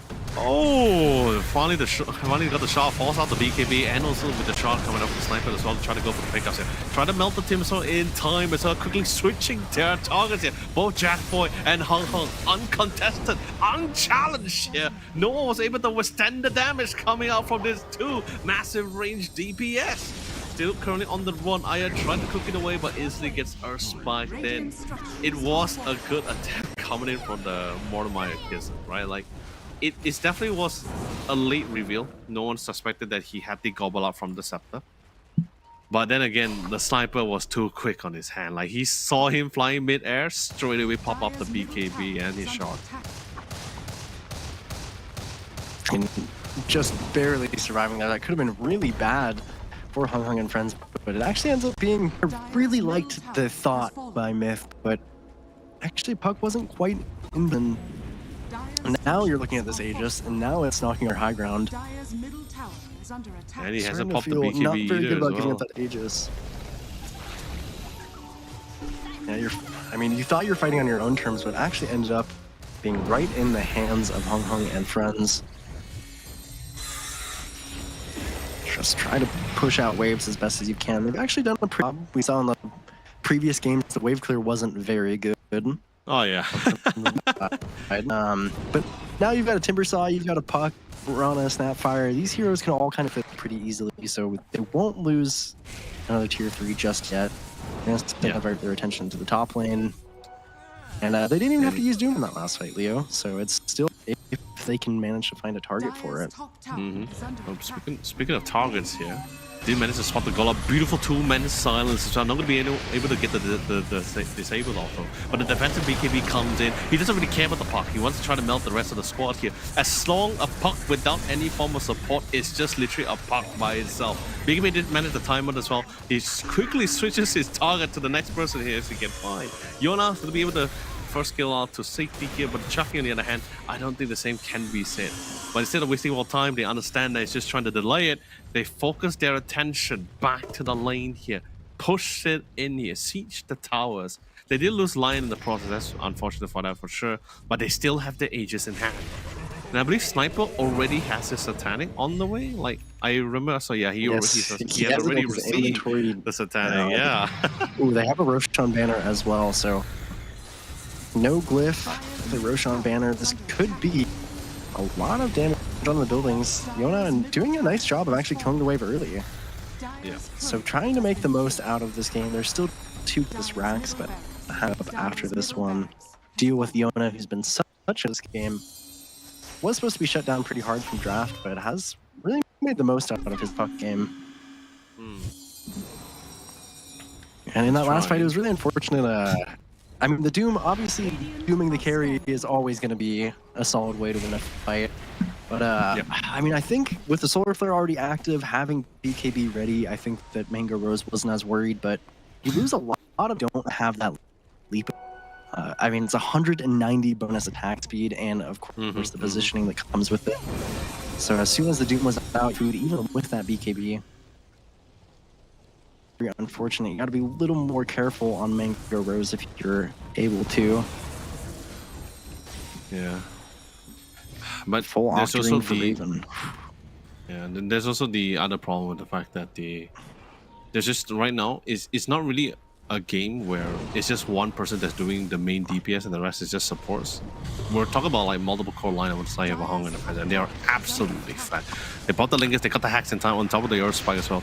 They try to go for the snowball saves here, and we'll try to delay the inevitable. The Doom still as gets long off. as the call gets out of it, as long as he survives. But sadly, he dies, and he rides also alongside with him. And no buyback. He's dead for 70 seconds. Yeah, this looks like it will be made. Now there's catapults, so those aren't something I can easily kill, especially if he gets stunned right away. God. Oh, nice no, the timing bot. from Jackie. Nobody their core. This is definitely Mega's aim right here, right now.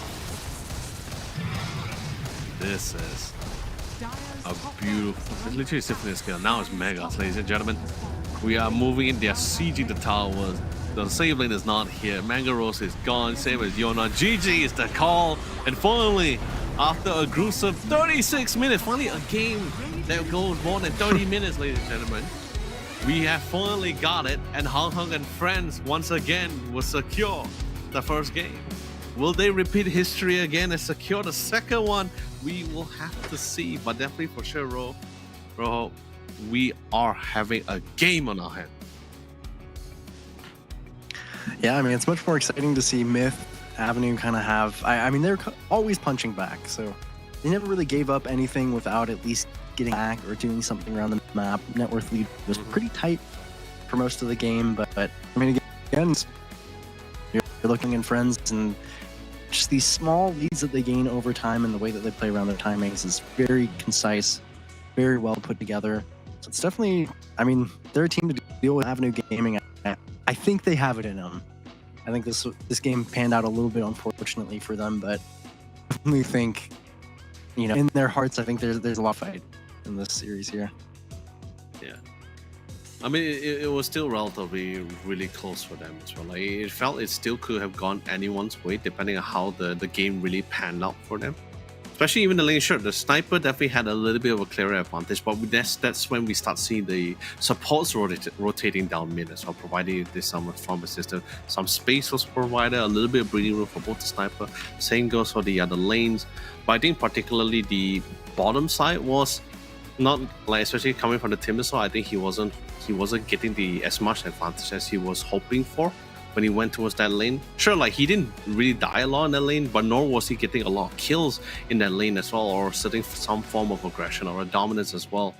It's a little bit too tricky for him, even though he was still paired alongside with the Snapfire here. So, but other than that, the game has really been going back and forth. There was even at one point where they managed to balance out the gold lead as well. It was like 12k gold lead for the side for the Radiant here for Hong Hong and friends.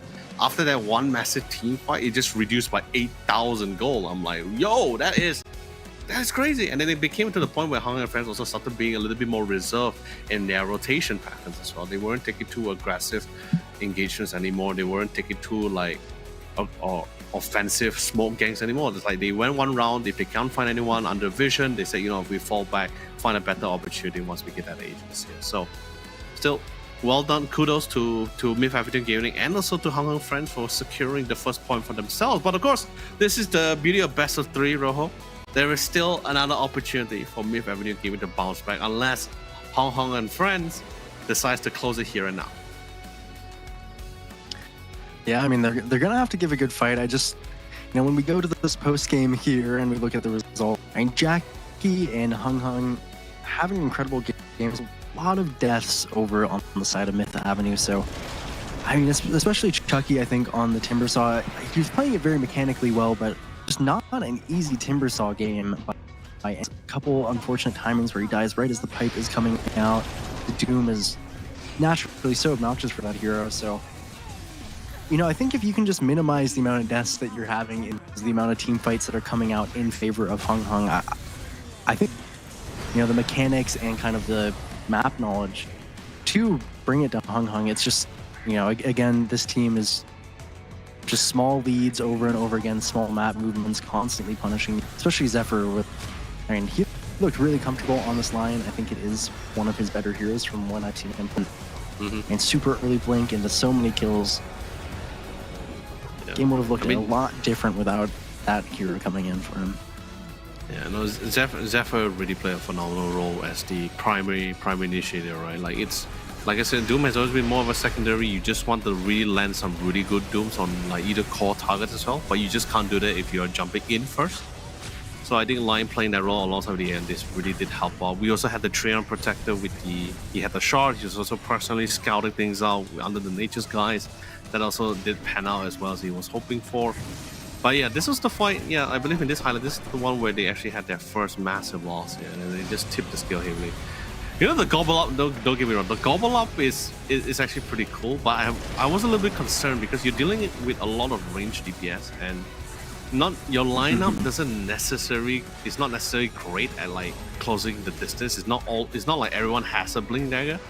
So it's like when you gobble up and throw someone in, it feels like you're just giving a sacrificial sacrifice, right? It's just like throw it, like hope they go away, hope they don't go after us anymore. Let us win. But there was that one. And I mean, oh yeah, sorry. I was like, you are coming to MVP. I was also about to praise him as well. Raven, I mean, we saw in the last game how much Doom can struggle on lane.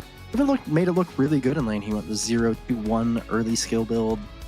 Like really consistently in the boys top of the network the whole game.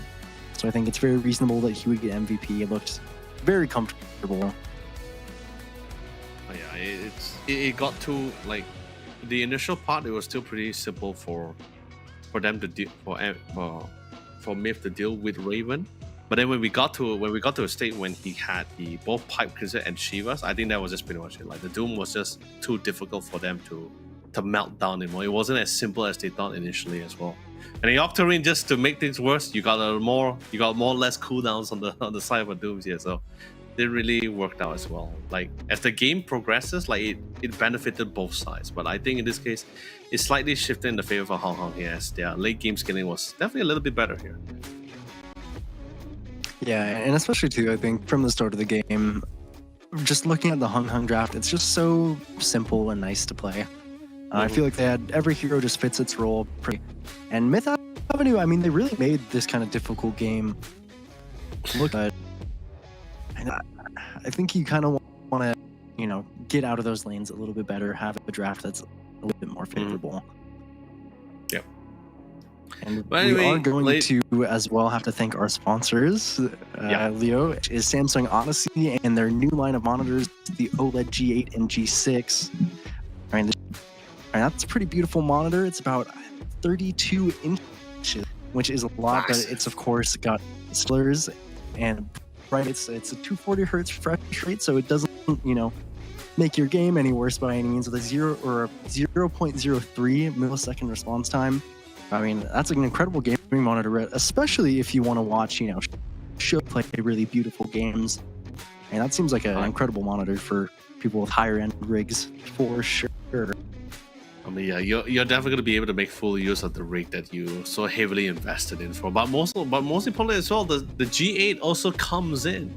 It has something that the G6 doesn't have, besides the size, of course, and the refresh rate. It's actually, it comes with a smart TV functionality. So you could actually, like, because of how large the screen is, you can actually still be pretty casual about it as well. So I think that's also a nice thing to have on the sidelines here.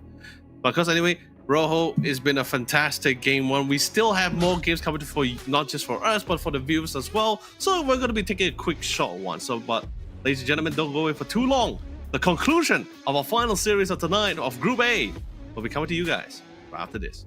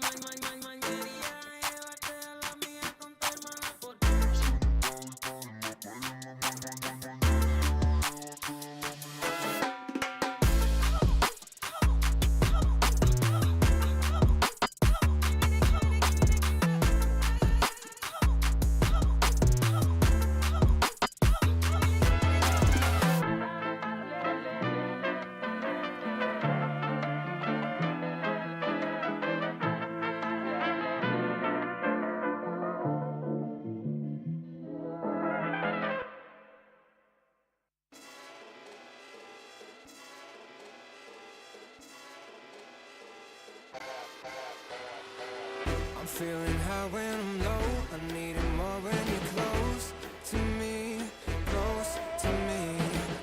I'm feeling high when I'm low. I need it more when you're close to me. Oh yeah, yeah, yeah.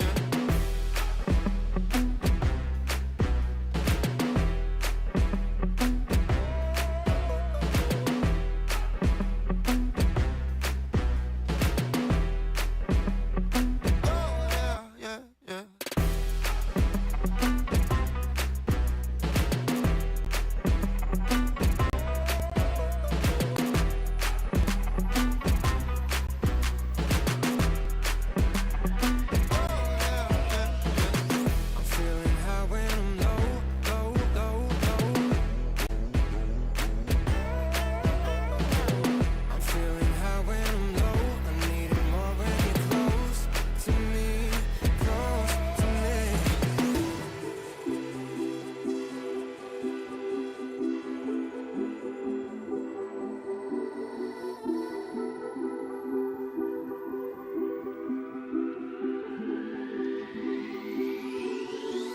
I'm feeling high when I'm low. I need it more when you're close to me, close to me. I'm feeling high when I'm low. I need it more when you're close to me, close to me. I'm feeling high when I'm low, low, low, low. I'm feeling high when I'm low. I need it more when you're close to me, close to me.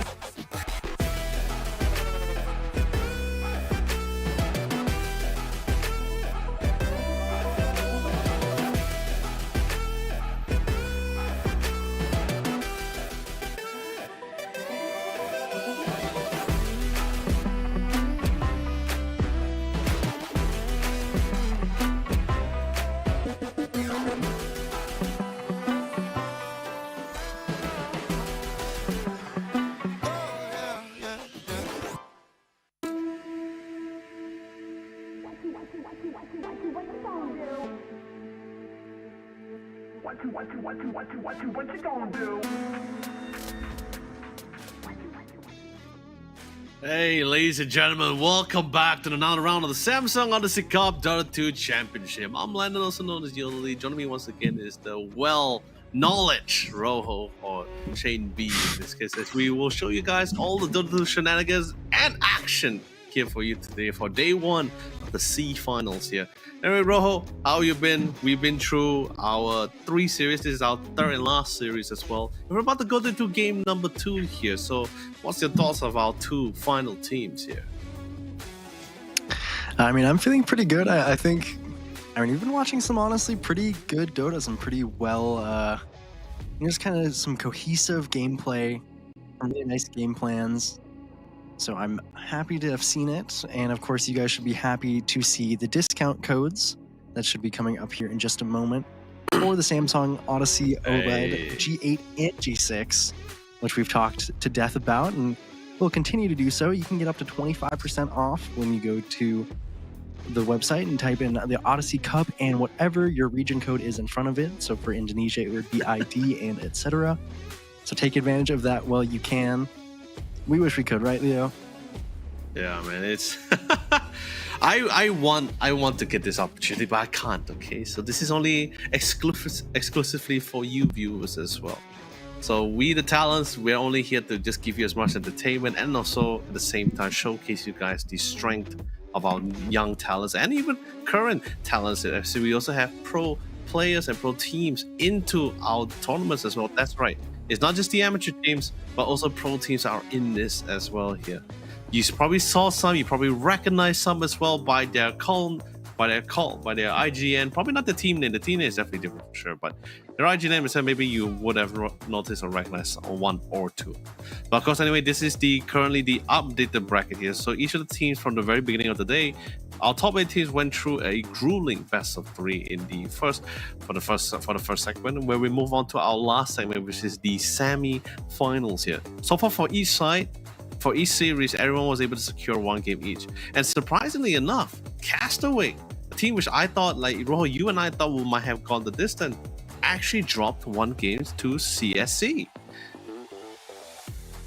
Yeah, I mean, a little bit surprising, but thankfully, the teams that lose out in the semifinals are going to have an option to play in this lower bracket for that third slot going into the rest of the tournament. And we are on to a draft now. 2 different heroes we haven't seen yet, Leo. Oh, finally. And I mean, like, finally. I'm not talking about Wind Ranger. I have no love for Wind Ranger. I'm so sorry.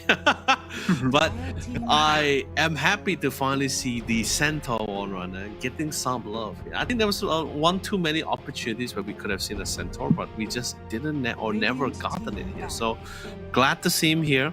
Great aura item by it. Also great pairing with the Crimson Guard as well, which is going to be very useful against the Wind Ranger's Wind Fury here. So now we have the Wind Ranger here coming in the. Oh yeah, sorry. Oh yeah, just I mean, the Wind Ranger is of course an incredibly strong hero. That pick right there shocks me, but Centaur is obviously just nice into it. The auras are great to buy into it, but I've seen Wind Rangers kill themselves comically fast on return plus blade mail, so you always have to be careful about that. But what do you think of the Zeus pickup, Leo? I was talking earlier about how I think this hero struggles a lot, but I mean, I'm happy to see it. I actually pictured the Zeus more on the. I believe his role is actually going to be a more simple role where it's just going to be more of that walking vision, right? Because I think like we have, when it comes to vision, I think we only have 2 heroes that can be deemed like the best vision provided in the entire game, and Zeus is actually being one of them as well.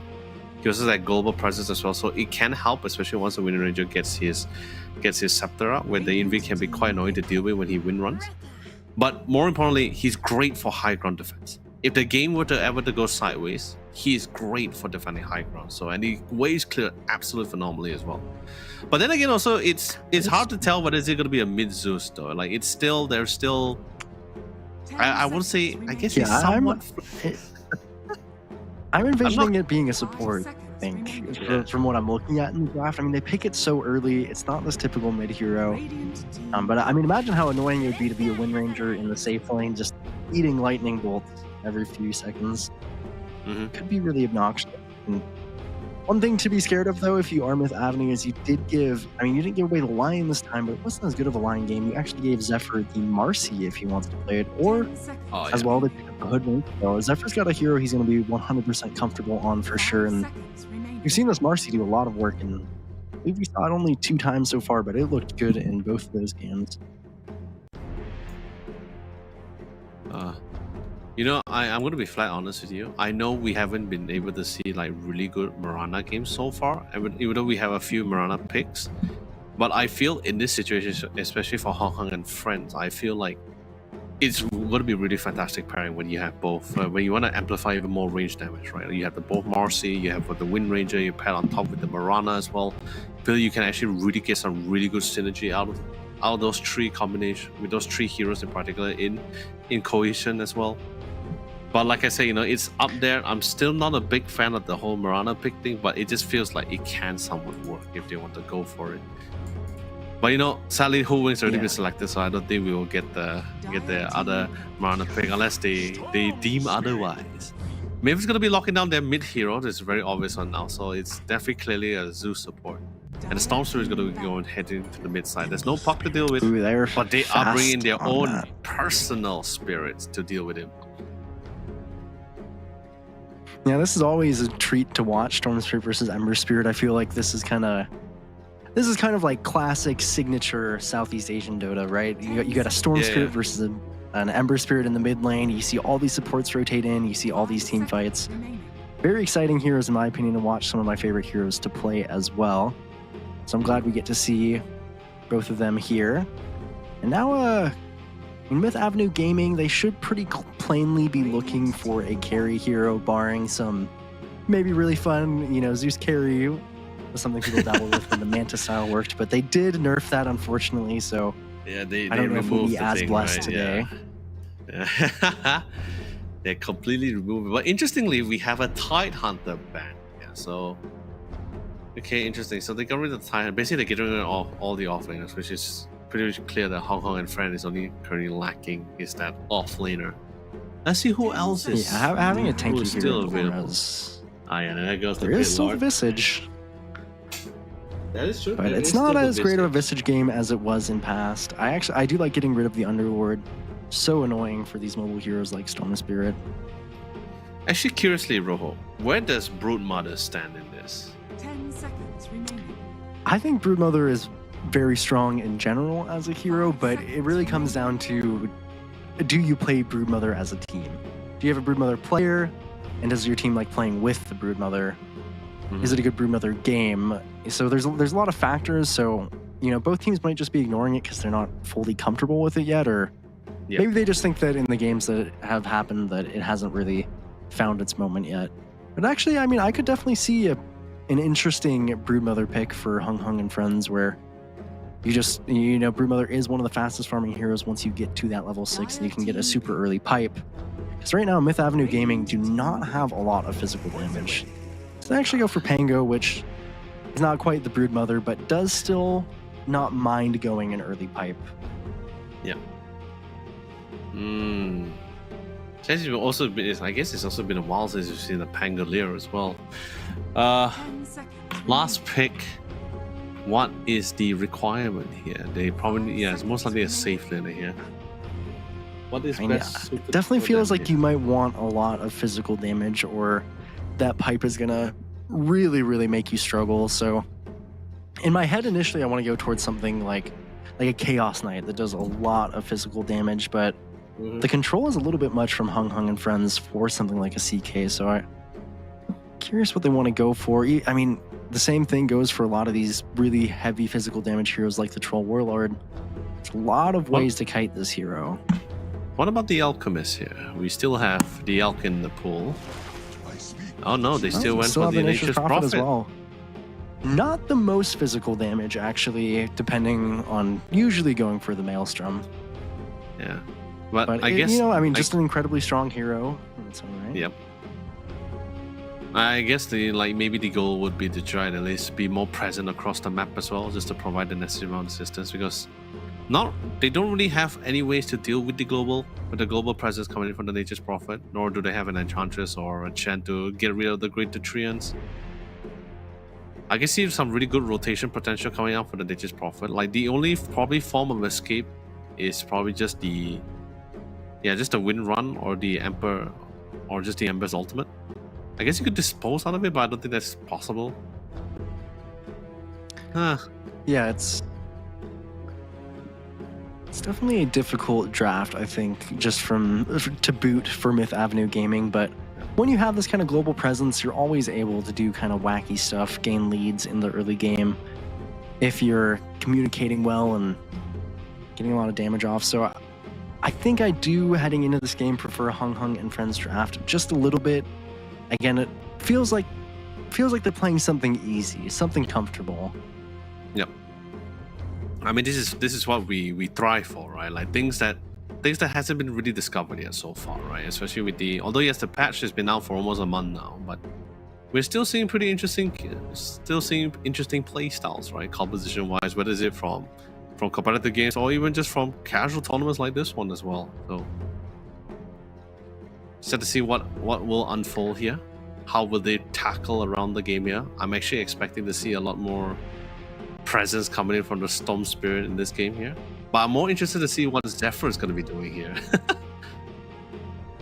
Because I think there's always going to be some form of action or excitement when it comes to Zephyr, yeah. Yeah, I mean, this is definitely, I could see this game being pretty bloody. There's a lot of skirmishing heroes. Walking near the high ground, Zephyr pretty much taunting them at that point. More all chat again. Really making sure to target Lloyd. Yeah. Now that he is on this Marcy. So we have seen him twice on the Treant Protector. I can't remember if he played a different hero. I do believe it was the Enchantress. Now he's on this Marcy. Of course, the joke being from Mango Rose that he's a Treant one trick. Proving so far wrong with the Enchantress game that he had, but always like to see a little bit of banter. Yeah. Shows that True, these players really do respect each other. I mean, that's the beauty of the community, right?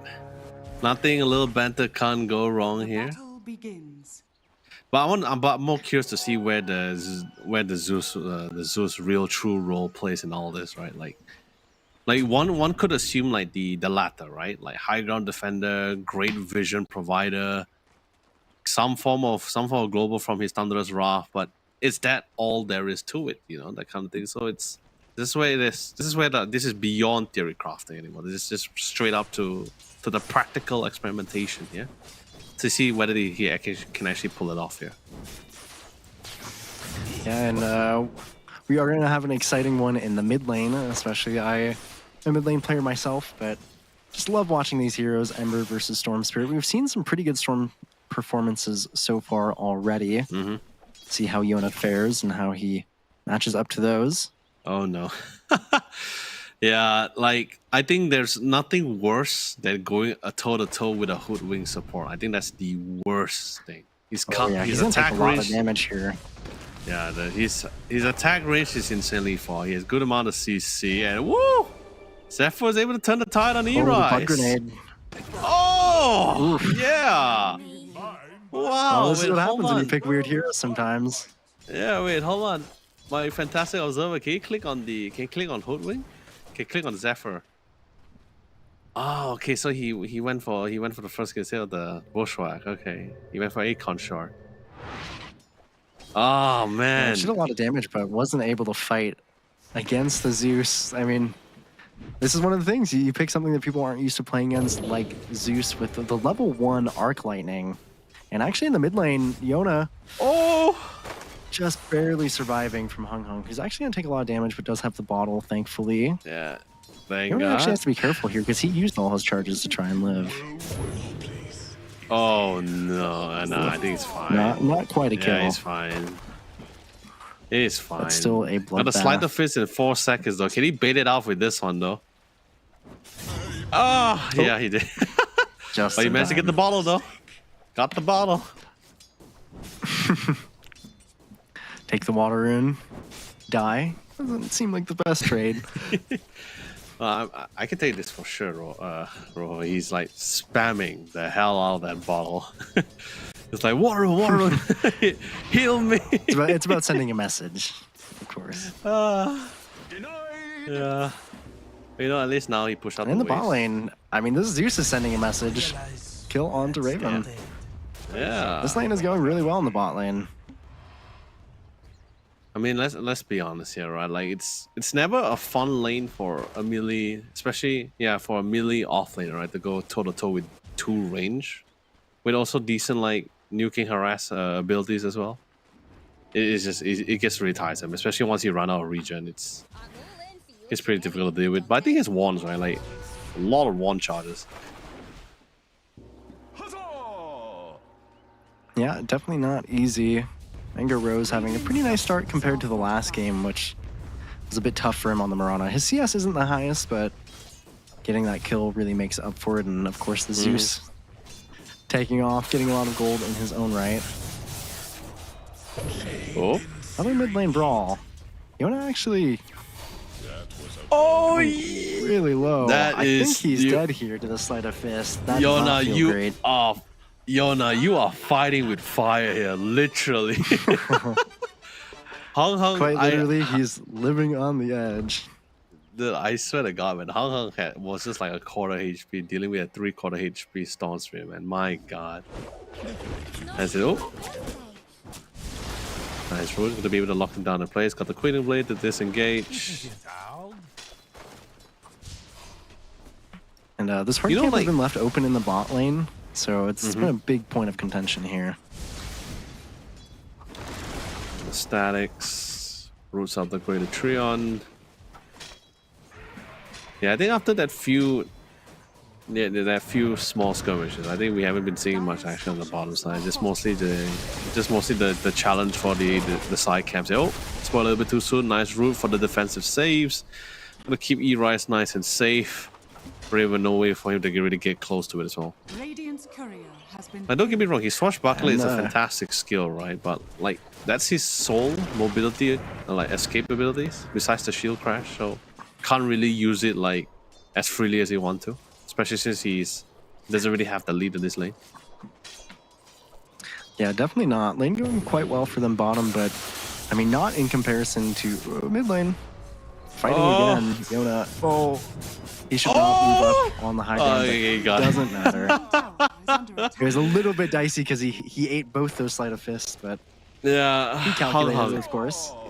Dude, I'm standing at the edge of my feet, Rojo. Like, he's playing with fire. I know he's literally the embodiment of fire. He's Ember Spirit. He's like the spirit of fire himself, but still. But if he actually won on that fight definitely. against Yona, I think that the dynamic of that mid lane is going to be so heavily shifted. It's Yeah, too heavily. especially just, I mean, even just mentally, to be honest. Mid lane players, but actually, I mean, he takes that on Hung Hung, he takes that death, and he goes top lane, trying to bring down Chucky. Blocked out by the neutral creeps. Finally goes down. Can he get another one though? Out of range. Yeah, does get the kill there, and I mean, Jackie's having an incredible lane. Tower is under attack. And actually rotating because of this into the bot lane with Lloyd and with Zephyr. Branch into the bushwhack. Nice little trick there. Ends up killing the Furion as well. Man, Jackie has 40 CS right now and 6 denies on top of it. Yeah, it is not easy, especially with the Marcy, with the sidekick active as well. Like he's free to trade anytime he wants to as well. It's always going to be able to get the better half of that trade. At least this is Centaur. Oh, actually got a kill on the Zephyr, which Good is rotation nice. as well. Yona's To be able to here. pull him all the way to the back. Raven, no more shield crash, all the swashbuckler, but the Centaur though goes for the 3-man stun by some time, but sadly Yona's damage is a little bit too significant here. Lloyd be able to walk out of this scot-free. Dire are scanning. Hung Hung's looking for a snipe onto Hey. Eris, but they actually see him because of the ward.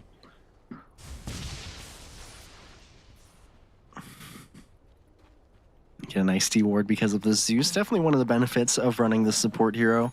Lightning Bolt is always so nice for just clearing out observer wards.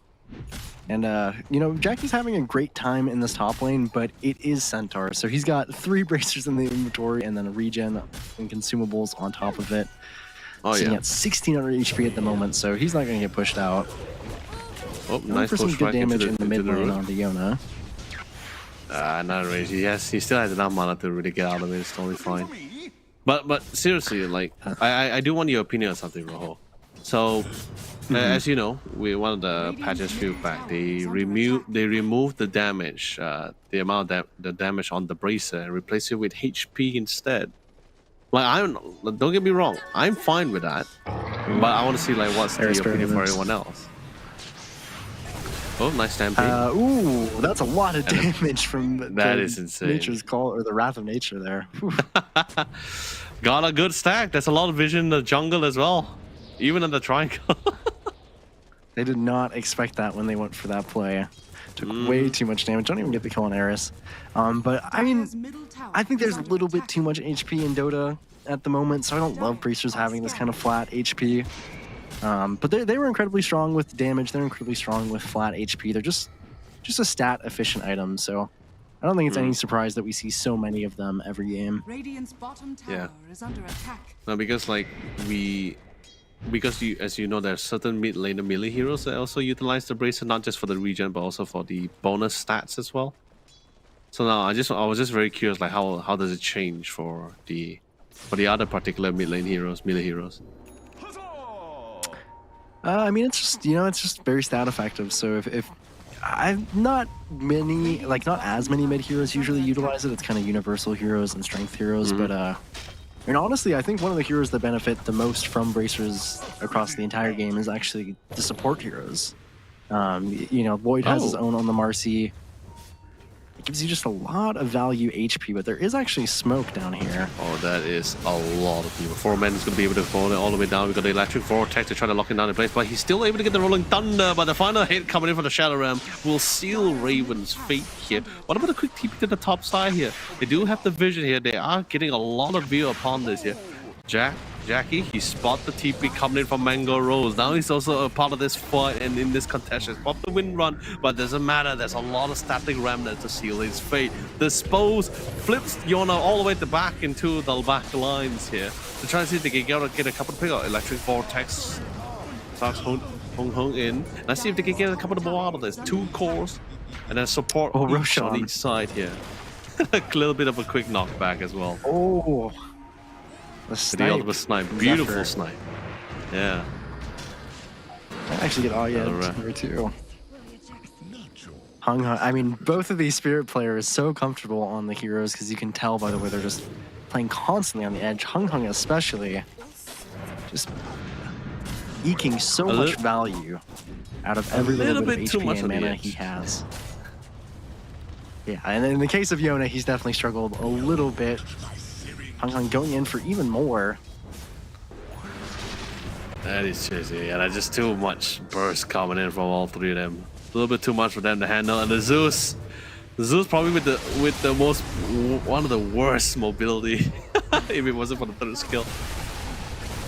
Which I'm really thankful to actually have that. But what? What? Yeah, Wrath of Nature is a spell You in gotta Dota love 2. Oh, trying to kill Raven as well, but doesn't quite have the damage. Hung Hung here is here again. Playing a little bit of ping pong on Raven. Shadow Realm comes in, but it can only buy so much time. Sadly, they don't really have any like flat AoE burst to actually try to damage him in Shadow Realm. But you know, eventually they'll get him. Hung Hung is giving me a heart attack on this Ember Spirit. He just does not care. What do you mean, Rojo? Now only you feel it? Every time I see an Ember Spirit, I'm always having a heart attack. I don't like Ember. I'm scared of Ember. It terrifies me. It is a very scary hero, especially in the hands of somebody who is Dyer's really knows honestly how a to- psychopath at this point. Hung Hung, he just does not care about what anyone else is doing in the game. He is going to try and mechanically outplay you.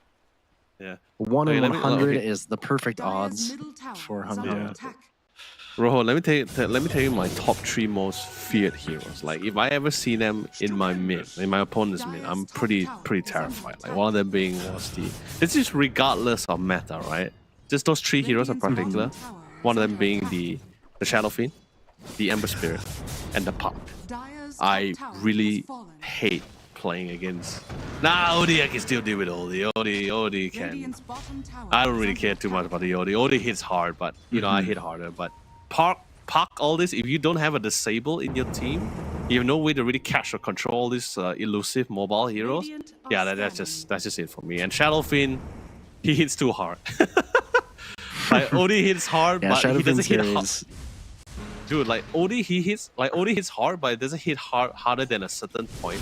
Shadow Fiend, he hits harder the damage like keeps stacking, right? Like the longer the fight, he hits just as much harder. Like you just can't run from it. Yeah, and especially when heroes or people are really proficient at those heroes. I would definitely include Huskar in my top 3, but I mean, you can. I feel like these all these heroes that are really scary, they also have the potential to, kind of struggle. And ooh, actually using the global potential to bring down Jackie in the top lane.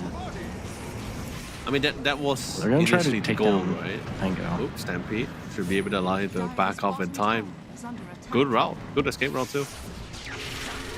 But Hung, is he gonna get feared? No, he's trying to time it. Beautiful. Oh, nicely Bramble. done. And the fear Wow, stack yeah. on top of them. Fantastic.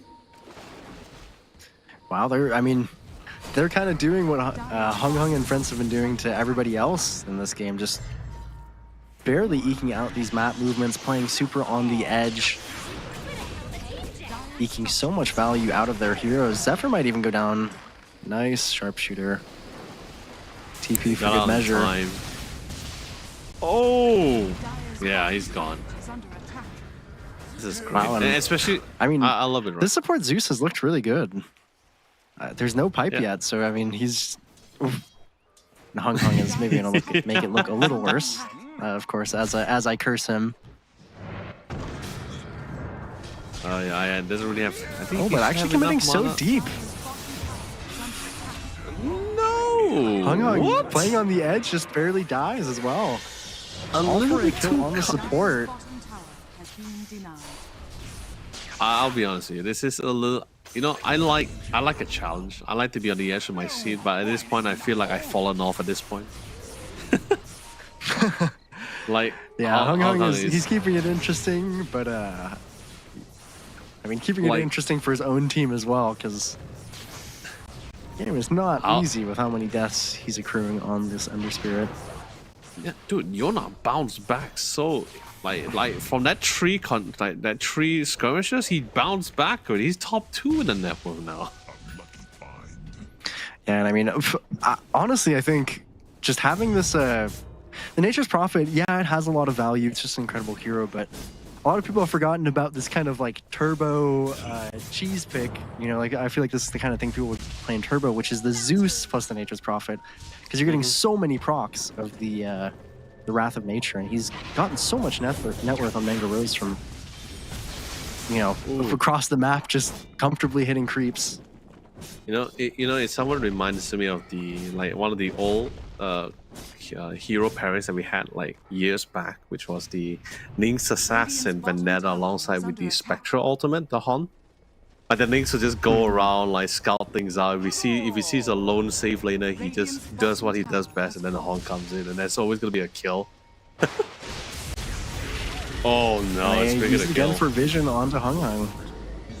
Yeah, that's what I was saying, right? Like I can't think of anything else besides high ground defense or just vision. Like Zeus has been really great with vision, and now I'm not even concerned whether he could get the scepter in time. Now I think like with the way the game is progressing and how the Zeus is also was casually like able to earn like really small passive incomes, I think he should be able to get that scepter out alongside with the Nimbus. That should also be able to allow you to assist with split pushing the other lanes as well.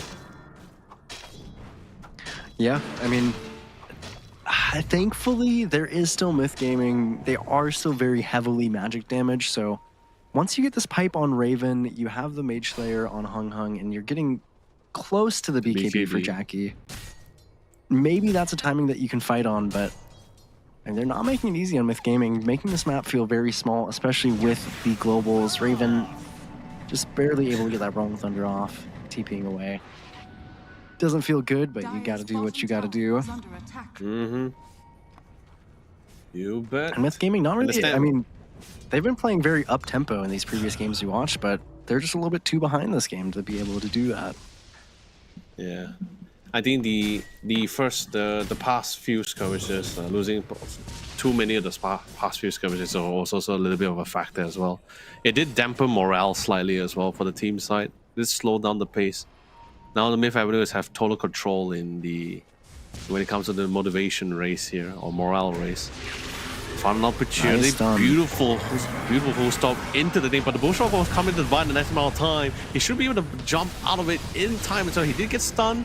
He tried to glimpse up with the Remnant, and he will survive. Oh no, he actually eventually died eventually, so the damage was still a little too significant. He did buys back. the buyback. He got the shackle shots here, beautiful one with the sleight of fist. Should be able to try to punish as many people as much as possible. Mango Rose, beautiful timing with the He has a regen on Yona. and Yona expanded Hung Hung. Playing with fire for sure. That's a buyback because dieback. A triple kill on both of the spirits here. But this is a dieback Ember Spirit here, so a lot was invested into this fight. Maybe a little bit too much.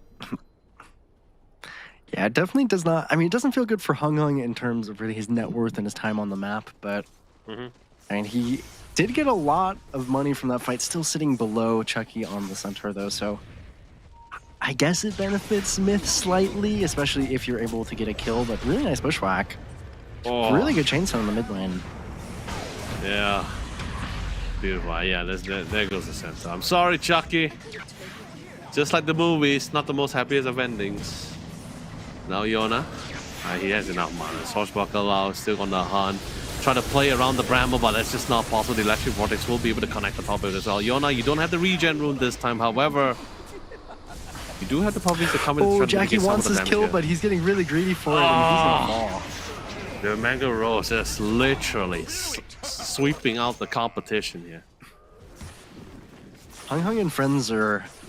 It looks like they're. I mean, they're used to these kind of comfortable games, right, where they've been ahead by quite a bit, and now Raven is randomly chasing into the river on this Pangolier, Radiant are and scanning. they fall right behind him. Jackie just tries to get Dire's that kill middle onto tower is Ayed, under attack. not able to eke it out. Nice root onto Hung. Is he gonna go down here again? Chainstun is pretty good and not able to get a remnant off in time. Even Lloyd is here. He's in Storm. desperate need. He's in desperate need of a BKB here, and it feels like every stun is going to be able to connect, especially if you think of this kind of synergy that they have been utilizing so far these past few minutes, right? Like electric vortex into the fear of the Dark Willow as well. If that's not enough, there's also the Glyph also being picked up as well. There's no real way for Hung to really get out of the spot. He doesn't really have like a Manta Star to purge the root, nor does he have the BKB to get out of all of this like stun or root abilities as well. And it's pretty tough. Like the minute he shows himself in lane, and if there's no allies nearby to give him the necessary support to bail him out, it's most likely going to be a dead ember every single time. And they even, nice timing from them. They don't actually catch them on the Tormentor, which is extremely lucky for Hung and friends, but Yona takes the Wisdom Rune pretty happily. He's a tier 2 neutral item as well. He's now level 18 on the Storm Spirit Leo. Yep. From the initial bullying from the early game, now he's completely dominating. Beautiful Stampede initiation as well. Was able to get on top of it as well. Dark Widow comes to the line, like melts away Zephyr before he even gets the chance to pop in the Bullshock here. The whole team is currently in a full disarray and completely isolated here. But Hung decided like, alright, I don't need to go after E-Rise anymore. He doesn't really have enough mana. So unfortunately he couldn't really get the kill or the pick off on him as well. But so far, it's a 1-for-2 with a core and the support for it. Definitely not the most ideal trade, but since they're a little bit behind, any kill is some form of success for them here. There is still the 10k gold lead on Myth Avenue though. Yeah, I mean, even Ayed, he has a blink already, plus the bracers we were talking about earlier, so this Dark Willow has been a massive threat, always landing these brambles, getting really nice fears, and the damage is a lot coming out from this here, especially since, I mean, with this early blink dagger, even Ayed, you know, he's hearing what I'm saying, and he's thinking, I'll buy a Dagon. Don't know if he'll commit to that, but I would love to see him commit to it, because why not? Just, I mean, nothing wrong. There's nothing wrong with having more damage, right? Like, pile it on! Dire's top tower is under attack. Of course, and Eris actually on the Zeus. He's not going for the Ags. He's not going for damage. He's letting Ayed take that. He's buying Mech and a Solar Crest, so doing his duties as a support. Yona is trying to get onto Jackie, who's more than likely dead here. Oh, beautiful Shackle shot into the bushwalk and the Glyphnir. By the time, but I think he will be doing the time back at base. Yeah, Yona, Catch on Hong Kong as well, got the electric vortex, suddenly no fear, he's going to be able to slide the first out of this to safely with the remnant. But Chucky already predicted the path and well positioned himself to go with the hoof stomp. Does connect, Hung still survives, but not for too long as he finally died. Raven will eventually be stunned here, roots in place by the Bramble. Chain stun as well, and all Zephyr could do is just watch his allies from this. Jackie come to the line side as well, did pop in the focus fire, melts away, and he also has the facet as well, so he's gonna be able to hit multiple targets at the same time as they all beautifully grouped themselves up. Got the shackle shot. It was an ultra kill. Will the man get the rampage here? Will they allow it or will they deny him? And they will give it to him. Jackie brings it back with a rampage here, and that's a lot of gold. And I'm talking about like from third place swinging back to the second instantly. My God. And this is not a hero you want to give gold. This Whirlwind becomes so problematic when you group up like that. Chucky is not quite to the Crimson Guard. So, I mean, it looks so good for Myth Avenue Gaming here, but there's no mana for Yona. It's probably one of the biggest deals, and the Shackle Shot is just beautiful. Oh man, that is one way to swing the game back. Still 7k, 6k lead for Myth Gaming. But that is a lot less than they had, and now you have a real problem here with this side-kicked Wind Ranger. Almost at a full Daedalus, yeah. Yeah, and they have no real answer against the BKB as well. Like with the BKB release as well, there's just no real way for them to really deal with it. Maybe I guess you can somewhat root it. You can root him while you have the BKB to try to buy the time. But but most of the time, he most likely will be coming to the fight last. Unless their main priority target is probably him in the first place, then we might see a little bit of a different outcome. But other than that, that whirlwind was fantastic. Everyone was relatively down low. Yona, fortunately, it was like, although yes, from the highlights we only saw like from the actual fight itself, but the fight was actually a lot more longer. Like it started all the way to from the, if I'm not mistaken, the Dire tier 1 as they were just chasing him down. Yona was just chasing them all the way to the Tormentor. Yeah, he had already expended a lot of mana prior before the Wind Ranger came in. Yeah, the game is still in a good spot for Myth Avenue Gaming. They now have the BKB on Mango Rose, so they don't feel awful, but until this MKB, Jackie is kind of going to be the king of these fights if he doesn't get bursted. That BKB with that Daedalus is an obscene amount of damage, so everybody's looking at Roshan on this top side. Smoke up from Hung Hung and friends. Dagon was finished on Alyad, by the way. Spotted out, trying to go over the chainsaw into the field. They will find some form of success here, but sadly he will thank God for the defensive coming from the pipe and also from the guy. He's going to be able to sustain as much as well. BKB pop into the whirlwind as well. They're trying to hunt him down. The goal is to just try to sustain long enough within the whirlwind, then they can try to turn the fight back on. But they did lose Mango Rose in the process. Yona within vicinity. The Bushwhack will not be able to connect on the Dark Willow here. Will not find anyone other than Mango Rose. But hey, a call for support, something they can try to work with at least. And now let's most likely a Roshan. They're definitely going to look at it. There is a Thunder God's Wrath coming up soon, so maybe there's an angle to try and do something here. Yona's got full mana, but this dies fast with this Daedalus from Jackie. Level 20 now. Minus 10% reduction on the whirlwind, but they're here in time. Oh, can they melt the Ember in time? I believe they will. Not even. Beautiful follow-up as well as the TP coming in from the Marcy comes in time. They try to lock down Yona for as long as they can, but they can't. But Yona is currently out of mana though. Just enough to get into the pit and try to at least focus down on one person instead, and they will find some form of success. The Dark Willow will also be dead here. The Wind Ranger is also necessarily nearby, and the Roshan will go to the hands of Myth Avenue Gaming. Just goes to Yona. I mean, that's... Storm Spirit is considered, I think, pretty widely one of the best Aegis carriers in the game. Especially with the game that Yona has had. 2 lives is a very scary prospect. Dire's bottom tower is under attack. Just not able to full... I mean, once you run out of the whirlwind on Jackie, once you don't have the BKB, it can feel tough, but when you do... Oh, that's good. Beautiful electric vortex. So, popped the wind run, he popped the BKB. Here comes the whirlwind as well, and instantly forced out the Aegis here as well. Can they at least pick up Mango Rose? They will not. Well, what about Yona on the other hand? He has full mana.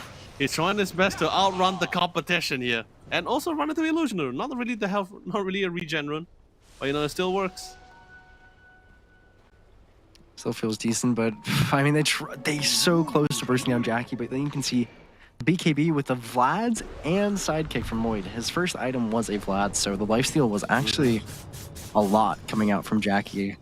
Oh, and they're just coming up slightly short onto this Wind Ranger. Kind of even like this from Jackie. He's eyeing himself a refresher. No funny business. You know, he's realized that once they can kite out this BKB and Whirlwind, their fights are going a lot poorer. Well, let's just have 2 of them. That sounds like a pretty easy fix. Yep. I mean, it also works, right? Like, he already has the damage. You paired it with the sidekick as well. So I think it's just like, it just gives him slightly more of an edge here. And the Blast is already giving like 20% lifesteal already. And some form of stats here as well. So, like I said, the goal for Myth Avenue Gaming, the weakness, okay, not to say a weakness, but the way they can play around it is just to try to out sustain the whirlwind, right? That will be the goal. And after there's no more whirlwind, then they're pretty confident they can try to reinitiate into the fight. But with the refresher, that thought is like out the window. Like, it's already bad I really enough. like it. Dire's top tower is under attack. Radiant's middle tower is under I think as attack. well. I mean, I love Alyad for buying this Dagon, but I almost wish that he used all this raw net worth he has to buy like a scythe of some sorts. Because one bursting Jackie is going to be their best bet, and they tried in this last fight, but just weren't quite able to. And of course, they had the pipe and the solar crest. Yep. Even a glimmer cape onto Zephyr. So even though the net worth lead is 10,000 from Myth Gaming, I mean, it feels a lot closer than that. Yeah. Jackie is a force to be reckoned with. No, he really is. Like picture it this way, right? Once he gets the refresher, it's 12-second BKB and 18 seconds of whirlwind. Like, who's gonna be able to survive that long? That is good. Who survives that long? really I would feel like like to see anybody the will. heroes. I would like to see the hero that can survive the whirlwind that long. 18 seconds. Yeah, I mean, Daedalus and everything else. It's insane. Chucky does have the Crimson, but at this point, the Daedalus is definitely outclassing it. Thankfully, Mango Rose, I mean, he actually decided to opt out of the MKB, so now going for a Assault Cuirass just to be a little bit tankier into it. Don't hate it, but having no MKB is going to make Jackie just that much stronger. Can they get the whirlwind? No, you got popped the BKB and the focus fire as well. Like literally dancing and literally trying to keep it aside as many as people as much as possible. Only find E-Rise here. Yona was able to get all the way to the back line, but they're not done. They don't see they can try to get Mango Rose here. Sadly, no Basher here to try to pierce the BKB, but then they get beautiful dispose here. The field comes true on top of Jackie, but he pops the refresher. He hunts them down. He doesn't have enough mana, so into the Glyphnir, and there goes Yona. Can he try to find someone else on the sideline? No, he was able to TP back in time. Finally, after a long while, 30 minutes, we are finally seeing the destruction of the mid-tier 1 tower on the Radiant side. Yeah, I mean, it took a long time, but feeling well worth it at this point in the game. You did, of course, use the refresher, so you have a little bit of a timer for Jackie here, but man, he just feels completely unchecked in these fights. There's nothing that's stopping him once he gets that first BKB off, and then you check his inventory and you realize he has a second one. It's getting a lot closer this game for Hung Hung and friends. Yeah. Didn't seem very good for quite a while, but I mean, at this point now you feel pretty comfortable. I would say don't care much that Ember and Pango aren't as high on the net worth because they've got really high impact items with this Blink and BKB, the pipes, and actually Jackie caught without the BKB. I think he's trying to be a little bit more reserved for it as well. Spot Mango Rose, he's able to get them a lot of ping pongs with their full succession as well. But the fear just connects on all three of them as well. It's absolutely perfect here. And no Jackie, their main damage dealer as well. The reinforcer coming from the Radiant side is finally here. Even though, yes, Hong Kong has the BKB, but it just have no form or way to sustain the damage or no way to escape out of it in the first place here. Same goes for Raven. He pops the stick charter, but still didn't matter. He doesn't have the swashbuckle. And will fall prey here. And instantly, 4 members will fall. Sure, there's buybacks on the side here of Zephyr. Sorry, not Zephyr, on the Marcy, and even on Hong Kong, but I don't think that's going to be the same case here. Of course, I'd be talking about how much closer the game is getting right as Jackie dies without the BKB. Really nice punish from Mango Rose and Ayed. I mean, Ayed on this Dark Willow has been such a nuisance with catching out these heroes. That's a great A case of it. Is there still hope, of course, for Hung and friends? They still have this refresher once Jackie is up. But you're going to take a lot of buildings with this freshly finished AC from Mango Rose. And without Jackie, I mean, they pretty much have no damage on Hung and friends. Correct. It's now the goal is to try to see how much they can get out of this within this next few seconds here. They did pop the smoke refresher for 25 seconds. It seems like they are intending to actually go in without the Pango there. He popped the BKB, popped the Whirlwind. Can he try to get as much as possible? They are aiming for the Megas. They don't really care about anything else but the Megas here. Get a little down low, and they will succeed. They do get the Megas here. And now let's see whether they can get something more out of it. But sadly, Mango Rose instantly goes back to base. Same goes for the rest of the squad. Thank God for rolling down. That does cancel out the TPs of the Dark Willow. But what does it matter? They got the Megas here. And now all 3 lanes. Now it's already going to be difficult enough for them to juggle, not only trying to get the pickers and find an opportunity to push down the lane, but they now need to make sure they are keeping an eye in all 3 lanes. And a Nature's Prophet Mango Rose, who is not only very well farmed, but also has global presence. And he's a natural tower hitter, so haha. Yeah, I mean, very good game for Mango Rose here. 15-5 and 21 on the Nature's Prophet. Benefiting a lot as well from just the vision that his supports can provide. All the lockdown as well. Even the, of course, Dagon 5 from Ayed, just for flair. I don't think Hung Hung and friends are quite out of it, but Mega Creeps 35 minutes is a tall order. Yes.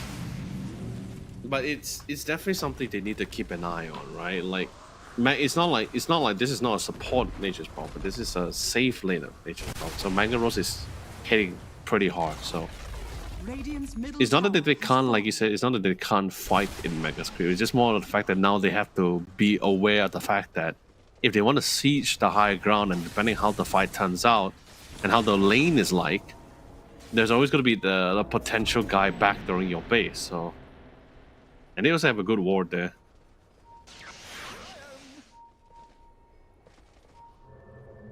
Yeah, they're just sitting on this ward, hoping to make something of it, but Hung Hung himself has to deal with these lanes. Somebody has to deal with these lanes, with the Mega Creeps constantly pushing them in. So just sit back and relax for Myth Gaming. The fight will come to you whenever it is good for you, because they have to deal with these lanes. No way for Hung Hung to connect. They're trying to catch something, but they're just a little bit too wise on Myth Gaming. Divine Rapier? We are going all in with this. Yeah, we are going all in with this. And especially since he revealed the Sacred Relic in the lane, they all know what's coming. Oh man, now it's I almost think that the Revenant's Brooch is more damage, but I mean Rapier is going to be a lot if he gets even a second of uptime. Now the real question is, are you able to stop him from getting this kind of comboed that he has been with all the stuns and all the vision that Myth Avenue have? Yeah. It's No, not that's easy. what I'm saying, right? Take another Tormentor, That's get what I'm what you can. The game suddenly becomes not about who's going to be backdooring who anymore. Now it's more about, can we get this guy before he pops BKB? And because he also doesn't have he doesn't really have a Hurricane Pie. Oh yeah, sorry. Yeah, I mean, no mobility on Jackie, but you're also gonna, if you're Myth Avenue, I feel like you're pretty happy just waiting for the Aegis. Even with this Rapier, give it 2 lives. Wait that extra 15 seconds that it's gonna be until Roshan spawns. Just be patient. Yeah.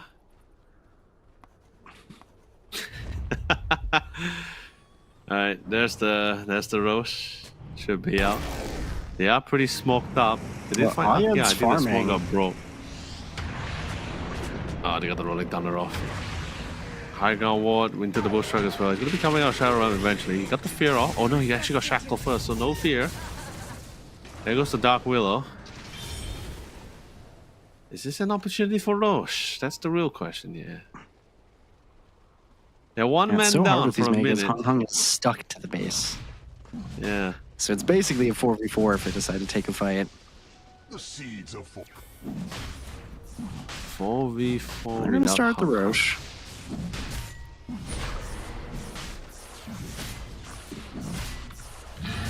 That's the Roche. Are they on the way to the Roche? It feels like they're on the way to the Roche.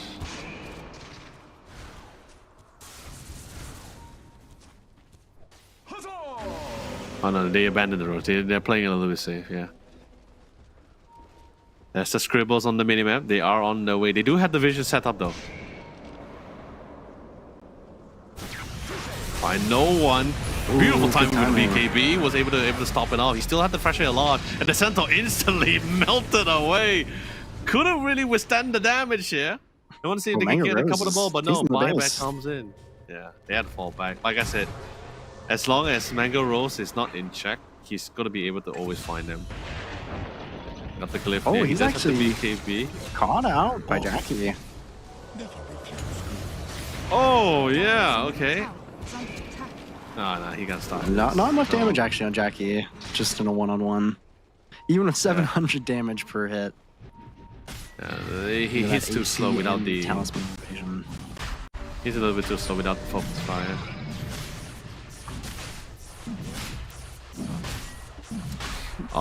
Yeah, that's what I'm saying. It's a very massive problem for Hong Kong now because it's not about they're confident of taking fights head on. It's just the fights which they can't see or not being able to be present about, which is just Mango Rose. Like him being a factor is a very significant one for them. Maybe if it wasn't especially now with Megas. the butterfly. Yeah, maybe if it Megas wasn't are Megas. a lot to deal with. Yeah. It's pretty much a naked base at this point here. That it certainly is. I mean, Hong Kong's been resigned to base duty for the past 5 minutes. He's been fighting Megas. He's the only one with travels. He doesn't have a choice. Caught out again. Yeah, okay. Same spot, same death. Dire's middle tower is under attack. Just a tormentor. Now with the butterfly, do we see a quick change in itemization for the Wind Ranger? Is he picking up the MKB? Actually, no, he already got true damage from the Divine. Oh yeah, he has the MKB on the way. Oh yeah, I forgot it's not true damage, it was just flat damage, yeah. MKB is on the way. Yeah, not true strike anymore on the Divine. Jackie wishes. Yeah. Jackie definitely wishes. Would have saved that item He can slot, die right? really fast. You can die really fast on this Wind Ranger, but similarly can kill anybody else just as fast. You know, it'd be really nice Now if there you had is a that- scythe on Yona though. That's a pretty big deal. Yeah, it's definitely a much needed Abyssal Blade. There's just no true answer to stop that BKB. If you can actually proc it off, that will actually really help the team a lot. Yeah, if Jackie sees it, he might switch his item to Lincoln's or some form of defensive item. Because I think if he commits this for this MKB, it's really easy to die just that one time. I mean, I wouldn't mind if he goes for Zephyr himself like, is queuing up for Midas. Yeah.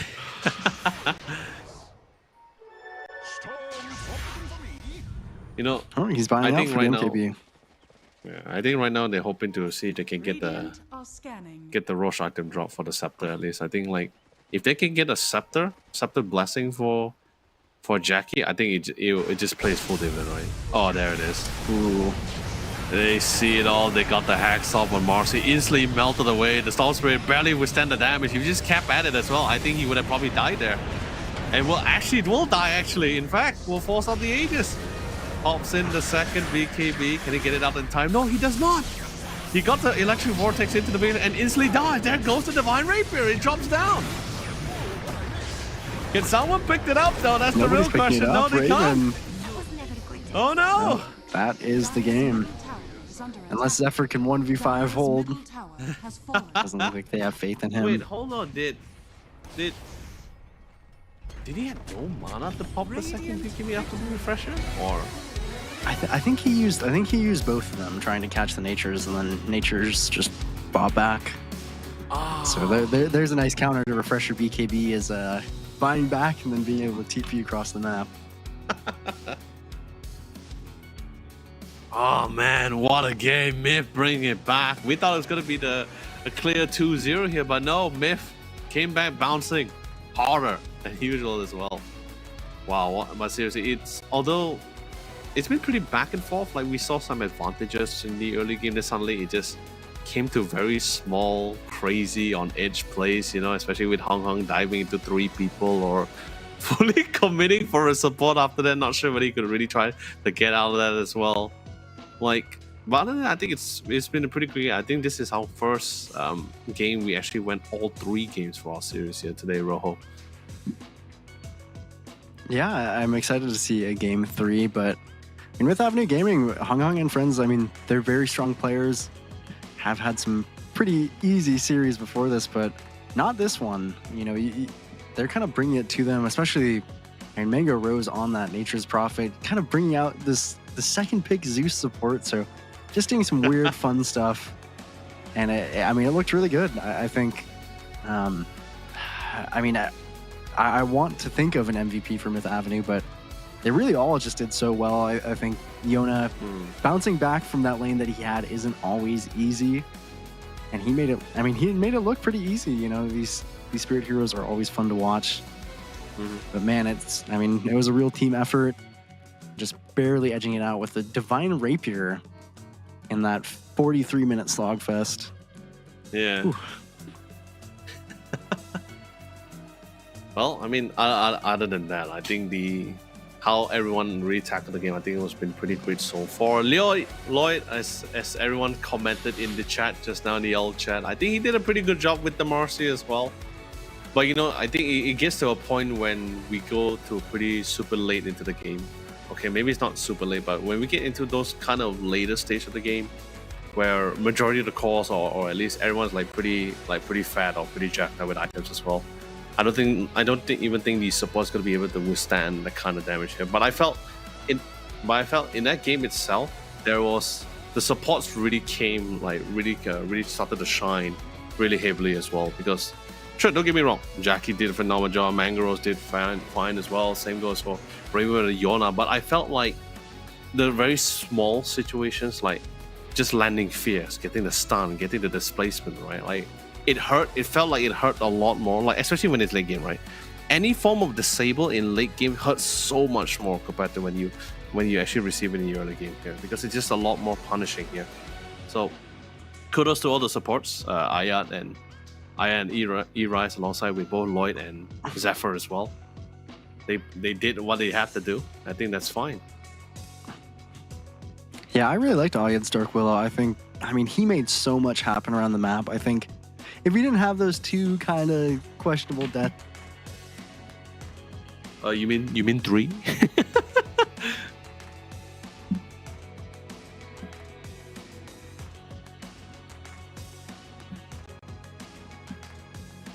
Yeah, the three pickoffs was a little bit unfortunate one. I think that's just pretty much it. So, but other than that, ladies and gentlemen, it's been a really close game back and forth. Felt like there was just 1 or 2 times where maybe Hong and friends could have tried to turn the game around here, but I think everyone really did the best with what they had as well. Mega Chris is definitely not very easy to deal with as well.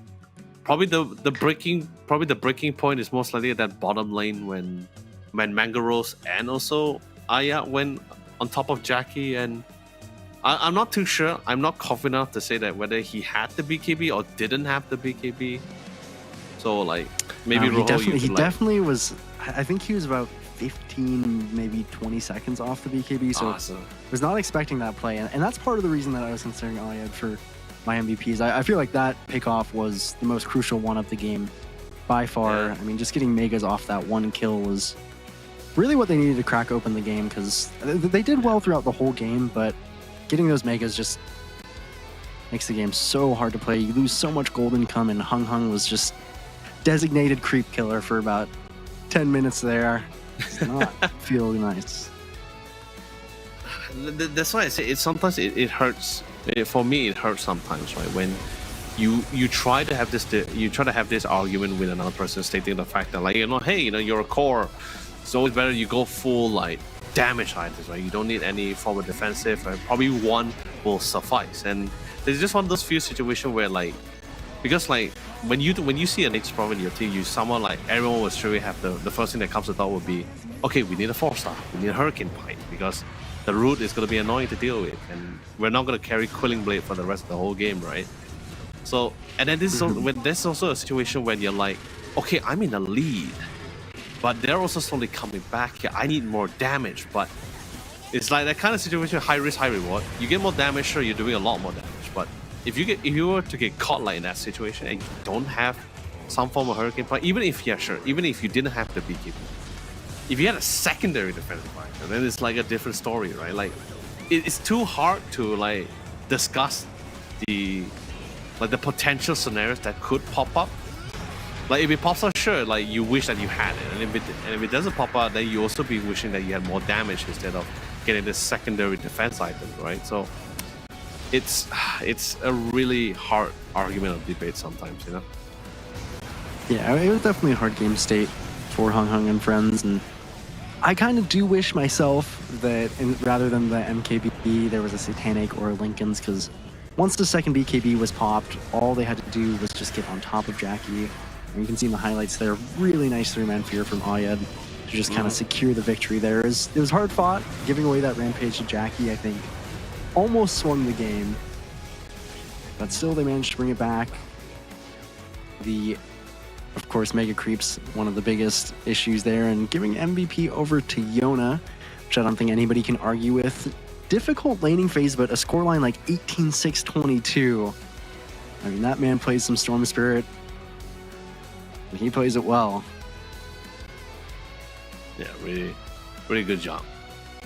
I think it's like, we haven't seen, like, don't get me wrong, we have seen some really good Storm Spirits, but the game has usually been so one-sided. We never encountered a game like this one where, like, it was anyone's game. It could have been anyone's win. Anything could have happened. It could have just been a little tiny slip up, and it could have just cost the entire game. So with that kind of pressure, that kind of nervous factor that's implemented to all of the players who's playing in this competition, I think this is the one where you're not really shine with the Storm Spirit. Like, he didn't really buckle down. He really just buckled down. He didn't really give into the weight of the pressure. He just did what he was supposed to do. Target the supports, target the main targets, and slowly isolate the rest of the cores here. So,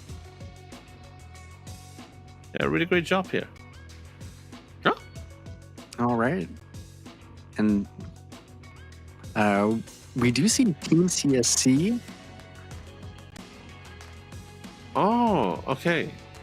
So okay, now we got interesting news here. So, unfortunately, while we did get to Game 3, we will not be watching Game 3 because Hung and friends have decided to forfeit the third game. So in other words, it is an automatic win to Myth Avenue Gaming. So ladies and gentlemen, we finally have our first 2 teams going to the playoffs. It is going to be Myth Avenue Gaming and CSC. Able to knock down Castaway. Wow. Yeah, we were big Castaway fans and big Hung and Friend fans, so tough to see them both go, but that just speaks to Did how we jinx them? tough this competition really is. Did we jinx I mean, them? I won't say. Is it our fault? Maybe we're the problems. No. Could definitely I be. do not believe in But the casters thankfully, curse. They will have an opportunity to fight in that lower bracket, so one of those teams is still going to head to the playoffs. Yeah, I like how you So emphasize we're going to see more of them. one of those teams. It's not both of the team. It's one of them. Well, with what we saw from Myth Avenue Gaming, we can't be, I think, too sad. They put up an excellent fight. But of course, with that being said, it has been quite the roller coaster ride for all of us. But speaking of which, ladies and gentlemen, we're going to be giving you guys one last round of the discount code here right in front of us as well. So do what you gotta do. Pause the stream, take the screenshots, write it down. If you're a fast writer, write it down. And if you notice as well, the codes, there's some initials difference in the front part of the code, which is it's actually more tied to the region you're applying this code for. So if it's PH Odyssey Cup, it means that you can only apply it in the Philippines side. So the same goes on for the rest of the code. So make sure you are applying the right code in the right region. Or if you have a friend in another region, you can ask them to apply the code and they ship it up to you guys. You know, 2 versus 1. Maybe you could have double monitors set up. God knows how many monitors you're gonna set up, but you can, man. Like if you think one Samsung Odyssey OLED is not enough, get 2. If 2 is not enough, get 3. More the merrier. Do it. Especially with a discount like that. And we actually do as well have Steam wallet codes for 15 USD into your Steam wallet. You just got to head to odysseycup.gg and place in one of these secret codes that we've been getting through during the stream and participate in that giveaway. And you might just win. So we're giving away a lot of things here, Leo, to the viewers. Oh yeah, I mean, of course. And very simple enough. Once you go to odysseycup.gg, you put in the code. You also have to answer a series of questions and then probably stand a chance to win some beauty stuff for yourself. So really big shout out to all our sponsors, our Samsung, and of course our partner sponsor Red Bull, for giving not just the talents to showcase their skills and abilities and giving them more future opportunity potentially, but also giving something for our viewers, not just to support the fans, but also able to win a little something for themselves or gain a little something for themselves. I know I'm not allowed. That's unfortunate, even though I'm reading all these codes. I can't do it. But of course, speaking of which, we got the final announcement. Let's quickly check out our rookie MVP for the last series. It is going to be Jackie himself here, with his exceptional performances in the last two games that we were casting, or at least 4 games we were casting, at least in this case here. Courtesy of Red Bull here, fresh off the block. You know, there's 2 new flavors, 0 sugar as well, so a win-win overall if you want to get yourself some of those new Red Bull flavors. And of course, yeah, man, you know, exciting, of course, to watch all these games and Jackie himself. Yeah, by the way, if you're curious about those 2 new flavors, they are pomelo. If you're a big pomelo fan, that's something Red Bull has for you. And of course, the last one is the apple and muscat grape flavor. It's two different flavors in one can. So best of both worlds, right? But of course, anyway, ladies and gentlemen, besides Red Bull, we also have something for you guys from Samsung. It's going to be one of the latest lineup of monitors of 2024. It is going to be the Samsung Odyssey OLED G6. I know you guys have been hearing a lot about the G8. It's a very massive screen, 32-inch with a whopping of 240 Hz refresh rate, and it comes with smart TV. Sure, G8 is just that big and probably will go. It's either go big or go home. But hey, who says you have to go all the way? G6 has something right up for you guys. It is a 27-inch. Sure, it doesn't come with the smart TV, but it does come in with a more superior refresh frame rate of 360 Hz. The response time is the same as the G8 as well, 0.03 ms. So Samsung is providing with you guys with exactly the right size to fit with your gaming room or ideal gaming room here. Anyway, Rojo, it's been a great day here for us here. We saw some great teams, great talents back to back, new composition after the TI as well. I hope we're going to be hoping to see you a little bit more for tomorrow as we cast Group B.